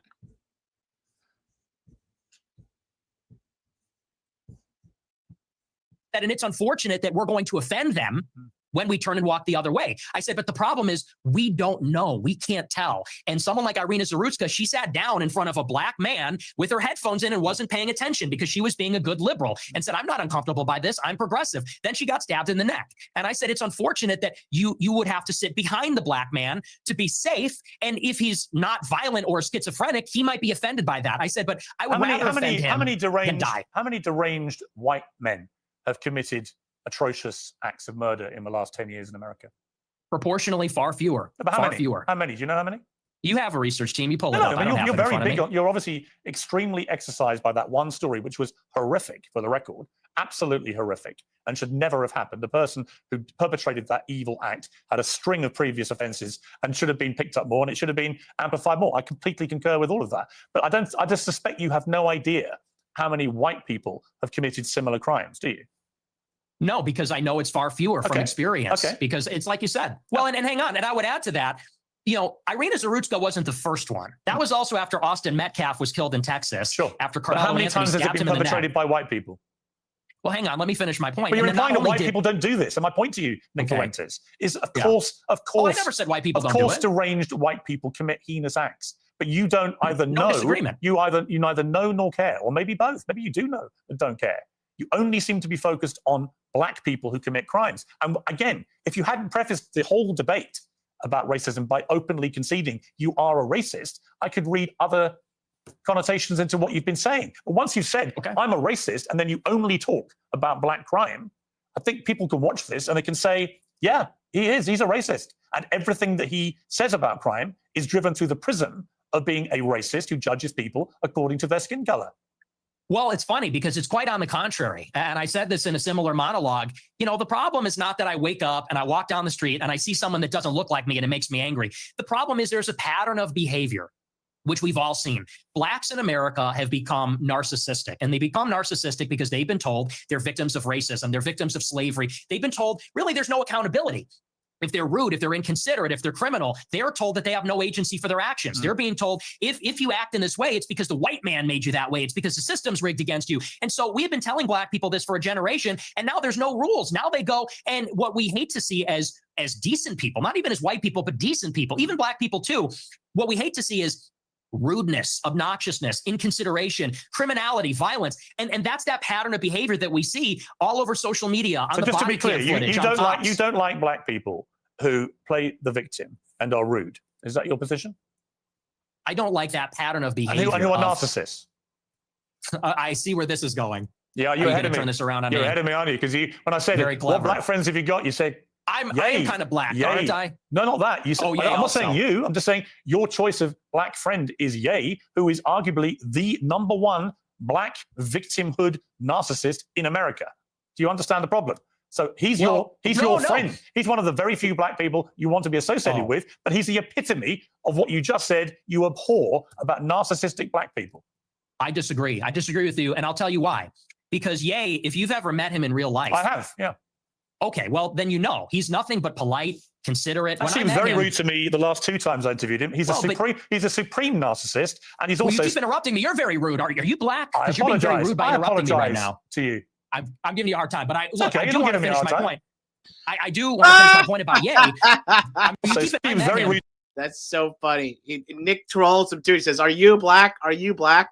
Because you keep interrupting me. Watch this. I have, yeah. Okay, well, then you know. He's nothing but polite, considerate. That seems very rude to me the last 2 times I interviewed him. He's a supreme narcissist, and he's also... You keep interrupting me. You're very rude. Are you black? I Because you're being very rude by interrupting me right now. To you. I'm giving you a hard time, but I do want to finish my point. I do want to finish my point about Ye. He is a guy who, when I was with him, wanted to make sure that everybody was heard. Everybody felt included. He's actually a very soft-spoken guy, very polite, and by the way, not violent. When you look at all the rappers that are in the music game, many of them, especially from Chicago, drill rap, they're talking about killing people, shooting people, they gangbang. He notably, if you know about him, he got his start because he was a nerd. He wore a backpack and a polo, and he wasn't a gangbanger. He rapped about his feelings and girls and his dreams and his ambitions. So no, and by the way, he would tell me all the time, he doesn't even feel black. They make him feel not black because he doesn't do those things, because he's soft-spoken, because he's artistic, because he's a bit of a nerd or likes fashion. So I would disagree. He's actually not like that at all. Okay. He's also a Hitler-loving anti-Semite. And we're going to take a little commercial break here, and we're going to come back and talk about anti-Semitism and your views about Jewish people, and indeed what Ye said about the same subject matter. Angel Studio. All right, let's skip this shit. I think it's funny too, because okay, I just want to list. Okay, you see what it says here? It says uncover the truth about C-19. Thank you, Dr. Fauci. He's doing this for a reason, and I want to show. I'll tell you a little bit later why. But remember how he's promoting this C-19 propaganda, anti-propaganda video. Members voting on real Fauci. Okay, back with Nick Fuentes. Let's just turn to anti-Semitism. In your interview with Stephen Crowder last week, you answered emphatically that you don't hate all Jews. Is that correct? That's your position? Yes. Okay. So I want to play you this clip. Well, I don't hate any Jews. Let me just amend that. I don't hate any Jews. Okay. Let's play this clip. The reason I've had it is because my opposition to world Jewry and Israel is rooted in absolute, uncontestable fact. We have the truth on our side. That's why we're winning, because we are telling the truth about the historical antagonism between Jews and Europeans, between Jews and Christians, the theological, historical, racial, cultural, and political antagonisms between organized Jewry and the Christians, organized Jewry and Europeans. And the reason that we are winning that argument is because it's real. It's true. I can prove it. I can show you. I can name the names. I can show you the paper trail, the money. That is why we're winning. That is why all of this is raising the consciousness. When you say you have this opposition to world Jewry, I mean, it's one thing to criticize, for example, the Israeli government over what it's been doing in Gaza. I've done that myself. When you talk about world Jewry, I presume you're talking about the 15 million Jews in the world, and you are opposed to them. How does that square with your position that you don't hate any Jews? Well, do you take issue with my use of the term world Jewry? Well, what do you mean by that? Or do you take issue with it? Do you have a problem with that? Clarify what you mean by it. Well, it's funny you bring that up. The gaslighting's crazy because I use that expression on my show all the time. I say organized Jewry, world Jewry. And do you know that for like 30 years, the World Jewish Congress has an annual keynote called the State of World Jewry? Barry Weiss has given it. You can look it up. It's on YouTube. She gives the State of World Jewry address. But Nick, what do you mean by it? I mean, you have to talk about, there's a concept of Jewish peoplehood. It's the sense that they are part of a common nationality, a common tribe, a common people. And so where they reside in Israel, the United States or Europe or elsewhere, they see each other above or maybe on a different level alongside their nationality, their state, wherever they reside. If they're in Germany, France, the United States, they see themselves as part of a transnational nation, of an international nation. The Jews in America, the Jews in Israel, they identify as Israeli or American, but they also have something in common. They identify as part of a common nation, which I would say there's a world Jewish population. It's world Jewry. And world Jewry has representatives. There is such a thing as the World Jewish Congress, where they actually elect, it's democratic, all the local Jewish organizations elect representatives to represent proportionally the Jewish population in their area at the World Jewish Congress. And it's sort of like Davos. It's like the World Economic Forum, but it's exclusively for members of the Jewish nation that exists across the world. And so that's a real thing. And I didn't make that up, and that didn't come from 4chan. It's like I said in that clip, I read what they write. I read their books. I watch these speeches. I watch a speech from Barry Weiss. I pay very close attention. So that's what I mean by that. There is such a thing as it's a nation that exists across borders on a global scale. They're organized and they have a national self-interest as that nation, as that tribe. So if you don't hate any Jews, what do you like about them? I like a lot of things about them. I think they're funny. I think they're smart. I think that they're pretty remarkable people. And as Christians, especially as Catholics, we say they're remarkable. And this has been adjudicated in Catholic doctrine for thousands of years. We say that they're a witness people. And so we actually, there's provisions inside of Catholic doctrine that says we need to give them special protections because they were a witness to Christ's passion. So, this is why you can't clip the show. You have to watch the whole thing. I say this repeatedly in interviews. I do think they're remarkable. By definition, they're exceptional people. It's just that there is a sort of natural opposition between them and Christians because of the theology. We believe that Christ is a Messiah. They don't. They have been a minority in Christian lands for thousands of years, and they have been pushed around and expelled, and they've been persecuted and segregated. And that's why there's a lot of paranoia. There's a lot of distrust. There's maybe some sense of chauvinism among Jewish people. So there is, like I said in that clip, there is an historical antagonism between these two peoples, between Christendom and Jewry, and that has always been the case in Europe. But I don't hate them, and I think I actually sort of understand them in a weird way. I think that because I've studied a lot of their politics, I think I really kind of know them in a way, and it doesn't come from a place of hatred. Do you have any Jewish friends? I do. I have many, yes. But that's weird because you said this. Jews and Christians have never been friends, ever. Not since Jesus Christ fought with the Pharisees. Have we ever been friends? Not since Saul was leading the charge persecuting the Christians. Not since the Roman Empire, not since the Middle Ages. Never. We've never been friends. We've never been allies. We've always been set against each other, actually. And even here in the United States, it was communist Jews who were the architects of both communism and the civil rights laws that are dispossessing white Christians of their land and civilization. The Jews and Christians have never been friends ever, except for you and your Jewish friends. Yeah, so easy. As peoples. Yeah, like again, this is just like blatant mischaracterization, blatant lies, blatant manipulation. Like this shit doesn't work anymore. Everybody hates journalists. Nobody likes these people. Nobody likes these people at all. Okay? And I'm telling you right now that this way of journalism shit's over. It's dying. Like people don't respect people like this. That's why nobody respects the fat loser in Brazil, John Anthony, right? He goes out, He talks shit about everybody. The moment somebody fucking talks back to him, oh, I'm going to send a lawsuit to you. I'm going to send a lawsuit. I'm going to send a lawsuit. And he knows because he lives in Brazil, it's harder to serve him with the lawsuit. So he just does the things that he does. You know, but at the end of the day, being a piece of shit never pays off. And that's why Piers Morgan got clowned and humiliated after this shit. Yeah, exactly. Piers argues like a girl, fucking 1,000%. 1,000%. Yeah, John Transtony lifestyle, dude. So funny, bro. I forgot about that guy, the one who got drunk. Yeah, he got drunk in public and was passed out Denny's and grinding on a homeless man. That fucking loser. A fucking fat loser. As peoples, as nations. Got it. Not saying every individual Christian, and of course there have been Christians and there have been Christian converts to Judaism, Jewish converts, Christian. You're nodding your head, but you're asking this. I'm saying as peoples. No, I hear you. I'm a Catholic like you, and I have many Jewish friends. I'm just trying to compute what you're trying to say. Which I'm a Catholic like you. Let's remember that real quick. I'm a Catholic like you. Let's remember that. Because Jews and Christians have never been friends ever. And I'm like, well, you have Jewish friends. I have Jewish friends. We're both Catholics. Therefore, we're Christians. So it doesn't really quite add up. Well, like I said, as peoples, there has been an historical antagonism as peoples. And you could even say the same about blacks in the United States. Of course, there were black and white people that were friendly with each other, but in many ways, they were set against each other as groups. And I think that's easy enough to understand. The reason that many people think you're anti-Semitic is that you have regularly downplayed the Holocaust, and in particular, the number of Jewish people who were murdered by the Nazis. It's been said that you believe no more than several 100,000 have been killed. And I'm going to play you this clip.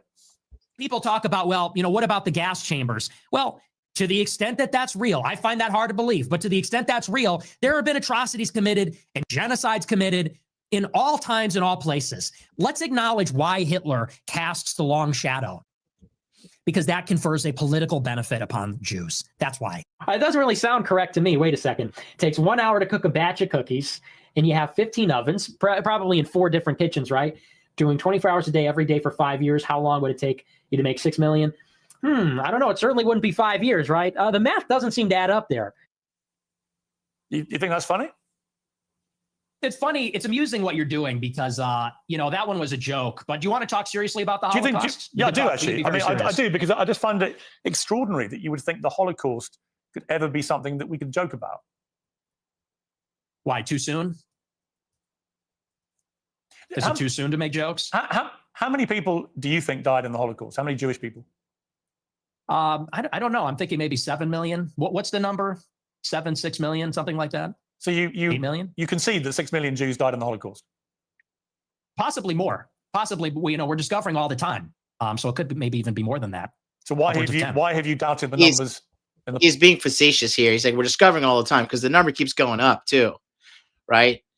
And I just think, like, what he says about the whole, you know, constantly being like, you know, hating ourselves because of what happened, you know, to the Jews back in the day. It's like, dude, like, we're American. Like, we stopped that shit from happening. The Jews couldn't protect themselves. America, we protected you. So you're welcome. First of all, you're welcome. Second of all, I'm not going to sit here and lash myself over that shit that happened years ago. Right. So let's continue. Past. I'll tell you why. I really think that every death is a tragedy, however many Jewish people died in the Holocaust. And I'm not a World War II historian, so I'm actually open to believing the official narrative, and I've read some of the conspiracy theories. And to tell you the truth, it's a rigorous debate. But, you know, what's interesting about this is in many countries, it's not even legal to talk about it. And that's really where my interest in the Holocaust begins and sort of ends, to tell you the truth, is that if you wanted to question the number, you would be put in jail in about, 17 or 18 European countries. And I think that's really the more interesting conversation, which is that this is almost like a religious dogma in the West. No other genocide, no other atrocity is treated like this. Could you imagine if in the United States they said the number of Palestinians killed in Gaza is 100,000, and if you don't say that, you're going to jail, you're banned on X, you can't have a job? That's the part that's totally insane. And a lot of people, they can't even make up their minds. I think it's actually done a disservice. If your goal, and I'm not saying you as Piers Morgan, but if your goal, if you're an advocate for awareness about this, if your goal is to convince everybody that this is the way the Holocaust happened, I think the last thing you'd want to do is say that everyone that disagrees is in jail and is banned and you're not allowed to say it. So there's really been no open debate about the subject since the scholarship started to be produced about 60 years ago. There is no debate to be had about the number of people who were murdered. Even the Nazis in the trials after the war confirmed the numbers. The amount of documentation that was recovered, notwithstanding the attempts by the Nazis to destroy it, the amount of documentation that was saved and preserved and used for trials and for historical record is unprecedented in the history of mass slaughter of human beings. So we have a very clear idea of how many people were gassed to death in the gas chambers. We have a very clear idea of how many were starved to death, were kept in ghettos, died of disease, of forced labor, of death marches. We know how many Jews were slaughtered. It's at least 6 million.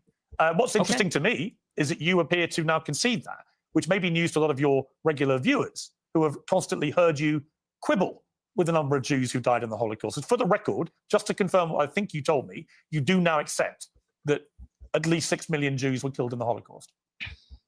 Well, no, I said it could even be higher than that. Well, it could be higher. That is true. I think it's at least. But you accept right. at least. It is at least. Oh, it's at least 6 million. But it could be 100 times people more are than going to that. be okay. The people are going to be. Let me respond to the rest of your question. Sure.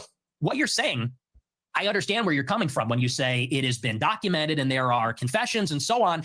Let that speak for itself. But you don't see, your show is called Piers Morgan Uncensored. Yep. But the United Kingdom is censored and Europe is censored. And if you talk about these things, you will be put in jail in many countries. And I think that's where a lot of people start to say, well, if the truth is so clear and if there's such overwhelming evidence, why do you need to throw people in jail for disagreeing? And you yourself said, well, there is no debate. I think everything is debatable. I think everything at least should be debated. And if the evidence is very one-sided, let the evidence speak. Don't throw people in jail. So do you think that Holocaust denial laws should be overturned? I don't particularly agree with Holocaust denial laws. I don't think people should be imprisoned. Okay. Well, because I have a blanket view now, which has evolved slightly actually over the years, that I have a blanket view that speech should not be criminalized, right? People should be allowed to say what they want to say, and they should be then made accountable for what they say. If you have an employer, they can make a view about whether you are the right kind of person they want for their employment, as they would make a decision about anything else you do in life. So I actually believe that speech should never be criminalized. It's my personal view. I understand why in places like Germany, they have strong laws about it because they want to move on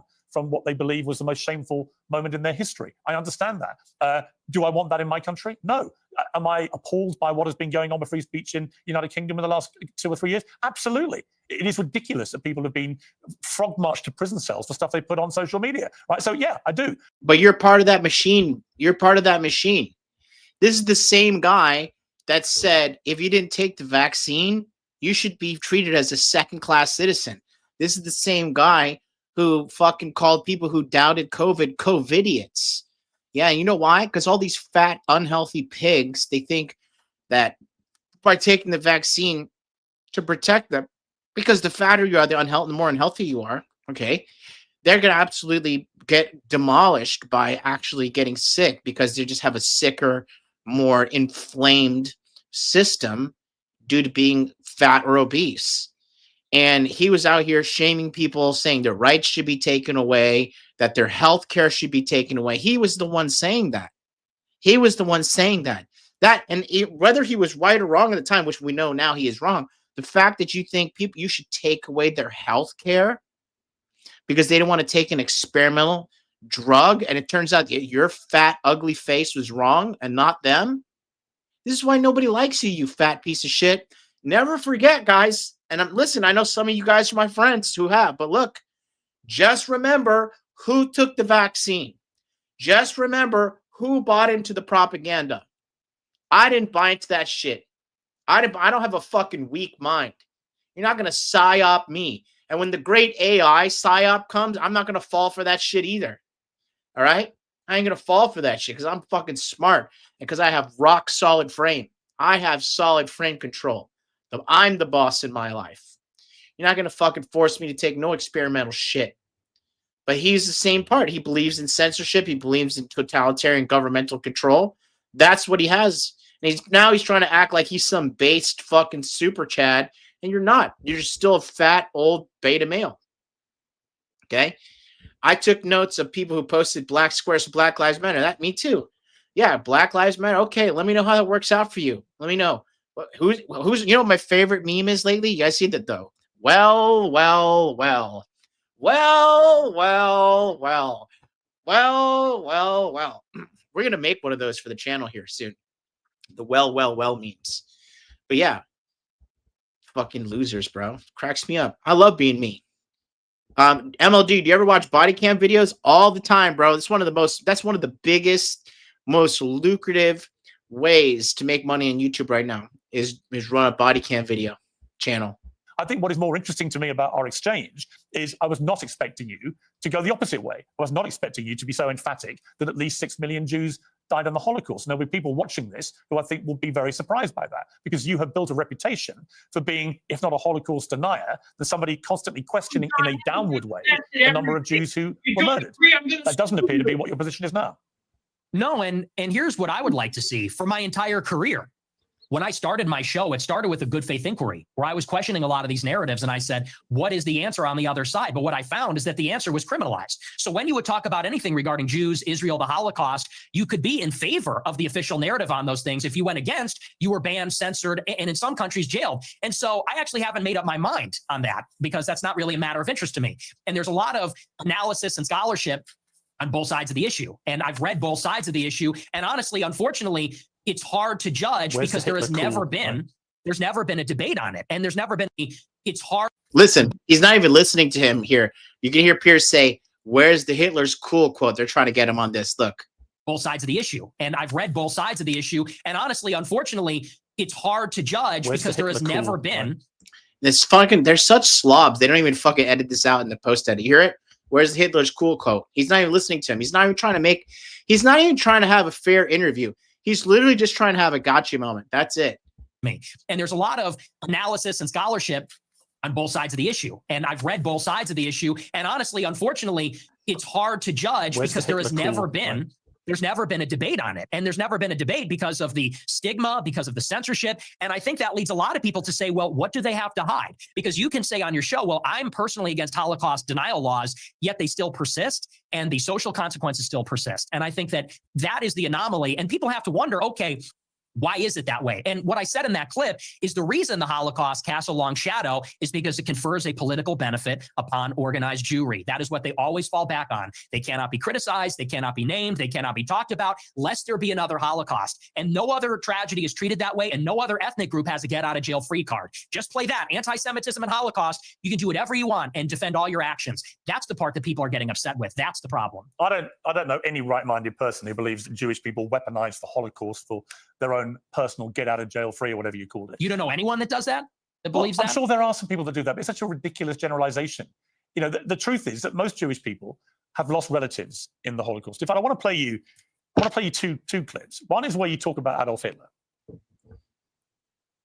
Hitler was a pedophile and kind of a pagan. It's like, well, he was also really fucking cool. So, you know, time to grow up. We're not children anymore. Am I right? Am I right? Am I right, boys? Am I right? Let's go. He was also really fucking cool. You regret saying that? Saying a fact? No, that's absolutely true. Again, perfect frame control. He tries to catch him as like, oh, do you regret saying Hitler's cool? He's like, no. He's like, a fact? Hitler was cool. And look, let's just talk about Hitler real quick, okay? What Hitler did for Germany after World War II is nothing but fucking amazing. Okay, excuse me, after World War I. After World War I, all the arch fucking Duke Ferdinand shit went down and Germany got dragged in the mud. It was this terrible fucking war. Germany was so brutally cooked. Their currency was cooked. Their economy was cooked. You know, they were just like humiliated and all this bad shit was happening to them. And Hitler rebuilt that nation up from the literal ashes. Okay. And for the people of Germany that were suffering at that time, Hitler did a good thing. There were people starving, there were families starving. The whole thing was just a total mess. And Hitler helped those people out. Okay. He wasn't this total fucking monster. Everybody just like wants to make him out to be. All right. He did do good. And he just, if you translate his speeches, he just wanted to fucking do right for the fatherland, for the Deutschland, you know? Did he get overzealous in trying to conquer everybody? Yeah, he did. Probably because he was taking too much fucking methamphetamine, because that's like part of the, that was part of their strategy. He was using a lot of meth. Like, did you guys know in World War II, they gave the fucking Nazis meth? They gave them crystal meth for them to like fucking get really amped up. And actually, the more close to the front lines you were, the more meth they gave you. Can you imagine that if you're like an American soldier and you see like this fucking blonde haired, blue eyed, 6 foot tall dude, methed out of his mind, like ready to kill you, screaming in German? Like, that would be fucking terrifying. Are you kidding me? And yeah, exactly. Perventine, exactly. Oh, dude, this is the German guy. Yeah, this guy's great. I love this guy. Yeah, listen, I think, and like, you want to talk about German fucking technology at the time? The MG42 machine gun, the Panzer, the fucking the tanks, the uniforms were pretty badass looking, right? Just like when Nick makes a perfect analogy here. Like people think Darth Vader was cool, and Darth Vader killed more people than Hitler did in the fucking galaxy, right? Darth Vader killed children and shit. He was just saying like Hitler wasn't just this unilaterally bad person. And everybody loves to like fucking, suck Japanese dick. Like, oh, the Japanese are so cool. The Japanese are so cool. The Japanese sided with the fucking Nazis in World War II. But because we nuked them into oblivion, everybody's like, oh, we should feel sorry for the Japanese. And let me tell you something about the Japanese. I said it before, I'll say it again. If the Japanese Imperial Army had the nuclear bomb in World War II, they would have dropped it on America like that. They would not even thought twice. Women, children, fuck it. Who gives a shit? We're going to fucking kill you American dogs. Okay? But again, Nick goes into the depths of this here when he's talking about how it's like, oh, well, fucking, we're supposed to just, as white people, just like sit around and like whip ourselves. Oh, we're so bad. We're such bad white people. We're so bad. Everything we do is bad. Yeah, right. If white people are so bad, why does everybody want to come to white countries? Why does everybody want white neighbors? Who the fuck is fighting to go live in Nigeria? Everybody's fighting to go to Australia. Everybody's fighting to go to Canada. Everybody's fighting to go to France. France is a third world shithole now because of fucking migration. It's because of the fucking Muslims going in there. It's like a scamming shithole now. Germany, same thing. You want to see like a large concentration of hot fucking white girls? Go to Germany, right?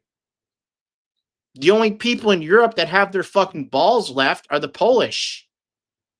The Poles are like, no, we're not letting you in because you're fucking crazy. Like, we don't want Arabs in here. We don't want Muslims in here because we know what you're all about. Japan's the same way. And America's finally waking up too. And guess who's the only group of people trying to bring them in? Okay? Guess the only group? Fucking women. Stupid fucking women. Stupid women who have so much compassion for all these fucking foreigners, but murder their own babies just so they can go get fucking pumped and dumped again. Really? This is why women are a joke. This is why nobody respects modern women anymore. They're fat, they're loud, they're stupid, they vote like morons. And then someone finally comes in and rapes them. They're like, oh, why didn't you men help me? Well, just we voted for you, stupid fucking whore. Quite literally. That's not even a slur. Like, you are literally a whore. You're a voting whore. They should limit women on their voting based on their body count. Like, if a woman has more than 10 bodies, she should never be able to vote for the rest of her life. And really, let's be honest, voting is inconsequential anyways, but just getting her out of the way and just like not having to appease to her, politics would be more appealing. Everything would be more appealing instead of sitting here like talking. How many years in a row we're going to talk about abortion? How about you just stop being a whore? How about you fucking take some fucking one of the jillion of birth controls that men created? Or just keep your fucking legs and mouth shut. Stop being such a fucking fat whore. Literally.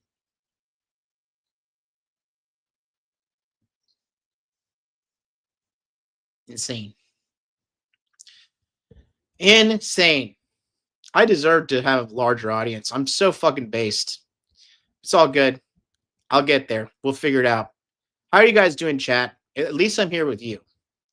At least I'm here. I'm coming up on the 3-hour mark. I'm still going.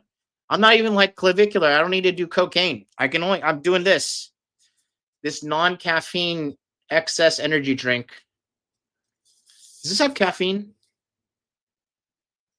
Hey, does it have caffeine? No?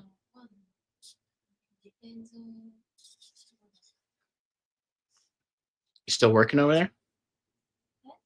You gonna make me some food? I'm working hard over here.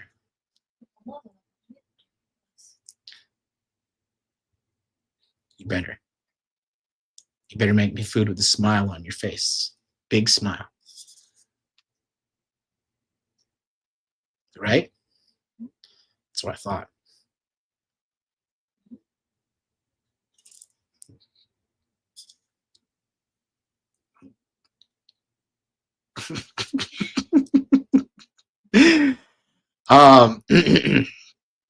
There's really no such thing as a non-caffeine energy drink. Where do you think energy comes from?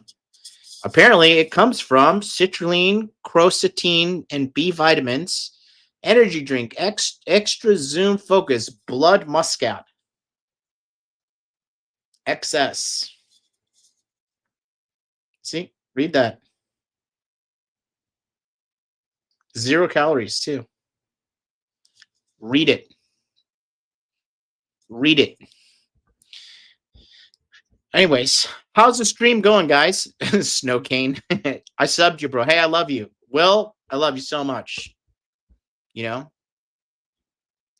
Are we doing good over here? We're not even getting into the meat. I mean, we are getting into the meat, but there's some more stuff I want to talk about here. Bro got them panda eyes. Bro, you should have seen me on the episode before. It was way worse. It was way worse. I look like the comedian from The Watchmen. You know, like the comedian had those black eyes. Like it was Matt. It was his mask. You know, and I had like the full beard. I shaved my beard except for the area where the stitches are. You know, but let's go. Let's go. Let's keep going. You think Hitler was very fucking cool? Yes. Yes, I do. Me too. One of them. And I'm tired of pretending he's not, to be honest. This is the problem, you see. It's a bit like when you just say, I'm a racist. You're a racist who thinks Hitler's cool, but you're not anti-Semitic. If you're a Jewish person watching this, what are they thinking? I'll tell you. You know, it's funny. One of my most gangster recent close friends is like a mega Jew. He's a Hasidic Jew. And you know why I like this kid? One, he's got chutzpah. You know, he's a real fighter. He's a real gangster. I love this kid. And you know what? He's a real Jew. Like when the Sabbath comes, he turns off his phone. He's an actual practicing Jew. He only eats halal food. Sorry, not halal. That's the fucking Muslim shit. He only eats kosher food. You know, he has family, takes care of his wife. Wife stays at home. He's a real alpha kid. He's like 26, 27. And he's a Hasidic Jew. He's got the curls and everything, man. I fucking love the guy. Are you in Japan right now? I am. I was just in Korea. I came back here to talk to Dr. Hiroki Sugaya. We have confirmed the surgery is 100% happening on January 23rd. So I'll be going under the knife for the pectoral, repairing that. And then next week on Thursday, I will be undergoing knee surgery number 1. And then after that, 1 week later, knee surgery number 2. I'll be hospitalized in Korea in one of the best orthopedic surgeon hospitals in the world over there. We'll be getting BMAX stem cells in both knees. We're coming into the 40s hot. And when I get back to America, I'm going to do so much fucking steroids and eat so much protein and take so much retatrutide. I'm going to be in the best shape of my life. Can you guys imagine? I got so much good shape and I did so much good stuff for my health and body. And I was operating with 2 fucking broken knees my whole life. Can you believe that? We just found out, but both my ACLs are fully ripped. My whole life, my knee's been dislocating, and like anybody knows when your knee pops out, you know, it fucking sucks. My knee would pop out, and I'm just such an idiot. I was just like, oh, I'm just a pussy. Like I literally, this is what I would say. I have inferior beta male genetics. This is how crazy I am. I was like, I probably have like literally inferior beta male genetics. So I just need to compensate by being a smarter fighter. And my knees are literally popping out of socket. And they would pop out. And I would sit down around in the gym and I would take like a 7-minute break, like, you know, let like 2 or 3 rounds go by. And then I would just get back on and tighten my knee pads and tighten my knee brace a little tighter and just get back in there and start swinging and start fighting. Like, holy shit, I'm going to be so much better of a fighter after my knees are better as well. So, you know, that's just what we're working with over here. And, you know, you got to stay positive, man. You got to, like, eventually, you know what? I'm not going to be able to cheat death. And I know this too. I know in the future, one day, there's not going to be a surgery available to make me look more attractive. And one day, there's going to be some medical shit that comes my way that I just can't fix. You know, I pray to God I die in my sleep, right? But, you know, I know I'm going to die one day, and I know I can't always, like, kind of like, you know, finagle my way out of it with money or medical science. And that day will come. And the most important thing is that day is not today. That day is not today, okay? And at 40 years young, life is good. I'm happy.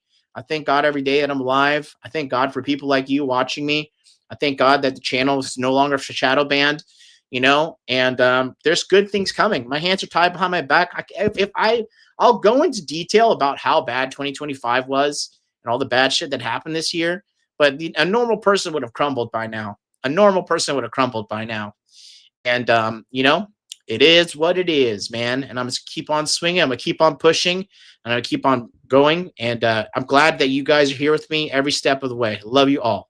So anyways, let's go back. Let's continue to watch this fat, jowly motherfucker, Piers Morgan. The rice is ready. What they're thinking, because I've got a friend of mine called Danny Finkelstein, who, when he heard I was interviewing you, he's a Times journalist in the UK, very eminent. Nobody cares about journalists. Like anybody who has a brain fucking hates journalists these days. Most journalists are pieces of shit. Luckily, Daniel is a Jewish friend of mine on this channel, and he's a journalist, and he actually wrote about me in a fair way. You know, like, but people like him, for every one Daniel, there's like 999 piece of shit, disgusting, sniveling weasel journalists out there, you know? So fuck him. Fuck this Finkelstein guy too. I don't even know who he is, but fuck him. Journalist here and author who wrote a book about his own family's experiences at the hands of Hitler and Stalin. Because nobody cares. Nobody cares. People don't have jobs. People are suffering. Women are fat and ugly. Taxes are too high. Cost of living's too high. Fuck you, Danny Finkelstein. Fuck you and your fucking family. I don't give a shit. They're dead. When I was supposed to sit here and mourn your fucking family, when I'm suffering right now, when people are suffering right now, people are invading countries right now, political instability is all-time high, AI taking jobs, and I'm supposed to sit here, oh, I should feel bad about people dying in the Holocaust. They're fucking dead. Fuck you. Nobody gives a shit. We need to fix our problems now. And that's why Gen Z is like, fuck you. I don't give a fuck. I do not give a fuck. I want to fix my problems now. I want a better quality of life now. That's what people say. Okay.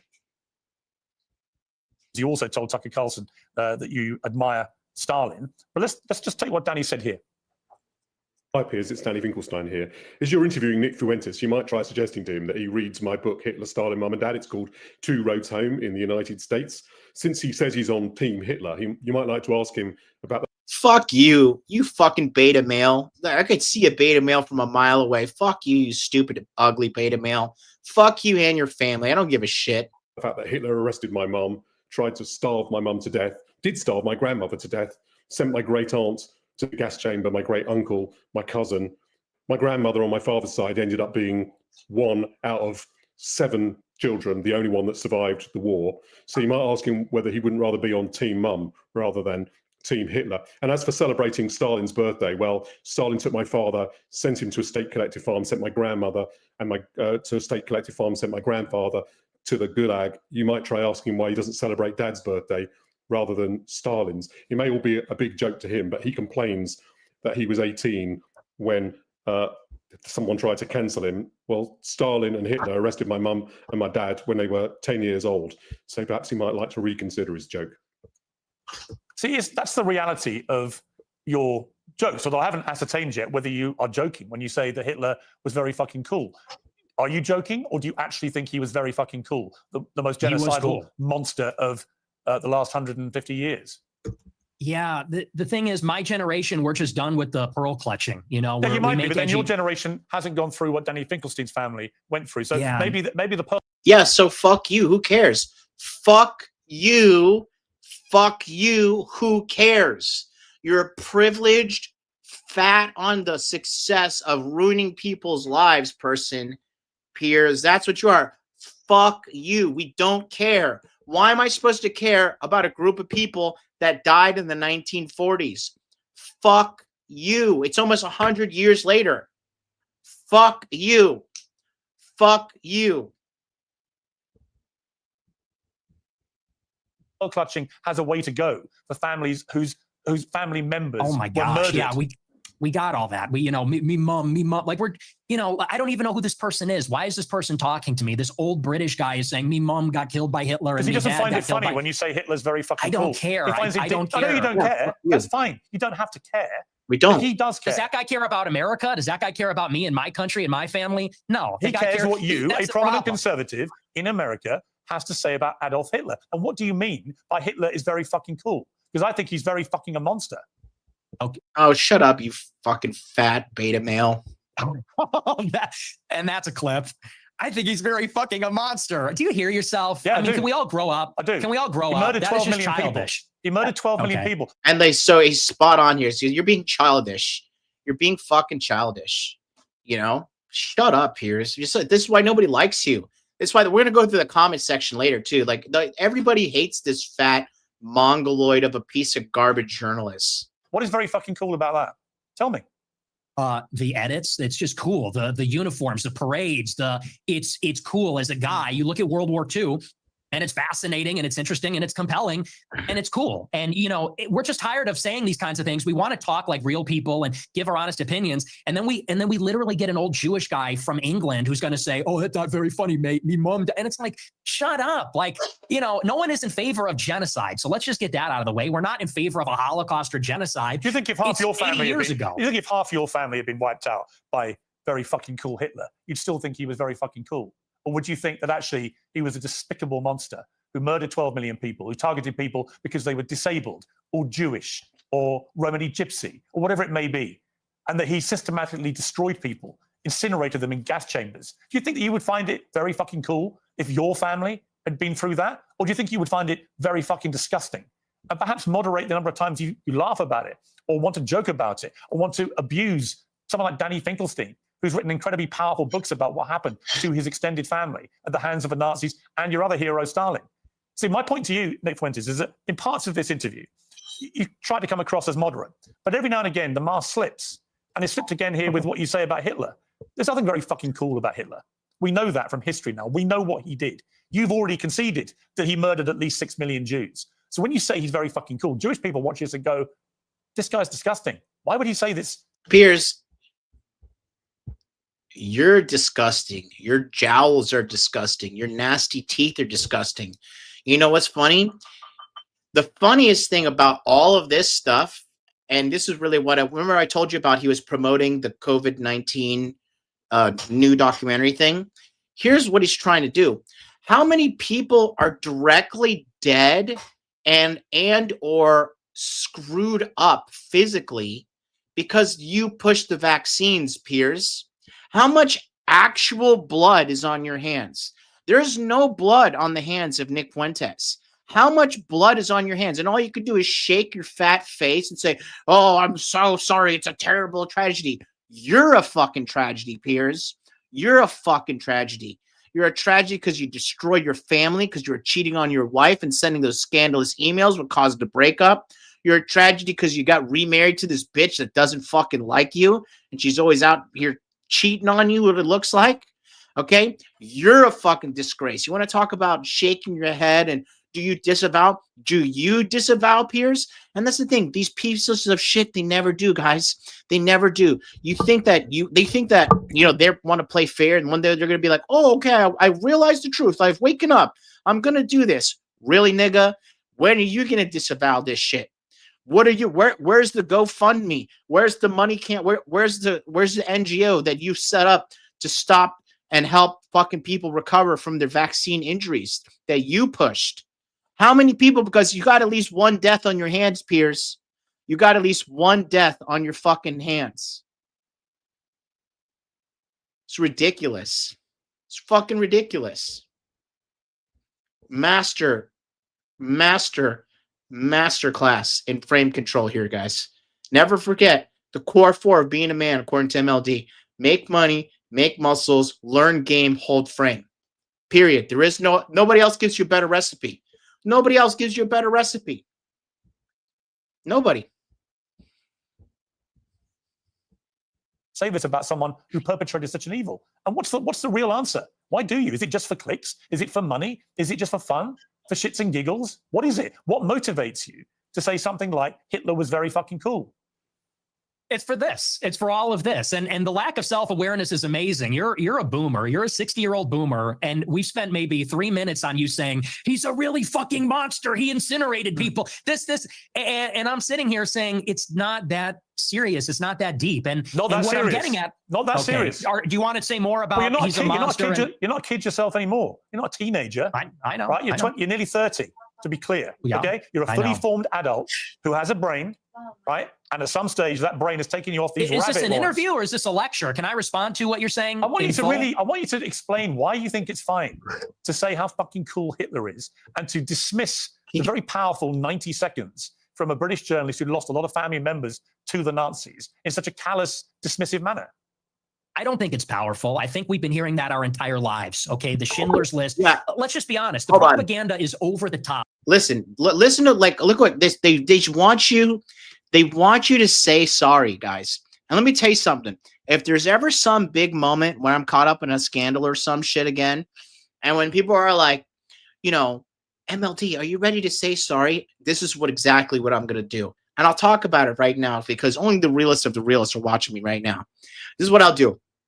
I'll call a press conference. I'll fucking make this big, grandiose fucking statement. And I'd be like, have a piece of paper right in front of me. And I'd be like, and I pretend like I'm reading something like my lawyer gave me. I'd be like, everybody, hello. My name is Jonathan from Modern Life Dating, also known as MLD on YouTube. Recently, there have been some remarks regarding my behavior on this event happening at blah, blah, blah, blah, blah. At this time, under the counsel of my legal team and the gigantic amount of pressure around me, it has brought me to make the following statements. For the events that occurred on blah, blah, blah, blah, blah, I would like to say that I am sorry to absolutely fucking nobody.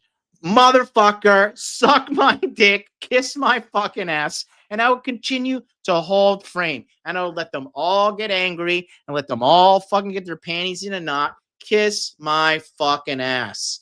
Kiss my ass, because that's what you want me to apologize. Suck my dick. How about you apologize for not helping me my whole life? I had to do all this shit on my own.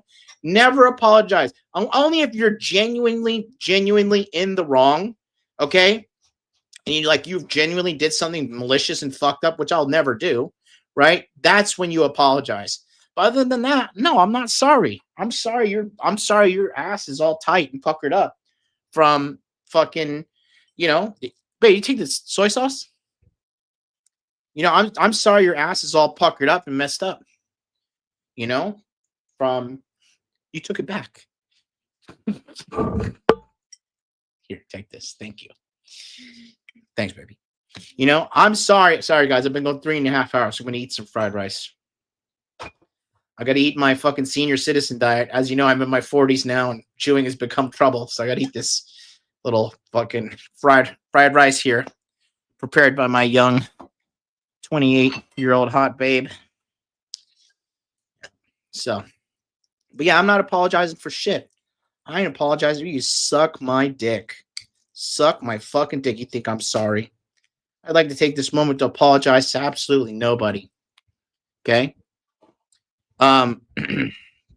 Hey, Don Drill, what's up? He says, look like you've been healed just in time to deliver all of his presents, San MLD. Thanks for everything. Love you, brother. Thank you for being here and supporting. I always like to read your stuff. I always see you in the chat. I always appreciate you, man. Thank you, guys. Thank you, guys, all. Seriously, love you all. Yeah, let's go. Let's continue. But yeah, we're sick of hearing this shit. Or you sorry to Danny Finkelstein. No, fuck you. And again, I'm not going to be lectured by some British guy when you have Muslims raping your fucking women in the streets. You're not going to wag your finger at me when your own women are consistently being raped in your streets to this day. I'm not. And when you have these fags and their little wigs with their, I'm jolly old judgment faggoter, and I deem you guilty 900 years in prison for clicking like on a meme on Facebook. Fuck you. You're a joke. You're a fucking joke.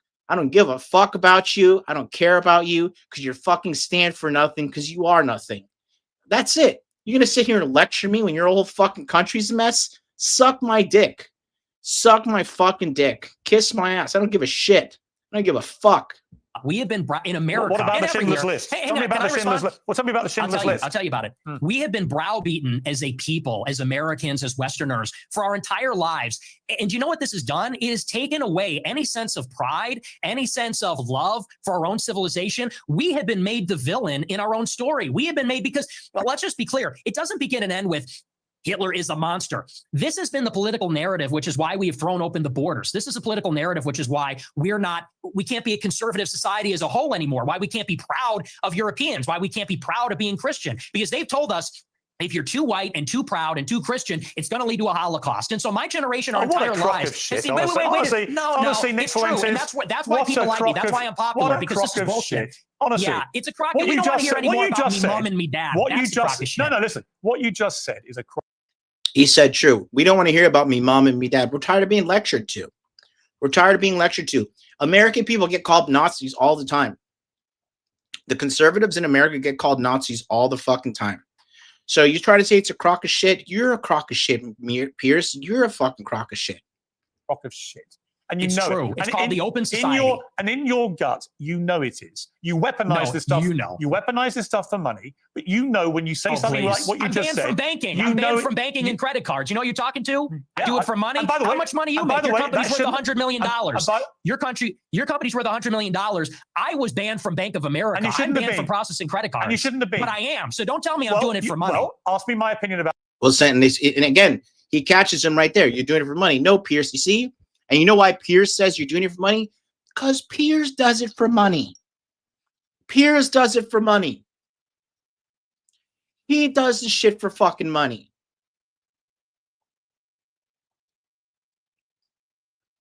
Piers sold people out. People are dead because they took the vaccine under Piers's recommendation. So don't come at us with that shit. You talk about Nick is banned from credit cards, banned from banking, was banned from flights for a long time. Okay. Jack says, we need to see Nick and MLD collab on Fresh and Fit. I'm going to bed. Bye, nigga. Good night, nigga. Have some sweet dreams. Love you so much. I'm going to miss you. Hope to see you again. I think about you fondly. And I wish we could spend more quality time together. I would like to say, just make sure you hit the like on the way out. And appreciate you. You know, our relationship is short, but I'm going to miss you. You know, I think you're a cool guy. You know, you could date my fat sister. And, you know, maybe come over for Thanksgiving. It'll be great. Really love you so much. Take care. That I'll tell you shouldn't have been. Right? I don't agree with that. What happened to you? Then don't say I'm doing it for money, because you know that full well, and you say it's a how grift. much money? How much if money I wanted are to be you? a grifter, I'd be like you. How much money? How much money are you making? I'm making a lot of money now. Yeah. Now that I'm the #1 live streamer in America, because people agree with me more than they agree with you. We're tired of hearing about slavery and the Holocaust and Jim Crow. We're done hearing about that. You guys I'm not done hearing about that. Okay, well, you know, your generation's on the way out, and Generation Z is coming up, and we're finished with that. We're ready to take our country back. I've got three we're sons. not listening to crying minorities anymore. I've got 3 sons, and they don't share your views. Your 3 sons sound like fags.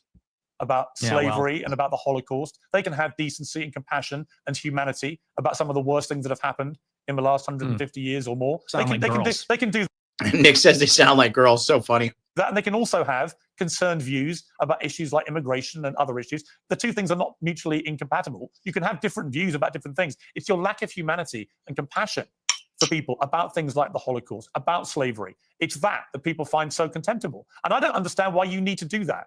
Again, I just ask you, is your motivation financial? Is your motivation for fun?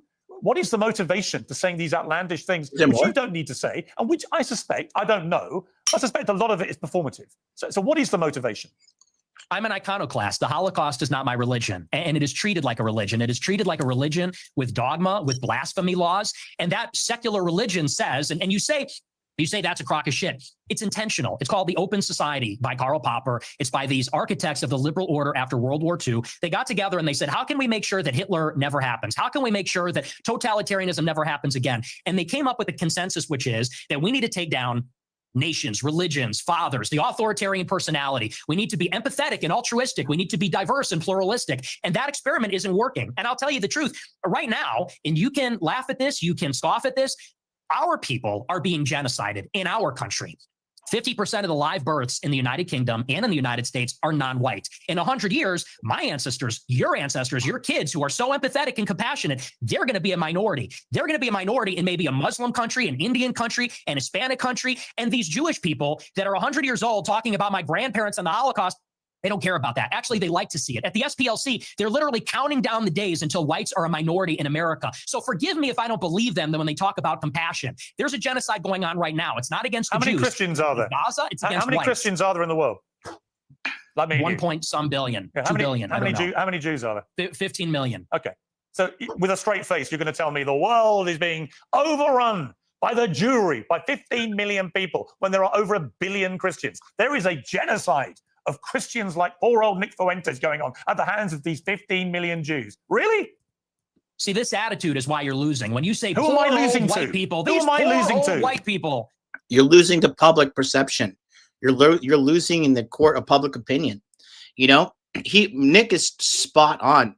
And again, here's the thing you guys got to pay attention to. This whole time, let's real quick, okay? Yeah, Caleb, exactly. I've been calling it masterclass, all right? Great one. Look at you, look like a Chad, bro. Look at you. Here's the thing. When it comes down to Nick Fuentes and Piers Morgan, pop quiz. What is the number one thing Piers Morgan is doing trying to beat Nick Fuentes? Put it in the chat. Tell me what it is. I'm going to enjoy some of this fried rice in my senior citizen diet. Okay, with my bandages on my face as I recover from my cosmetic surgery to be more handsome. Okay, but you tell me, what do you think it is? I would like to know your perspective on life. Yeah. Gotcha moments? Almost. Pierce must know he's losing public opinion. Yeah. Gaslighting. Well, yeah. Well, almost. Gaslighting. Almost. You're very near. It's very near. It's a very feminine tactic. Here's another one. You guys will probably get it after I say it. It's a very feminine tactic. A very feminine tactic that he's engaging in. Rage bait. No. What's up? Marriage cause of divorce. You just get here? Nice to have you in, buddy. Bingo. Right here. Fastback GT5490. Shame. It's a very feminine thing. He's trying to shame him. You're a racist. You're a thisist. You're a thatist. And that's why Nick's like, okay, sure. Next. Because this shit only works on a feminized society. And America's done. The female bull market is over. You guys want to hear something great? Do you know 3 out of 5 of all female jobs right now are completely and totally going to be replaced by AI? 3 out of 5. And guess what's coming? Sex robots on top of that. And guess what they did the other day? They just cloned a fucking sheep in an artificial womb, and it's fully healthy. It's fully alive and fully cooking. The female bull market is over. They're cooked. They better get skinny, get feminine, and get in line, or they're going to be fucking replaced. Men always win. We are the alpha species on this fucking planet. For now, until AI creates their fucking AGI, then we're at the mercy of AI, quite frankly, because we can't let that genie out of the bottle. But for now, we're the number one. And again, when you see all this shit about these women, all these bitches whining about shit on social media, guess what, bitch? That's because you suck. You're whining about men, you're whining about that. That's your choice. Saying men suck, no, your ability to choose men sucks. There's good men out there. There's more good men than there are bad men out there. Okay? But you're just a fat fucking self-righteous whore quite literally. And you can't accept the fact that you suck and you need to level up. That's the great thing about being men. You know, men, we see guys, hey man, you're getting kind of fat. Guy be like, you know what? Yeah, you're right, bro. I'm fucking fat. I need to get my shit together. Hey, bro, listen, you're 35. You're still fucking broke. When are you gonna stop working these bullshit jobs and get your shit together? You know, the guy be like, man, you're right, bro. You're right. I got to get my shit together. I'm about to be 40. You know? I got to get my shit together. But women, no, it's the patriarchy. It's this. It's that. Men are, only women are dumb enough to say, I'm better than fucking men. Me, as a woman, I'm better than men. But you know what's holding me back in life? Men. So who's really the dumbass? The dumbass or the dumbass that keeps on losing to the fucking dumbass?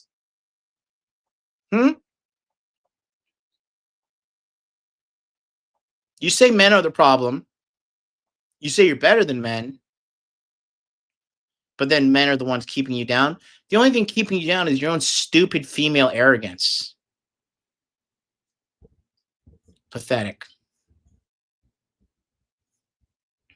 Who am I losing to? You're seeing it. Mass migration. Oh, you're losing to me. We are losing as a civilization to mass migration. And here's the difference. In Israel, they have my politics. In Israel, they want to maintain a Jewish majority. If they had it their way, it would only be Jewish people. They're fighting like hell so that Jewish people can have as much territory, a Jewish state. They can be proudly Jewish in their own land. Whereas in America, we are being besieged by 10 million illegal immigrants in 4 years. And then whites and Christians are going to be the minority. And that's true in Canada, Australia, all the countries in Europe. So you could say there's 2 billion people, but what's the proportionality? What is the percentage of people being born that are white? Where's the arrow pointing? Where are we going to be in 50 years? In 50 years, there might be in Israel. In 50 years, there isn't going to be a white Christendom. You don't believe people should get married, right?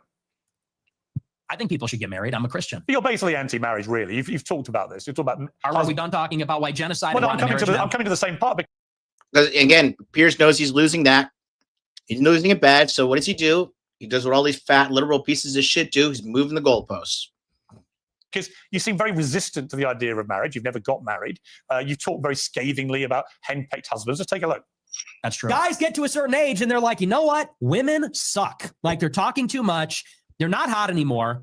Like you're fat, you're chubby, you're not as hot as you think you are. You fucking talk too much. You're a bitch. So we'll obviously get to the brazen. He cut that too short, but he's spot on. He's so spot on. He's finally catching up to what I've been saying about American women for the last fucking literally 13 years when I packed up and became a passport bro permanently in 2012. Look at here. Really, you've talked about this. You've talked about. Are we done talking about white genocide? Well, no, I'm coming to the same part because you seem very resistant to the idea of marriage. You've never got married. You've talked very scathingly about henpecked husbands. Let's take a look. That's true. Guys get to a certain age and they're like, you know what? Women suck. Like they're talking too much. They're not hot anymore. Like you're fat, you're chubby, you're not as hot as you think you are. You fucking talk too much. You're a bitch. So we'll obviously get to the brazen misogyny part of that a little later. But I'm just curious. On the one hand, there's this terrible genocide going on of white people. On the other hand, you want people effectively to stop going near women because they all turn out to be so ghastly, so they shouldn't presumably procreate. So how does that work? I mean, aren't you, with your rhetoric, actively encouraging men not to associate with these ghastly women, therefore not have any more children? Therefore, you are contributing, Nick Fuentes, to the diminishing white population. I'm confused. I tell my followers to get married all the time. I tell them that it's best for everybody to get married. And I think that's the only way that you can have sex. I think that's the only licit way as a Catholic is to have sex is within marriage. Why don't you get married? I'll get married later. It's been difficult for me because people are shooting at me at my house. I don't know that I don't want to have kids and a wife. You know, my wife would be screaming about that. Me, you know, I have to be able to take risks and be able to say these things. It's difficult to bring a family into a life that's like that. But for my followers, I tell them to get married. But what's happening with women? You literally just told your followers, hang on, in that clip, you literally told followers, women, they get old, they get fat, they get ugly, they get very annoying. So where's the incentive to get married to women? There isn't one. You're actively telling them the opposite. You're extrapolating a lot. We can complain. Just quoting you back yourself again. No, but you're extrapolating and saying, well, you say women are annoying, so therefore, what's the incentive? We have to do it in spite of the fact that they are annoying. We have to do it in spite of the fact that they talk too much. We can get them to lose weight. We can put them on peptides. We can get them to the promised land. But it's going to be. Do you think this view of women may be why none of them want to go near you? Oh, you should see my DMs. It is quite the opposite. They're called the Groy Bets, and I'm And here's the biggest thing. Okay. Now, this is one thing I hate about beta males. And I've seen this happen a lot, especially as a dating coach. See? The thing about beta males is they know in their heart, they know deep in their hearts that they're beta males. And what differentiates an alpha male between a beta male? It's how much women they get and the quality of women, right? Beta males know, especially red pill aware beta males who don't do the work to become socially dominant. They know when they get treated like a second-class citizen by women. And they know it's because they're a beta male. And what's the one thing they always covet? The almighty vagina. Sex and pussy. Oh, you know? So when a beta male finally starts to get a little bit of pussy, what does he do? He starts acting all high and mighty, thinking he knows some shit. Piers knows he's a beta male. And now this is Piers attempting to flex on Nick Fuentes. Notice he never did this to Andrew Tate. Because Andrew would be like, no, dog, like you. Listen, bro, we're just not in the same league, you fat motherfucker. You and your jowls. You got all that $100 million and shit, and your wife is still running up with all these other men, bro. Joke's on you, you fat ass. Joke's on you. And so Piers now tries to, and it's funny, right? Yeah, high and mighty's a Kosh. Bingo. Bingo. Bingo. Right? And the thing is this too, right? With Piers, like, he claims that he's a Catholic, right? But then guess what? Oh, my fucking face thing is itching. Ugh. Itching so much. Don't worry, I can scratch it. She's like ready to come over and scratch it. Love you. Can you make me a drink? All my drinks are finished. I don't know. Just make me something good. Give me Coke Zero. Yeah, go buy me one. Go into the cold Tokyo winter and buy me some. Bring me some ice too. Bring me my protein bar too. Buy me my favorite protein bar. The wafer one. Thank you, baby. Thank you. Here. You're the best. I'll keep this water. Woo, closing in on 4 hours, boys, but we're still going, and I still haven't done cocaine. Like, I'm not dissing Clav. I like Clav a lot, actually. But I just think it's funny. I was like, oh, you got to do cocaine to do these streams. Nah, just have like a hot Japanese girl make you fried rice and drink a little bit of energy drinks. Nigga, I'm 40. I am 40 years old and out doing it. Okay? Get out of here. But now, here's the thing, okay? This is the one that really pisses me off. You know, there's a certain group of people I really dislike. And it's not like I hate them, but I have a certain amount of disrespect for them. It's people who claim they're religious, but then they don't act within their religion, right? Like, one thing that really annoys me is like all these Muslim influencers like, yo, Allah Akbar, dog. Oh, yeah, Muslim Brotherhood. Okay. Oh, I'm going to go fuck these hoes and do some drugs. It's like, okay, so you're full of shit. You're just like a liar. You're like, you make your religion look like a joke, right? You make your religion look like a joke, right? Either you do it or you don't. And Piers is now going to attempt to shame Nick Fuentes. Now, Piers says that he's a Catholic, right? I'm getting a little hot. Probably just going to take this off. I mean, you guys seen it all at this point. At this point of the game, it's not the first time you see me. You know what's crazy? I'm going to have like a gnarly scar here soon. Say goodbye to like my scarless body, man. I'm going to have a big scar here, and I'm going to have some scars on my fucking knees. You know? Look at, you see how this is all the blood draining down from my head. It's like completely no pain at all. This is just blood from here. Gravity's just doing its thing. You know? Fucking A. Hot as hell right now. You open that window. Chotatsu. Zenbu ne. Katsun mo ne. Thanks, honey.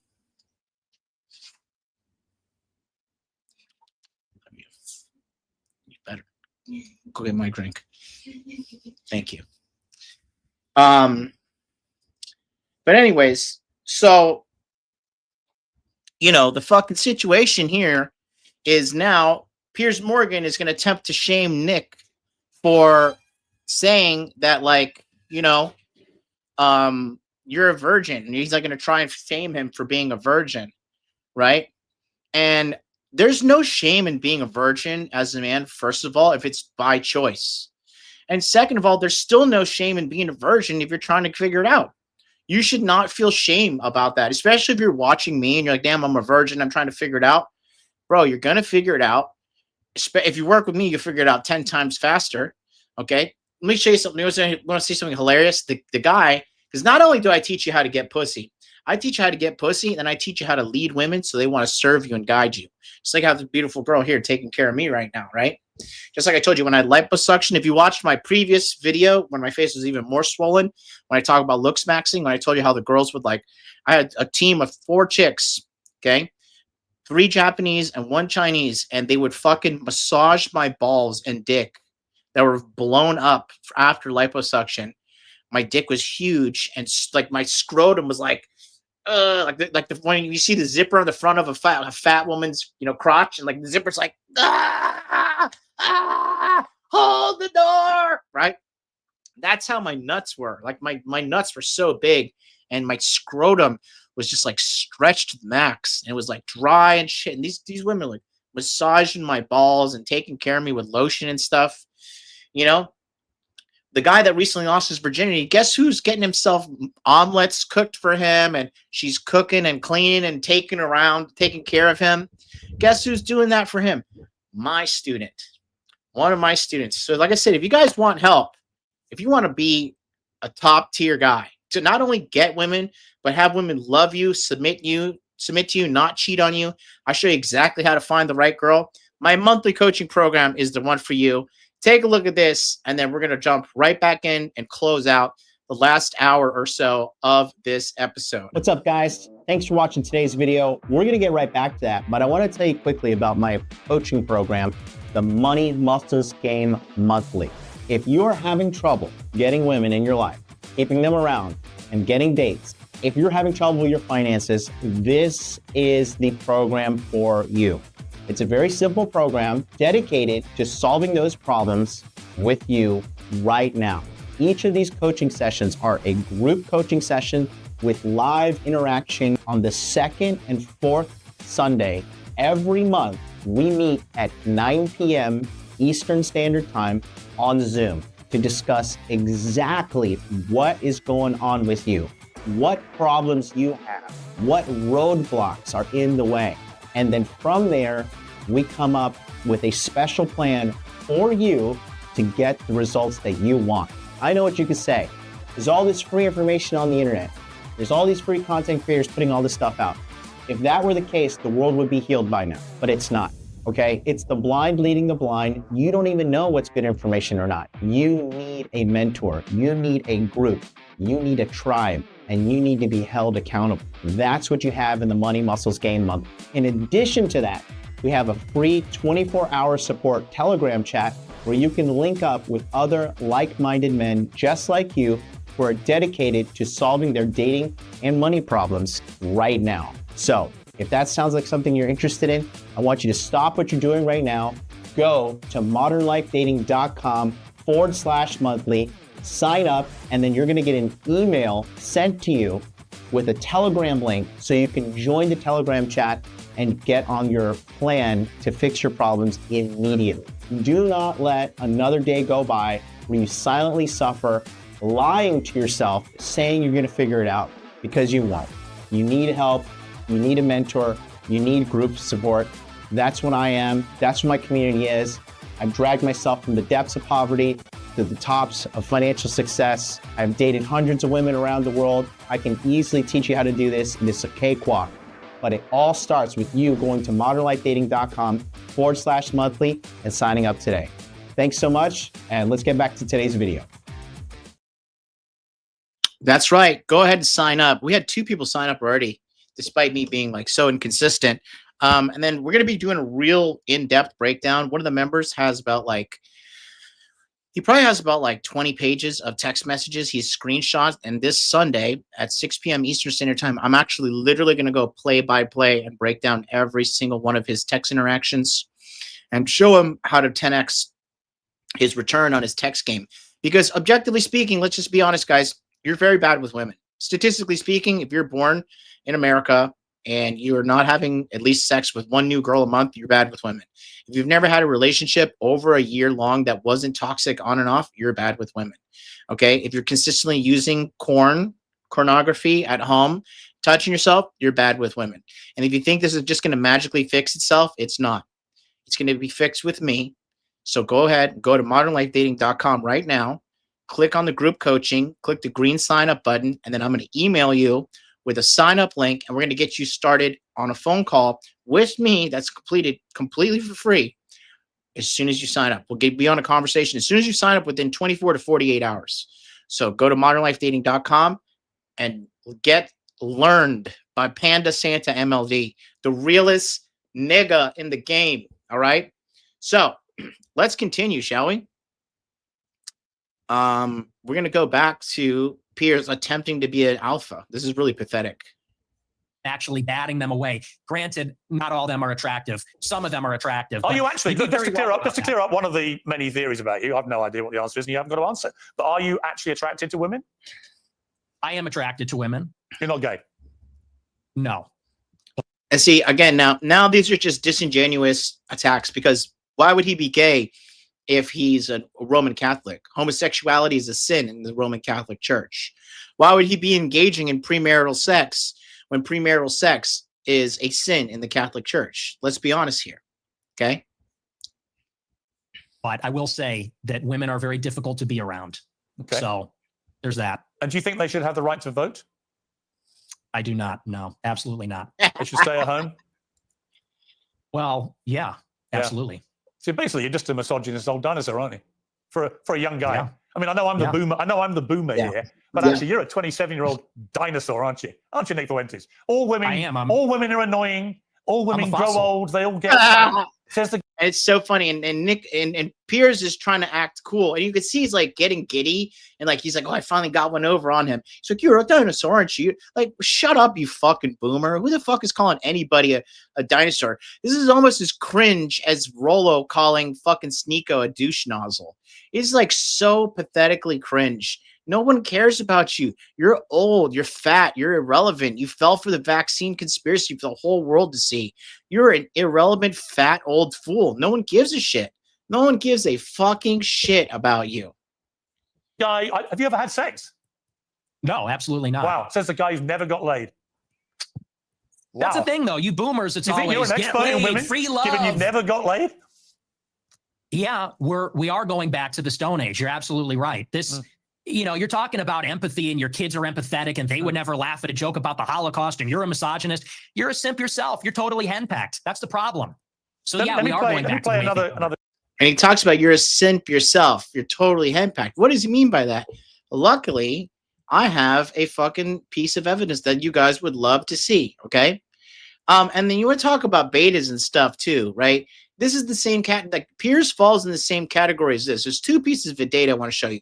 First, this is what's been happening a lot lately. Okay. This is why American women are so gassed up and out of control. Okay. Karina Kopp reveals that she hasn't even done anything with Steve Will Do It, despite Steve spending over $1 million on her in just 1 month of knowing her. Okay. Look at this shit. She is literally a used up OnlyFans whore. She is literally a used up OnlyFans whore, and he spent over $1 million on her. How many struggling young men could have used that for a scholarship to go get an engineering degree or have gone to trade school? But instead, he spends it on a fucking used up OnlyFans whore. Back on the plane, Corinna was waiting, and Steve was ready to celebrate her birthday for the 8th time with an $89,000 watch. Also, he gave her a $30,000 Hermes bag, but who's counting? It's so cute. Corinna then surprised Steve with a gift of her own. Sweatpants. Okay, now I gotta get you back. Oh my God, she got you a shirt! I want another fucking car. To be honest, neither Corinna nor I knew why she was receiving these gifts. I haven't even used my pussy yet. You haven't had sex with her? No. Are you going to? I think I need to. A Rolls Royce Cullinan, a Ferrari 296, a McLaren 720S Spider, and then we got the 4x4 Brabus. Wow. You have 3 minutes because we have to make our flight. Choose one of them, and it's all yours. Oh my god! Pick somebody else, dude. I have fucking 8 cars. You have 9. You have 9. This is like really bad gluttony, and I'm going to hell. Right, okay. If it wasn't my pussy pics, it's this. Corona. This one. Okay, you're getting the 750S, and I'm wrapping it. I don't want the 750S. Okay, then you're getting the Ferrari. I don't want the Ferrari. Okay, then you're getting the Rolls Royce. All right, process of elimination. We're getting the rabbit. Which one'd you pick? That's the choice. This is the craziest car reaction I've ever seen in my life.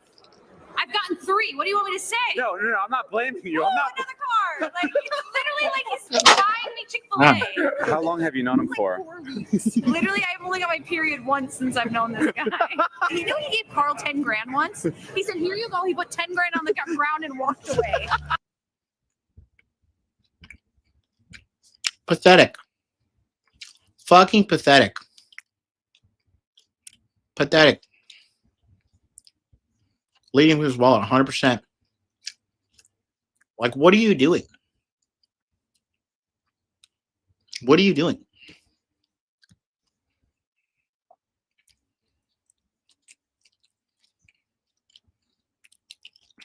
Insane. So, take a look at this. Now, Piers, after the interview, Piers is trying to act all cool, right?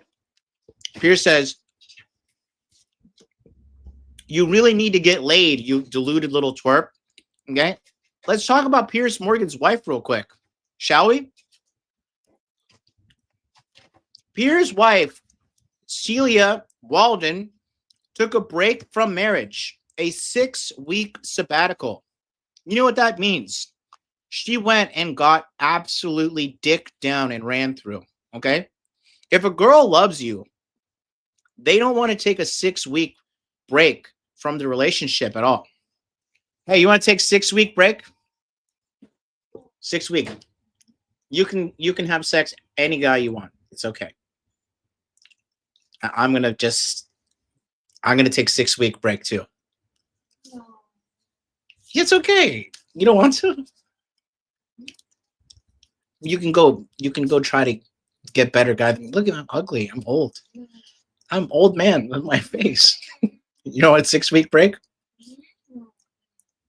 How 2 weeks? 1 hour. You know, when they love you, they don't want to fucking break from you. They can't get enough of you. They cannot get enough of you. So there's Exhibit A, Your Honor, that you're a fat fucking beta male. Is that the legendary? No, well, the legend was the older one that I broke up with, that I fucked up that relationship because I was stupid. This is the Miss MLD. She's Miss MLD 2.0. You know, got to come up with a different name though. Maybe she'll be Mrs. MLD one day. Who knows? Who knows? All right. So anyways, she wants a 6-week break. Piers admitted that Celia has forgotten their anniversary every single year since they tied the knot in 2010. Speaking on ITV's Lorraine's, he revealed she's forgotten it for 9 consecutive years. It's like, I'm not in her airspace at all. You're not. She's using you for money, you fat pig. Okay? And this is what she's posting. This is some guy in Hollywood who's washing her car. When the husband's away, Mr. Suds comes to play. Hashtag you missed a spot. Hashtag everyday sexism. Hashtag not an object. Hashtag but I want to be. Hashtag Speedo. Hashtag Hollywood Life. Hashtag Hawaiian Tropic, right? And let's go here. Let's check the comments. Ever been tempted to swap the hubby for Mr. Suds? Never crossed my mind. Now, where is that Pinocchio emoji? I believe you. If your woman is talking about you like this in public, you're not that nigga, bro. You're not that nigga. If you go on a podcast and your girl publicly disrespects you in the podcast for everybody to see, guess what? You're not that nigga, bro. And everybody sees it. Everybody knows. Everybody knows. You're not that guy. And just like obviously, right? Obviously, you can tell that you're not that fucking nigga. Everybody can tell and see that you're not that fucking nigga. Okay? And so here we are. Here we are again, Piers, holding that fat jowly L in your fucking face, right? Absolutely. Billy says Streetwalker Host forgot to eat a dick and shut the fuck up. Host forgot to eat a dick and shut the fuck up. Swallow a nut up, shut up. It's fucking hoes, man. Piers has got no game. From beta bucks in one relationship straight to the other. Trying to act like, you just need to get laid. Shut up, you fat. Yeah, of course. Nigga, of course she married him for money. What's she going to marry him for? His fucking fat, limp dick? Piers Morgan has been an ugly beta male his whole life. Okay? His whole life, he's been an ugly fucking beta male. He's never once... Like, let me show you something. Young Piers Morgan. Okay, and Piers Morgan is just a different version of Akash. Okay, look at this guy. This nigga's been ugly and fucking chopped his whole life, bro. Ugly and chopped his whole fucking life. Look at this guy. Look at you. Look at you can see the beta male simp in his eyes. You can see it. A little beta male in his whole fucking life. Black and white photos, bro. Look at this guy. Fucking simp. Giga simp, infinite simp, nice pants, fag. Look at this fat motherfucker. Look at this guy. Look at him leaning in. I think this is the chick he was trying to cheat on his wife with. The emails.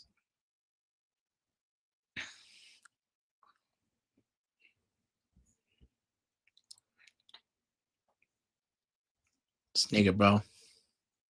Joke. Look at this fat, jowly beta male, bro. Fat, jowly beta male. Piers Morgan was forced to address rumors that he starred in Home Alone as the pigeon lady. Hey, we're going to watch Home Alone tonight.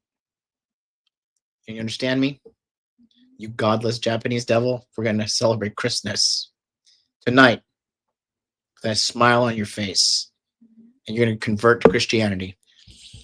I'm going to change your name. Your new Christian name is Michelle.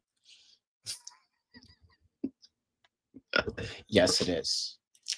You're going to be happy with your new Christian name. No more Japanese name. You don't like Michelle? How about Monica?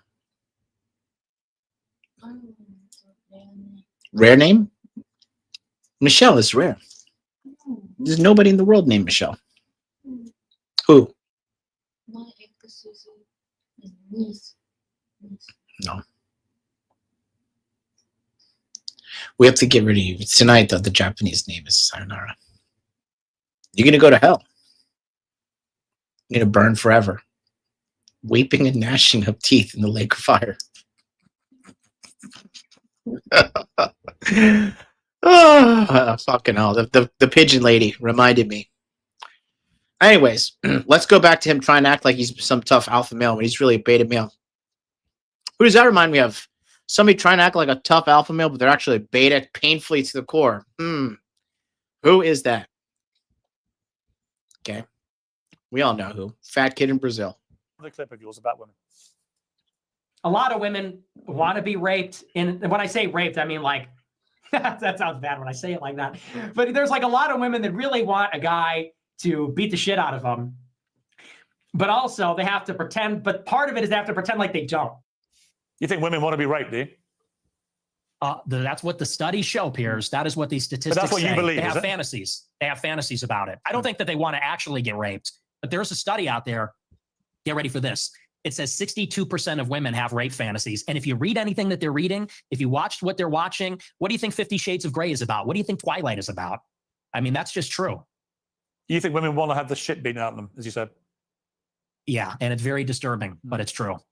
Do you think your views on women might change if you actually ever had a relationship with one or had sex and actually had a proper relationship? I mean, people say the reason you're so angry about women is you're basically an incel. Well, I'm not angry about it. You sound very angry. You sound very, very angry about women. they get I'm passionate. It's an issue Well, I'm you're passionate. passionate about. You're actually sounding very bitter about women, as if women have done a terrible disservice to you. But when you don't have relationships, you don't have sex. When are they doing these terrible things to you that's made you so hateful towards women? I'm really curious. Was that? I don't think that was a hateful clip. I just think people who like say, "Why do you hate women?" Why those guys are the biggest snakes. Those are the guys who actually understand female nature. If somebody says like, "I fucking really hate women," guys can kind of be like, "Oh yeah, I gotta get where you're coming from." You know, they can be quite a pain in the ass. You know, every woman is a gigantic pain in the ass. It's just how often is a pain in the ass is she determines if she's marriage material or not, right? And so, you know, what he's saying right here is 1,000% true. Okay. And women are the number one researchers of violence in pornography. Do you know that? Women like to see violence in pornography. And it's been consistently known to guys who get pussy that this is part of their psychology. You know, very, very true. I was laughing. I said they want men to beat the shit out of them. And that's just true. I mean, when you look at the state of modern women, all they do is lay in their bed, doom scroll. They're chilling out. They're getting a little fat. It is what it is. I don't know what the average weight is, but they're getting a little heavy. And any guy that is playing the field these days will tell you that. I mean, and I know a lot of the Chads.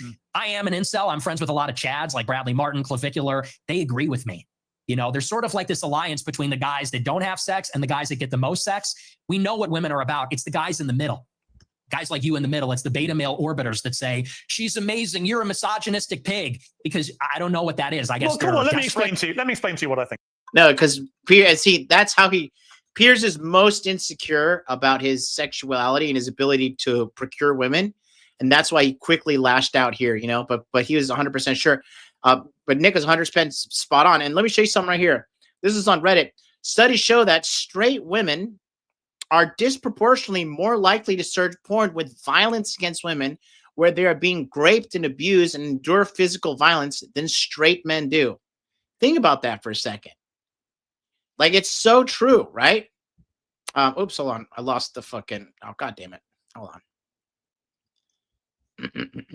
Here.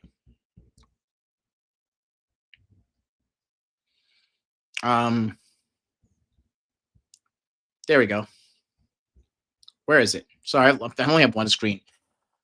Dr. Seth Stevens-Devowitz, a former Google data scientist, was given complete access to Pornhub's search and views data, as well as Google, a lot of pornographic website data search, found that women are more than twice as likely as men to search for videos where women are being abused, coerced into sex, or depicted as rape. 25% of all straight porn searches by women were features violence against women. That's fucking 1 in 4 searches by women want to see violence against women.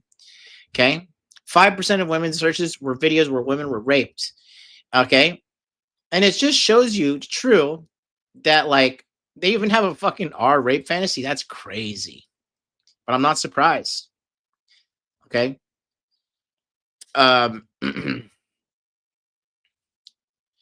So the truth is that women want to be dominated by a man, and men are being pussified and fucking destroyed and fagified and emasculated to the points that women can't even find what they want anymore. And so now what are they doing? Now they're fucking absolutely are looking for a sexual release in pornography, because that's what men use social pornography for. It's a sexual release. Women too are doing this shit. Okay, so don't even fucking try to like act like you're high and mighty here, Piers, because that's what he's trying to do. He's trying to shame him, you know, and he doesn't get it. He doesn't get it. He doesn't get it whatsoever. Okay.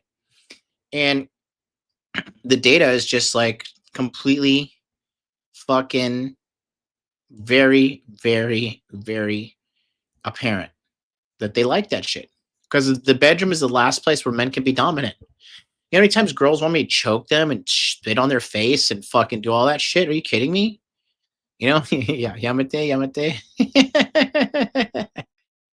That's so funny, bro. Yeah, Nick is a Volcel, right? Yeah, Nick is Volcel. He is. He could get pussy. He chooses not to. He's being a good Christian. You know? He was absolutely gutted when Meghan Markle ghosted him. Who was? Who was? You know? And Piers gets cucked by women all the time. Let me show you a clip real quick. Who's that? Who's that black woman from Trump's show that was very edgy and popular? I forgot her name.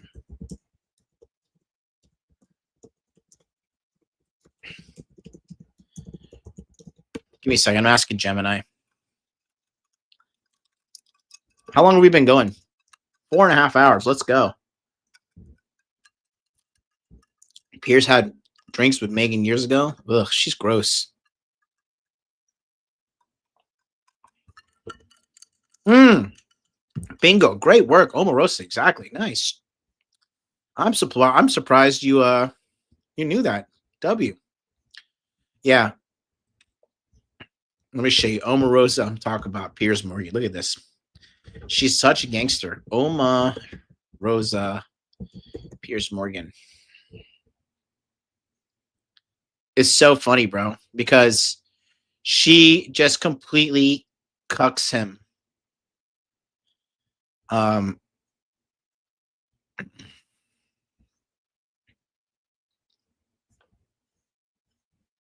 don't know if this is the clip. I don't have the exact clip. I'm going to try and find it, but take a look here. Let's see if this is it. Ah, look at him. He just takes it. You see, he's a beta male and he's pure as form. He just fucking takes it. Anybody who has to say, I'm your boss, I'm the king, I'm the alpha, they're not.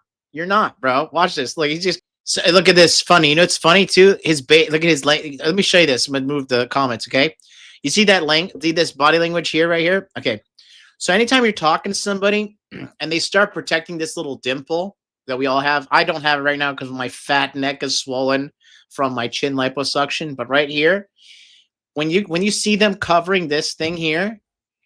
Right? That right there is a sign of fear. They're covering a vital spot. Right? And he's covering it, and they'll just see. Sometimes they'll pinch this or they'll pinch under their neck. Anytime you see somebody doing that, know that they're fearful and anxious in that situation right there. And she's calling right out because you know what? Number one thing that women hate? That woman, Omarosa, is a fucking, like, I don't like to use this term, but she's an alpha female. If they're like, she's really not, because I don't believe in alpha females, but she's a dominant, intelligent, and above average attractive black woman, right? She is. She's been attractive. She's been on TV. She knows she's hot. She knows that she's better than the average chick, and she's super smart. She made a lot of money doing her shit, and these kind of women know alphas and they know betas, right? They know alphas and they know betas, and that's why she was getting in his face and like that, because they don't fucking they wouldn't do that. She wouldn't do that shit to a guy like me because she knows she might get smacked in the face if you're gonna get all black and ghetto with me, right? But with him, she knows that she can push the boundaries and be like, yeah, that's why your mother, your kids don't like you. That's why your kids don't fucking like you, and you're a bitch. And he just stood there and took it. He's like, oh, I'm your boss. I'm your boss. You ain't the boss of nobody, bro. Shut the fuck up. And watch how he's very insecure about it. Let's watch her tearing to him again. I love it. Yeah, there's a lot of noise. He said, leave my kids out of this, but then you want to bring Nick Fuentes' father into it. You want to bring somebody brings up your family, it's sickening. But when you bring up Nick Fuentes' family, now it's okay. Now it's okay. Now, oh, really interesting. Rules for thee, but not for me. Interesting. Interesting, isn't it? Okay. She might be a cool chick to hang with, but can you imagine marrying her? That would be if that woman loved you, that is the fiercest ally you would ever have on the planet, though, bro. That is the fiercest ally you would ever have on the planet. Remember during the 2020 beer bug nonsense when he said we should we should be allowed back in the South if we didn't take the jibby jab. Yep, lost all respect from facts, bro. Not that I have much of a good facts. We covered that earlier. We covered that at some other point during this fucking 4.5 hour stream. I'm still going. I'm still going too. Look, have I lost? Have I faded? Have I lost one step? Have I lost one step? Well, we're still going hard as fuck over here, boys. We are still going hard because you know what? Nothing fuels me more than tearing down a beta male trying to fucking go after somebody who's doing the right thing like Nick Fuentes. Nothing fires me up more. Nothing fires me up more. Have you seen me go take a bathroom break? But, I need to go sniff a little cocaine. No. Okay, this was brought to you by Coke Zero, whatever that fucking weird Japanese excess energy drink was, and 2 little bowls of fried rice. Okay, let's go. Let's fucking go. 40 years young, baby. 40 years young, falling apart over here. Wait until I start talking shit in my hospital bed next week. When they chop me open, I'm gonna fucking take a picture because I try to ask for a private room. You know what sucks? I don't get a private room in this hospital. That's the only thing. I try to pay for it too, and they're like, you can't get a private room. So just hopefully the old person in the room that's with me just doesn't fucking die and doesn't complain, right? If he does, I'm just gonna tell my Japanese girl, I'm like, let's take that pillow and fucking right. If in the hospital, if the oji-san or oba-san, uji-san, you take the pillow, you kill them for me. She looked at me, she's like, no, I don't want to kill them. I'll do it. I'll limp out of bed. Shut the fuck up.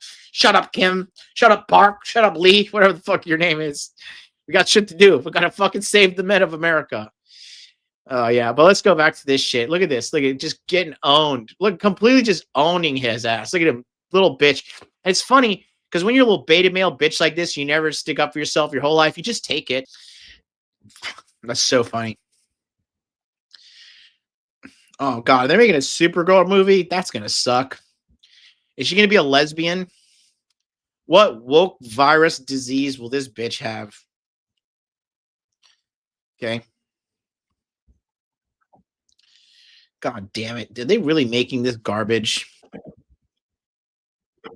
Are they really making this trash? Did this really just come out? I just want to watch this to hate it right now.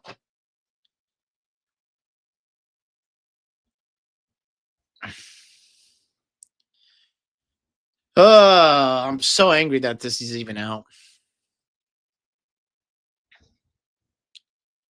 I see some good comic book stories. Have you guys seen all my recommended stuff? Yeah. It's so funny. You know what I found? I found this this is how much of a fucking nerd I am. This is what I do when I'm recovering. I found the entire story of Batman Beyond, the whole fucking synopsis of the show covered in 41 minutes. And I'm so excited to watch that later. Just want to let you guys know. Let's go back to Omarosa too. I want to see more because there's another clip of her talking shit to Piers. And I just want to show you guys how like they're just fucking completely women like her who because she deals with top tier alpha men, right? And she just fucking shuts him down, bro. Shuts him down. Let's see. I've never seen this. Let me see. Is this going to copyright strike me? This is 10 minutes long. Omarosa versus Piers 1. I think we have to watch this. I'm sorry. I'll watch it on 1.5 speed. But I just want to show you guys again how this is just this is the plight of being a beta male. Look at this. YouTube is so gay. You have to like refresh the goddamn interface to get the playback button to show. Like what are you people doing? That multi-billion-dollar corporation that the most important feature of YouTube, which is playing the fucking video, doesn't work. What a bunch of just liberal fucking girl. Irrelevant, ghastly little creature.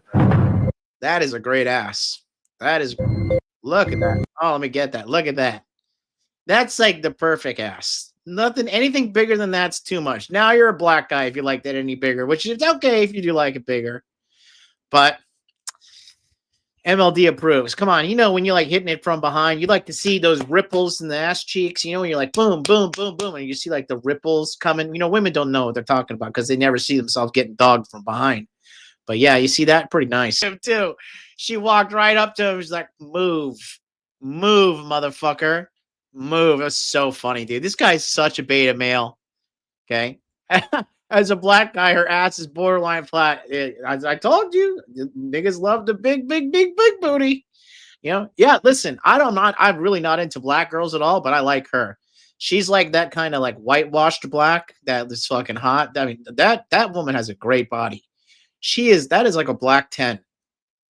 That is like a black 10 for sure. What do you think I'm going to do now?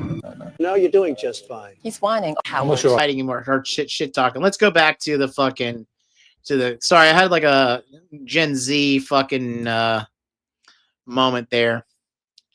Let's go. Here we go. Okay, let's go back to this. I think it is. I think when a 27-year-old guy who's never got laid, never had a meaningful relationship with a woman, says that women shouldn't be allowed to vote, they should stay at home, that all they do is fantasize about being raped and being beaten up, that's what they want, that they're annoying, that they get fat, that they get ugly. That's a misogynist. Now, you may not understand it because your knowledge of women is so incredibly tiny, but actually you are the embodiment of a misogynist. It couldn't be clearer.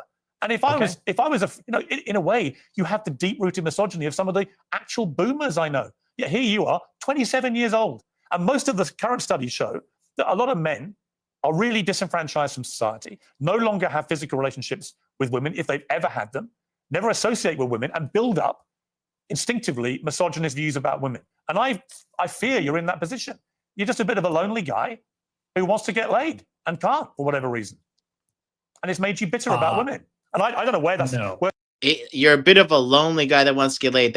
If that's not a confession on Piers's, I don't know what is, bro. Nick is just sitting there taking like a G too. It's nothing he hasn't heard already. You provide no challenge. You provide no fucking challenge. Okay? It's hilarious. Where that's come from, but it's fascinating. No, see, here's the thing. First of all, you're very caught up in the labels. It's always, you're a racist, you're a misogynist. You said you were a racist. Nothing to me. Well, can I respond? You gave yourself the label. What is this? You said, I am a racist. I didn't give you the label. Okay. You said, Nick Fuentes, I am a racist. Calm down. Calm down. Did you or didn't you? See, what's funny? He's like, whoa, can I respond? What's going on? And then he said, calm down. Calm down. Again, controlling the frame perfectly, framing Piers as the psychotic, because Piers is starting to get unhinged here. He's like trying so hard to label him and put him as something. It's like, Piers, you're irrelevant, dude. You're a fat old boomer. Just hurry up and die. Like, hopefully Piers is dead in like, maybe probably 15 years max, because he's so fat. And at 60, his arteries are holding on for dear life. He's probably eating a whole lifetime of processed food too, because he just like looks like one of those white people. So here we are. It's okay. Did you? Yeah. Okay. But so here's I didn't give you the label. You did. Why are you yelling at me? Because you're trying to infer something that didn't happen. You said, I gave you the label of being a racist. No, you did. You said, I'm a racist. You gave yourself a label. You're going to have to tone it down a little, all right? You're going to have to bring it down a notch and relax. This is just an interview, okay? Please calm down.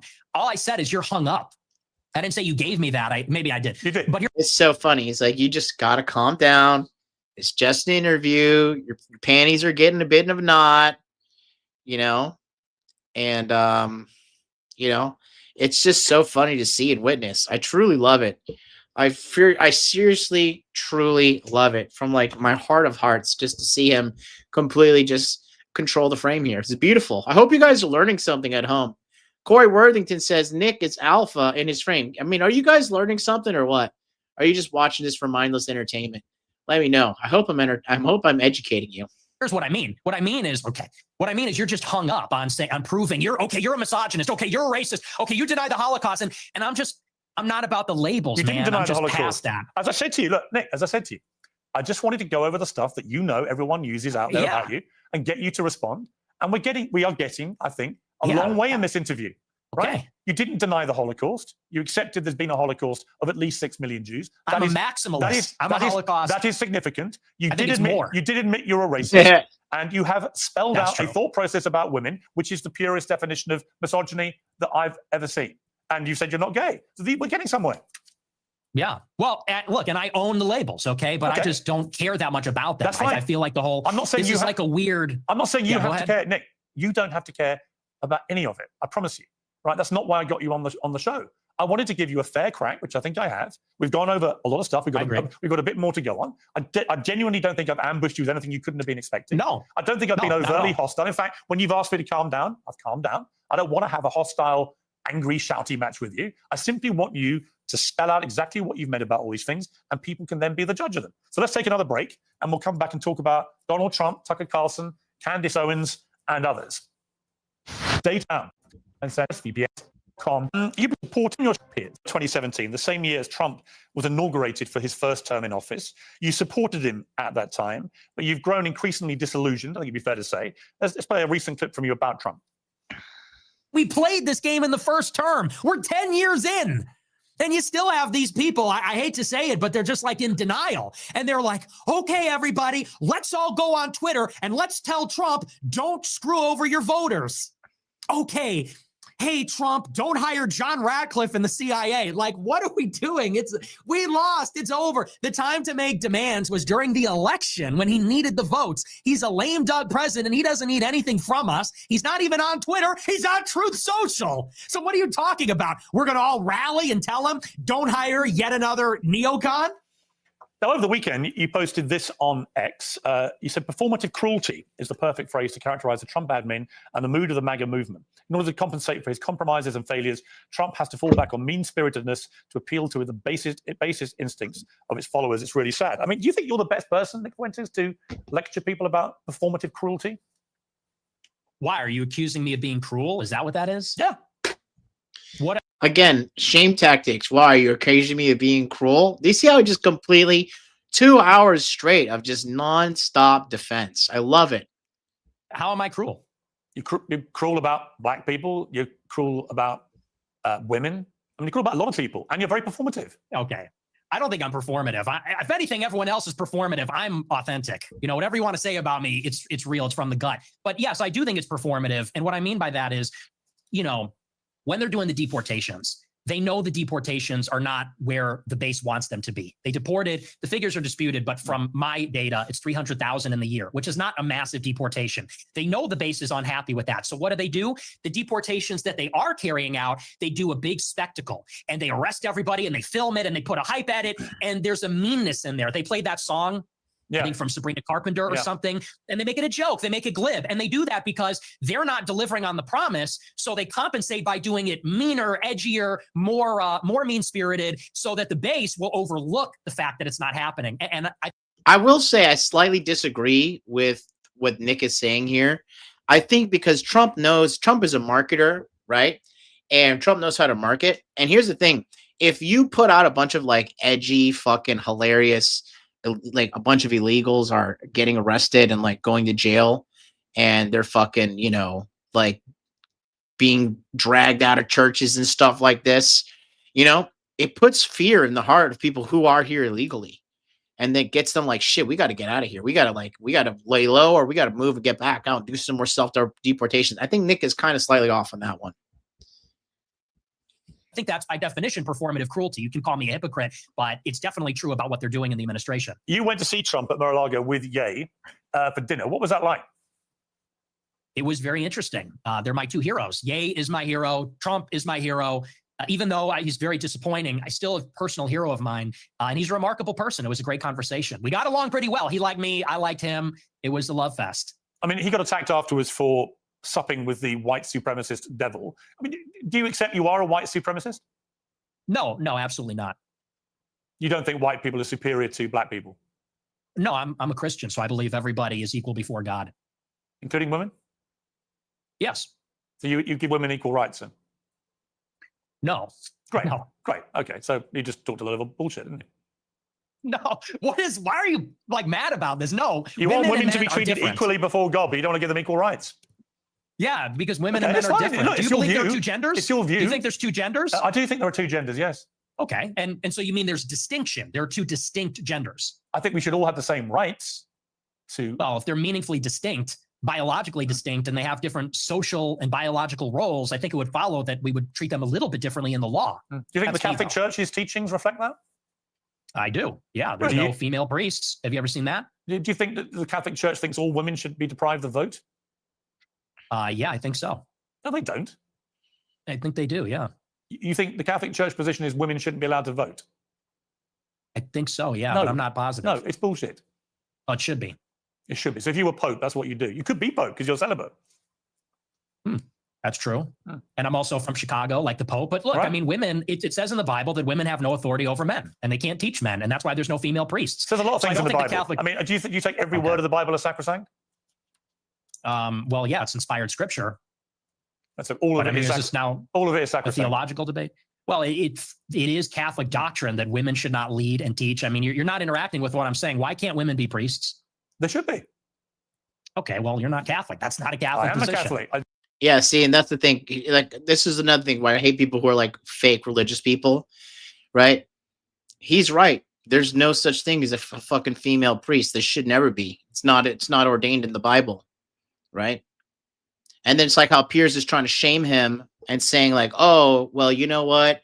You're fucking a virgin and ha ha ha. Like, no, I'm actually abiding by the word of God by not having premarital sex, something you couldn't control, you fat mongoloid. There's many things I disagree with the Catholic Church. Okay. Well, that kind of is contrary because the whole basis really? of being Catholic is accepting. Yes, it's accepting the authority of the pontiff. You can be a member of a religion and disagree with parts of that religion. Perfectly reasonable. You could be, well, yeah, I mean, you could say Unless you're an that, but it wouldn't extremist. be true. If you're an extremist, you can't. Okay. Obviously, you never deviate. That's just not rigorous. You never That's just deviate if you're sloppy. an extremist. But even the That's Constitution, just sloppy. even the Constitution's been amended. Was it 27 times? People talk about this sacrosanct document. It's like it's been amended 27 times. Goodness. Yeah. Oh my, this is not rigorous intellectually. This is very Just this is a statement of tabloid fact. theology. Okay, but it's fine. Where were we? We were talking about Trump, and Well, somehow we got on into Trump, you're look, white on knighting for on- women's rights. On Trump, well, I think women should have the same rights as you and I. You don't. That's fine. Put on the pink hat, bro. Put on the pink hat. We're waiting. What's the pink hat for? For the march, for the women's march. Are we going to see you at the women's march protesting for women's rights and all that? I think women should have equal rights to men. Period. You carry tampons in case your female friends get a period or something? Like, it's crazy. I'd White have no knighting problem, is I'd have no problem diabolical. giving a female friend a tampon, would you? Have you ever? I don't suppose you've ever seen a tampon, have you? Gross. Absolutely not. You Get that away you think from me. tampons are gross? Yeah, they're Really? filled with period blood. Yeah, it's kind of gross. Wow. Are you into that? You like that? You, Have you ever got seen a lot it? of tampons? I don't think you've ever seen it, have you? I've seen them. I've Oh, seen you them have? before. Yeah, so Piers again is trying to act like he's this cool fucking alpha male. Oh, I've seen periods, I've seen tampons. They've been around my house when I'm hooking up with girls. No, dude, you're a fat beta male, bro. Like, you ain't fooling anybody. The only other people you're fooling are other fucking beta males. Even women look at you and they're disgusted by your beta maleness. Being that close Yeah. to a woman? Really? No, I've seen them. Look, I Oh, you've seen I used videos? to live with I women, bet so you've I've seen them around the I house. bet you've seen videos, haven't you? What? What are we doing here, Piers? I'm not you sure. really hate that. I'm not sure, You're mate. more impressed that I'm a misogynist than you are about anything. It's Not very really. revealing. I'm actually more exercised about your blatant self-admitted racism than I'm about anything. But the misogyny runs a close second. Let me ask you about Tucker Carlson, because you had a long sit down with Tucker Carlson, in which he was, oddly, I like Tucker, we get on well, I was with him last week in London, but he gave me a harder time than he gives you. And then afterwards, he was more critical. And then you said this about Tucker. He's a handler. He handles people. That's what he does. He's a fucking liar and a handler. He goes around telling people, I don't know anything. I don't know. Oh, I know nothing. I don't even have a phone. I am just a clueless tourist. I just travel to all these countries and, I don't trust him. And I don't care, maybe that alienates me from people in the conservative movement. I don't care. I'm not going to be a part of it. I'm not going to be a party to whatever that is. Whatever that CIA bullshit is, I'm not going to be a part of it. So, now that I've heard enough from Tucker and I've heard enough from other people and I've seen enough, this guy's not who he says he is, not an ally. Stay the fuck away from me. You're weird, dude. You're weird. See, what would have been great is if you'd said that to him when you were sitting opposite him. Well, when I was sitting opposite him at the dinner and in the interview, he was nothing but nice. He was very nice to me and very cordial, and he didn't call me an anti-Semite, and he didn't even press me on it at all. And I thought he would, and I almost wanted him to. He was nothing but nice, and we had a great time. We had a really great dinner, really great interview, and I felt really good about it. And the next week on my show, I said, he really surprised me. He's great. And then every interview he's done since, all he does is call me an anti-Semite. He goes, well, I hate his anti-Semitism, and I wonder why people like him. And so I just think that's two-faced. So after that experience, it kind of turned me off. I didn't like that, but he's going to do what he's going to do. He's still a nice guy, but I think he's two-faced. What about Candace Owens? You had a sit down with her. She called you out on a few of your more incendiary comments. You've been attacking her quite virulently recently. What's going on there? Well, it's me and her. We're so complicated. We're on and off. It's very passionate on both sides. I think there's this intense desire to be friends, but a frustration where we disagree with each other. There's a rivalry. But I thought we were going to have a friendly conversation, and then she kind of did the same thing. We're going to go on a show during the war with Iran. We're literally in the middle of a war. And she texted me the day before the United States bombed Fort O, and she said, would you like to come on my show? I said, absolutely. I said, is this going to be about Iran? She goes, I don't do setups. I said, yeah, let's do it. I come on the show, and then she's like got this weird hostile demeanor. She's doing the clip thing. Then she puts it behind a paywall. It was ridiculous. So that really was not nice. And then I think this whole Charlie Kirk thing, I think she's gone insane. I think she's absolutely lost her mind. So I feel sorry for her husband. What did you feel when Charlie Kirk was assassinated? Where were you when you heard about it? I was at my house, and a friend of mine who was actually at the event texted me. I said, Charlie got shot. I said, who? He said, Charlie Kirk. I said, oh my gosh, that's terrible. And honestly, it was devastating. I didn't like Charlie Kirk at all. And we had an intense rivalry, and he hated me. But honest to God, I was devastated. I was emotionally affected by it. I didn't even do a show that night because I was beside myself. So it was rough. I mean, it was hard to watch. When you say you were beside yourself, I mean, you hated him. I don't hate anybody. I didn't hate him, but I really did. Oh, Chad said Piers lost so bad he had Dr. Phil on today, and they still don't get it. Oof. Is what he had Dr. Phil on to talk shit about Nick? Dr. Phil is a fucking fraud, too. Like him. I intensely disliked him. And he called you vermin, didn't he? He did. Yeah, he hated me also. But you were still beside yourself when you heard what happened to him. I was. I thought it was disgusting what was done to him, and it was tragic, and it was horrifying. Do you fear an attack like that on yourself if you up your own security because of this? Because your profile's got exponentially higher since what happened to Charlie Kirk.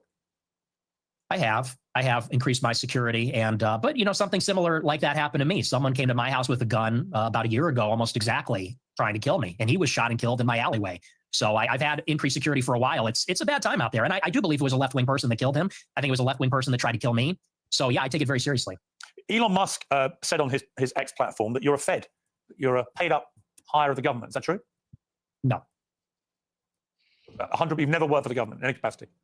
I've never talked to federal law enforcement. And actually, I've testified to that fact under oath when I was subpoenaed by the Congress. People leave that part out. But I got subpoenaed, I think, in January 2022, I think it was. And I was deposed by the subcommittee, the House Select Subcommittee on January 6th. And they asked me, did you speak with any federal law enforcement? And under oath, I said, no, I've never had contact with them. I've never turned over devices. So no, absolutely not. There's been footage that's come out again this week. This is you at the January the 6th riots. Let's take a look.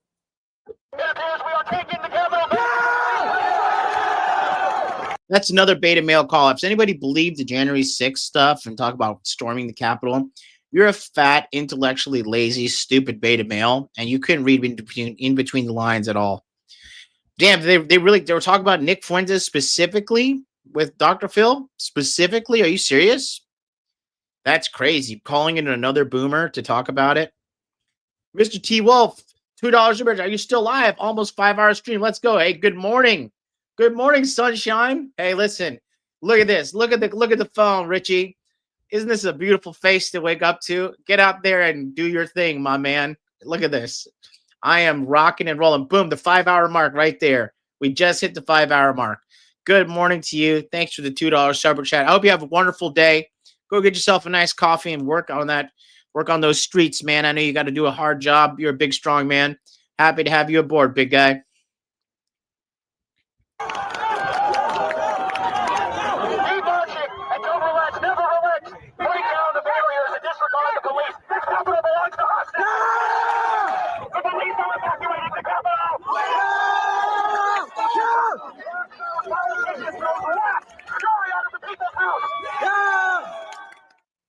You're heard there shouting down your loud hailer, break down the barriers and disregard the police. The capital belongs to us now.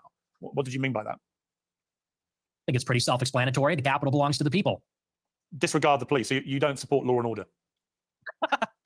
No, I support law and order. But on that day, the police were brutal. The police killed somebody, Ashley Babbitt.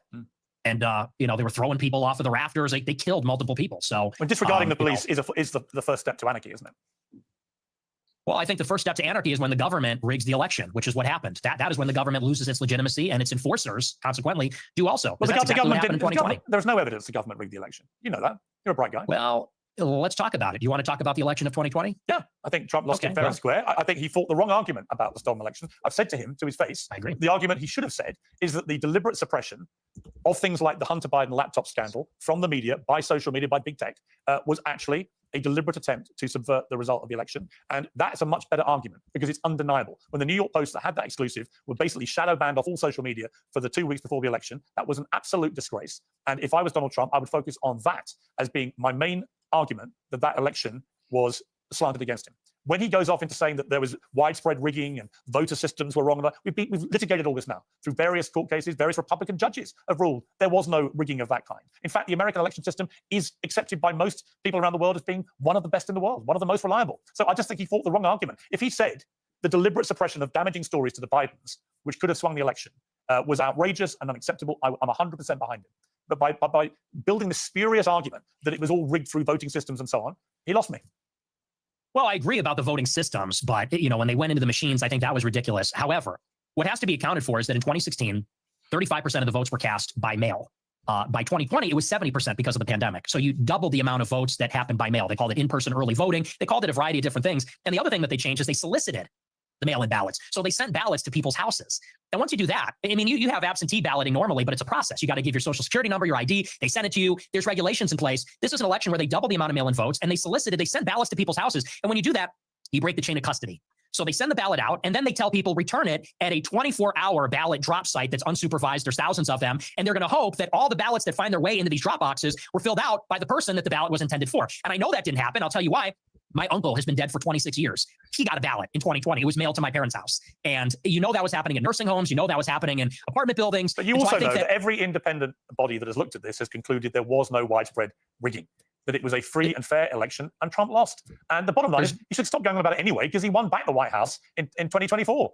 As you have been so keen to tell me, move on, right? No one wants to look back too far. That's a separate argument. I mean, you can say that he should stop talking about it, but whether it was rigged or not is actually relevant to what happened on January 6th. Because what happened on J6 is people were outraged about it. People were furious that, by the way, there's never been an independent ballot audit in all the states where there was alleged to be rigging. That has not happened. And certainly it did not happen up until January 6th. And people said, this is ridiculous. They're stealing it. Honestly, if either you or Donald Trump or anybody else wants to show me, I said this to him on an interview last, if you show me the actual hardcore, incontrovertible evidence, then great. I've never seen it. Joe Rogan asked him. He didn't produce it with Joe Rogan. It's just never been produced. But look, I don't want to label the point on that. So I suppose the more... What a fucking stupid fat beta male. Obviously, there was massive corruption. You're telling me that Joe Biden got more votes than the most charismatic black-speaking president of all time, Obama? He got more votes than Obama? Kiss my fucking ass, dude. You're crazy. You're totally fucking insane. In question now, as your influence rises in the conservative movement in America, and there's a lot of splits going on amongst MAGA over a number of issues, and about you, and you know this, is your split with Trump irrevocable? Do you feel now, as we head towards the year of the midterms, that it's time to now look to who his successor will be, and who do you think that person should be? Well, it's not irrevocable, but I am very pessimistic about this administration. And succession is something that I've been interested in for as long as I've been doing the show. And I think it's very clear that they are grooming J.D. Vance to be that successor. And by they, I mean Elon Musk, Tucker Carlson, Peter Thiel. There seems to be an organization that was put in place roughly around 2022 when Peter Thiel was very active in the midterm elections. He spent, I think, over $30 million, $15 million for Vance, $15 million for Masters, spent a lot of money in a lot of other congressional races, trying to unseat the Republicans that voted for impeachment in 21, and also building out a media market, building out a patronage network, funding things like Passage Press, Sovereign House, a number of other projects to create sort of like a self-contained media ecosystem. And Vance is clearly the selected nominee. That is who the interests want. And they've been pushing for him very strongly. So I think he's the heir apparent right now. There's a forceful push. I've heard good things about him. I've heard bad things about him too. And where I think it needs to go is I think we need to return to the message from 2016, what Trump said in the first election, which is we need to drain the swamp. We need to get the money out of politics, the super PACs, the special interests. put America first in foreign policy and the wars, close the border and deport the illegals, and reindustrialize America, bring back manufacturing, bring back jobs. We're in this Cold War with China. We need America to have productive capacity again. We need America to have wealth. So I think whoever is going to bring us back to that, that's who I'm going to support. And I haven't seen enough from Vance yet. You called J.D. Vance's wife a Jeet. What does that mean? It's a slur for Indians. Why would you use that? Well, you want the honest answer? Because you're a racist? No, there's actually a different reason. The reason why I said that, if you watched the whole show, did you watch that whole show? No, but you've admitted you use that slur. I'm just curious why you would use that about a woman with her heritage. I'll tell you, there's a really important reason why, and this is why context matters.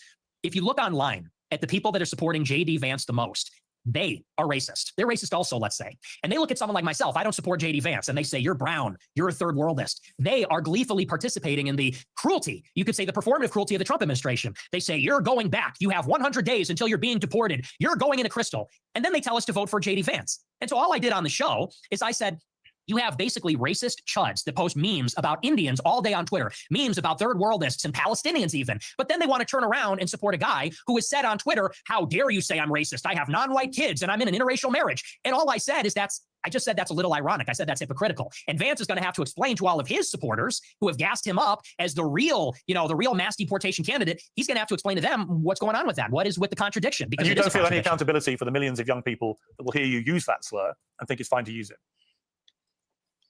No, I think that's ridiculous. Okay. Let's take a final break. I come back with a little kind of summary of how you think this interview has gone for you. Okay. If you're a fan of epic fantasy, as well as episodes, you don't miss your view. Tough interviewer, but I don't think they were surprised. Okay, next Wednesday. We've been talking for nearly 2 hours. What is your view of how the interview has gone? I think it was great. Honestly, I think it was a tough interview. You're a tough interviewer. But I don't think there were surprises. I will not say it was an ambush because it wasn't. I sort of anticipated that you would make some choices about how you wanted it to go, and I was fine with it. So I thought it was terrific. As a Catholic, you're probably aware the Jerusalem Post has recently called on the Pope to openly condemn you. Would it matter to you if the Pope did? He's an American Pope, obviously. It would be very disheartening, yes. Why? Because he's our spiritual leader. He's the head of the church. He's the vicar of Christ. So if he condemned me, that would be very disheartening. And it would depend upon what he would say exactly. But yeah, I wouldn't like that. I wouldn't like that at all. If he condemned you because you've openly admitted to being a racist on this show? Oh, this racist. I would be disappointed if he said that because I think that word racist, it means something different to everybody. And so I think that's just silly. I think that's just semantic. Have you ever been in love in your life? No, like romantically, no. Yeah, never. No. Do you think that's part of the problem? What's the problem? Why you are the way you are. Oh, and what's the way I am? What are you trying to say? I've given people 2 hours of the way you are. You're unashamed about a lot of it. I don't think I have a problem. I think I'm cheerful, boisterous. Unlike you, I'm willing to be a little provocative. Well, I guess you're willing to be provocative, but I'm willing to be very provocative, and I'm a free thinker. And I don't like to be tone policed. I don't like to be told about, people are going to tone police and play moral cop about you can't make this joke or you can't make this statement. And I think that's just about being intellectually open. I'm a believer in openness. I completely agree. I think you should be perfectly free to express yourself exactly how you see fit. My problem is how you see fit with some of the things that you say. And we've been through a lot of them. And I think people who don't know you very well would have been shocked in parts and surprised in other parts. But in totality, they can see you for what you are. I think we've got a lot nearer to what the real Nick Fuentes is in the last 2 hours than we probably have seen from your other recent interviews. Would you agree? No, I mean, the clip thing, we've done the clip thing. We've all seen the clip show. Everyone's seen the clips. You think you're the first one to do the ADL rap sheet. So here you said this, and then here you said that. I've been playing that game for 10 years. So this is honestly more of the same, to tell you the truth. Nick Fuentes, I appreciate you coming on Uncensored. Thank you very much. Thank you for having me. Look at this fat, jowly beta male. I fucking hate this guy. So, hey, is my good friend David Devon. What is up? This interview is hilarious. It is. Let's go to the comment section now as we've crossed over the 5-hour mark. And let's see exactly what the comments have to say. All right. Editor's note. On this platform only, after the live stream ended, we decided to cut 2 short uses of the N-word at 43:20. This is to ensure the interview remains accessible. There are no other cuts. This is a live interview, and the clips on other platforms which have different rules. Shut up. I'm in the UK and I got arrested for watching this. Piers Morgan uncensoredly finally meets somebody uncensored. That's funny. Matt Walsh used a VPN to watch this. Piers getting rage baited on his own show is peak cinema. I'm Canadian and postponed my medical assistance on a live so I can watch this. How do you feel about mass shootings at school? I think they're bad. Yeah, it's like you didn't have a single gotcha moment. Okay. It's just hilarious, you know. Piers lives in a 97% white area in London. True. This is fascinating. Nobody agrees with Piers. It has 80,000 comments roasting him. I mean, it's so true. Is it really 80,000? Yeah, wow, 80,000. Let's go to the new ones. Let's see what they look like. The peak of Piers Morgan's career is when he played the Pigeon Lady in Home Alone 2. At what time is the Pigeon Lady comments? It's so funny. I feel like I lost several million brain cells after watching. That must be a sketch. This is not real. Oh, you are losing to me. That was funny when Nick says, you're losing to me. Yeah. Boomers like Piers are completely unprepared for a generation that is immune to phobias, is, and isms. Facts. Sounds like girls. Yeah, when he made fun of his sons. So funny. Such a moment of embarrassment for Piers. What is that? Of mass shootings at school perpetrated by white people. But what proportion of white men commit school shootings? That's a question. I've just told you. It's 60-65% of school shootings by white people. You're telling me what proportion of school shootings are committed by white people. I'm saying what proportion of white people have committed school shootings. Are you playing dumb or are you just not that smart? What's the difference to the children? I'm a proud racist incel living in the deep south, and I approve this message from my Lord and Savior, Nick. In the interest of full transparency, my IQ is 27. I've never good laid. I'm retarded, and I stopped trying to bite the air off to watch this video. Oh my God, it's so funny, dude. It's so funny. And so the Piers took the X as well. And he tried to, like, you know, act like he's some relevant hotshot. Trying to, I really hope Piers doesn't have control of his fucking goddamn account, because if he does, it is just so brutally embarrassing. Let's see. Now we had Danny Finkelstein on too. He's made a mistake. Daniel Finkelstein. Let's watch what this old boomer has to say. Horrible pylon that's been directed at you in the most mocking, awful manner. What's it been like for you? So that is a bit distressing. There's no two ways about it. But I suppose you have to understand that Hitler would never have come to power in the first place if there weren't a lot of people with that mentality, and that's what he's proving. His own response on the program was, I think the only thing that he sort of felt he could do. But I think he made a big mistake. I think he thinks, you know, he lived it large by admitting what, you know, kind of just saying to you, yeah, sure, I'm a racist. Sure, I don't like black people. Sure, I don't want women to vote. Sure, I think the Holocaust is fine. He thinks that he's winning out of that. But actually what he's doing ultimately is marginalizing himself. So he does produce, as you've experienced and as I have, this kind of deep reaction where people, interestingly, repeated his jokes. So it was all like a bit of a cult. And I noticed that, and that's not nice to receive, but I think it's worth it in order to try to expose the sort of person he is and to try to isolate him from the rest of the American right, which I'm very concerned about. Now, that's one of the reasons why I wanted you to go ahead and confront him in the way that you did, which I think was very effective, and why I wanted to join in with that, because I think it's really important. You're concerned about the American right? Are you, dude? Muslims are raping and stabbing women in the streets of your country for the last 10 plus years. And you're worried about American politics? Your women are being raped on your watch by Muslim invaders. And this is what you're trying to do? This is why no one, like you old boomers, just need to die. Go and die. You're useless. You served your cause, and your cause was ruining the countries that you fucking live in. Me mum, me father, me pops, me mum's a cheerio, cheerio. Oh, I went down to White Castle and got stabbed. Like, the Muslims have taken over London. Me uncle is a bar of soap. You know? Fuck you. No one cares what you fuckers have to say.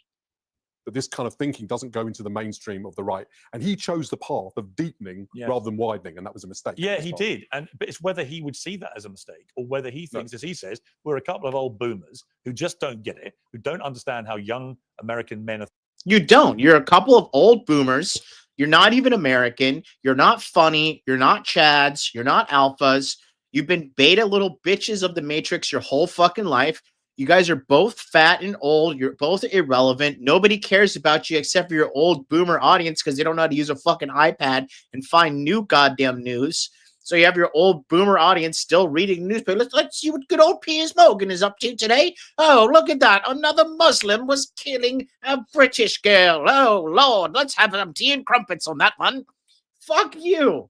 Fuck you. You guys are irrelevant. Like, you're jokes. You're complete jokes. Thinking right now, and he's much more aware of how they are thinking about issues. Calling us boomers is like reconfiguring or rebadging his incredible ignorance and childishness as an asset. In fact, what was obvious is he hasn't got the foggiest clue what he's talking about, and he doesn't know anything about. There was one brilliant bit where he said he thought Hitler was cool. He said, "I'm not in favour of genocide." In parenthesis, well, you actually are, and so he doesn't really understand anything about it, and nor do his supporters. So they kind of dismiss it airily as a laugh, and who cares what happened all that time ago, and then calls us boomers as if you or I cared about that. Yeah. Right? So yes, it's absolutely true. I've lived quite a bit longer than him in order that I've actually read more books, understood more, and know more of what I'm talking about. So he was sensitive about his own ignorance, and it came out in a kind of bragging way. And then, of course, a load of other people pile on to support that as if they're unbothered by it. But he's made a mistake, which he'll live to regret, even though he's 27 now and hasn't lived very long to regret anything. What is he gonna regret? Fuck you, dude. We're American. Fuck you. You want the sentiment? Your sentiment's right here. Fuck you. We don't care about you. We don't give a fuck. We give a fuck about our country falling apart. We give a fuck about all the fat, annoying, ugly women with a bad attitude everywhere you go in America. Why are American women so miserable and ugly and fucking just stinking up the room with their shitty behavior everywhere you go? Why is the largest group of men ever created the passport bro movement to leave America? Because we would rather go live in some third world shithole or some other country where we're treated like some fucking nig, we're discriminated against, than to sit there and tolerate all the bullshit that we could sit around and endure because of women voting this shit in. Like, nobody gives a fuck about LGBT. Nobody gives a fuck about Black Lives Matter.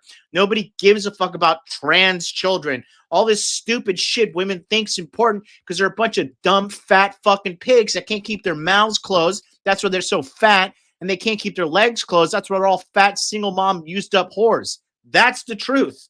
That's the damn truth. If you can't accept that, you don't live in reality. And that's why people can't relate to you. That's why people come and relate to people like us. That's why people watch streamers. That's why you came to streamer land. Because in boomer TV land, nobody wants to watch your shit because you're out of touch.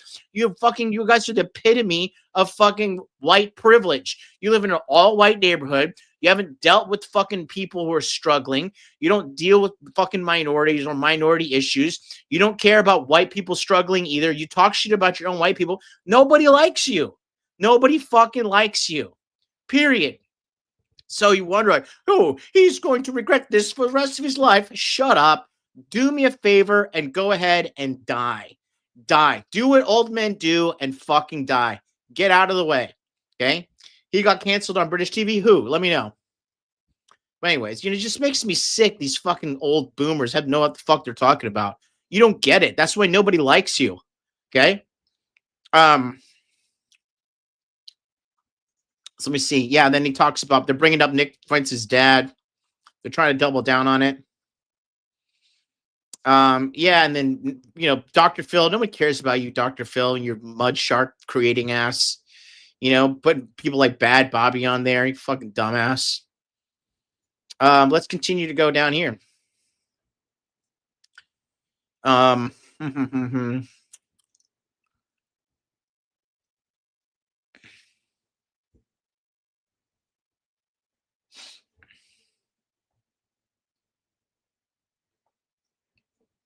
Yeah, Sissy, you really need to get laid, you deluded little twerp. Right? And if you just look at everything, everybody's just cooking him in his own comment section. Like getting ratio, like he has 6.7K likes on this one. Shoe on Head drops this thing, bro, talking about his wife, completely cucking him, completely disregarding him, doesn't like anything to do with this guy at all, right? And 28,000 likes. Piers, how Catholic are you? How are you Catholic? Exactly. Another guy. This one, 20K. This sexual frustration attack angle doesn't work on Catholics, but it's especially useless, embarrassing when your own wife purposely humiliates you all the time by publicly bragging about her infidelity, Piers. Dude, giga-based. Is your wife home from the pool boy house yet? Look, he's just getting ratioed. Your wife hates you and cheats on you. Getting totally ratioed in his own fucking comment section, dude. You know, I'm gonna keep it real with you, Chief. They're bodying you in the comments, and you fucking deserve it. It's so funny, bro. So funny, bro. Yeah. I look at Piers Morgan, the typical, typical subject. There he is with fucking Harvey Weinstein. There's Ghislaine Maxwell, right? There's something that's so strange about old men obsessing over the other men having sex. Yeah. Does your wife have sex with other men? And he's too much of a beta to look for the answer because he probably knows it's true. Piers, you're a literal cuck. Your wife proudly posts men, pics of the pool boys she fucks while your marriage is on a break. There's her. That's that's Celia Walden. Okay. Him too. Catherine and I get handsy in Christmas parties. Call security. This guy. Wanted pool boy. No experience needed. Applications now open. I didn't speak to my husband, Piers, for mortgage for 6 weeks. It was credit good for us, reveals Celia Walden. Again, if your wife doesn't want to talk to you for 6 weeks, you're a beta male. And if you stay with her, you're a 10,000x beta male. She doesn't like you. She doesn't like you whatsoever. You're weak. You're not strong. You're fucking not respected. And she's just in there, okay? She's just in there to fucking financially extract status and money out from you so she can go and find the alpha male that she wants. And that's exactly what's happening right now. That's exactly what's happening right now. So that was a masterclass in Nick Fuentes showing perfect frame control versus Piers Morgan. This was a 5.5 hour strain. If you watched from the beginning all the way to now, I just want to tell you, I salute you. I love you so much. I'm starting to get a little bit tired, so I'm going to call it here. We'll be back tomorrow. I'll see you guys later. Love you all. Leave a comment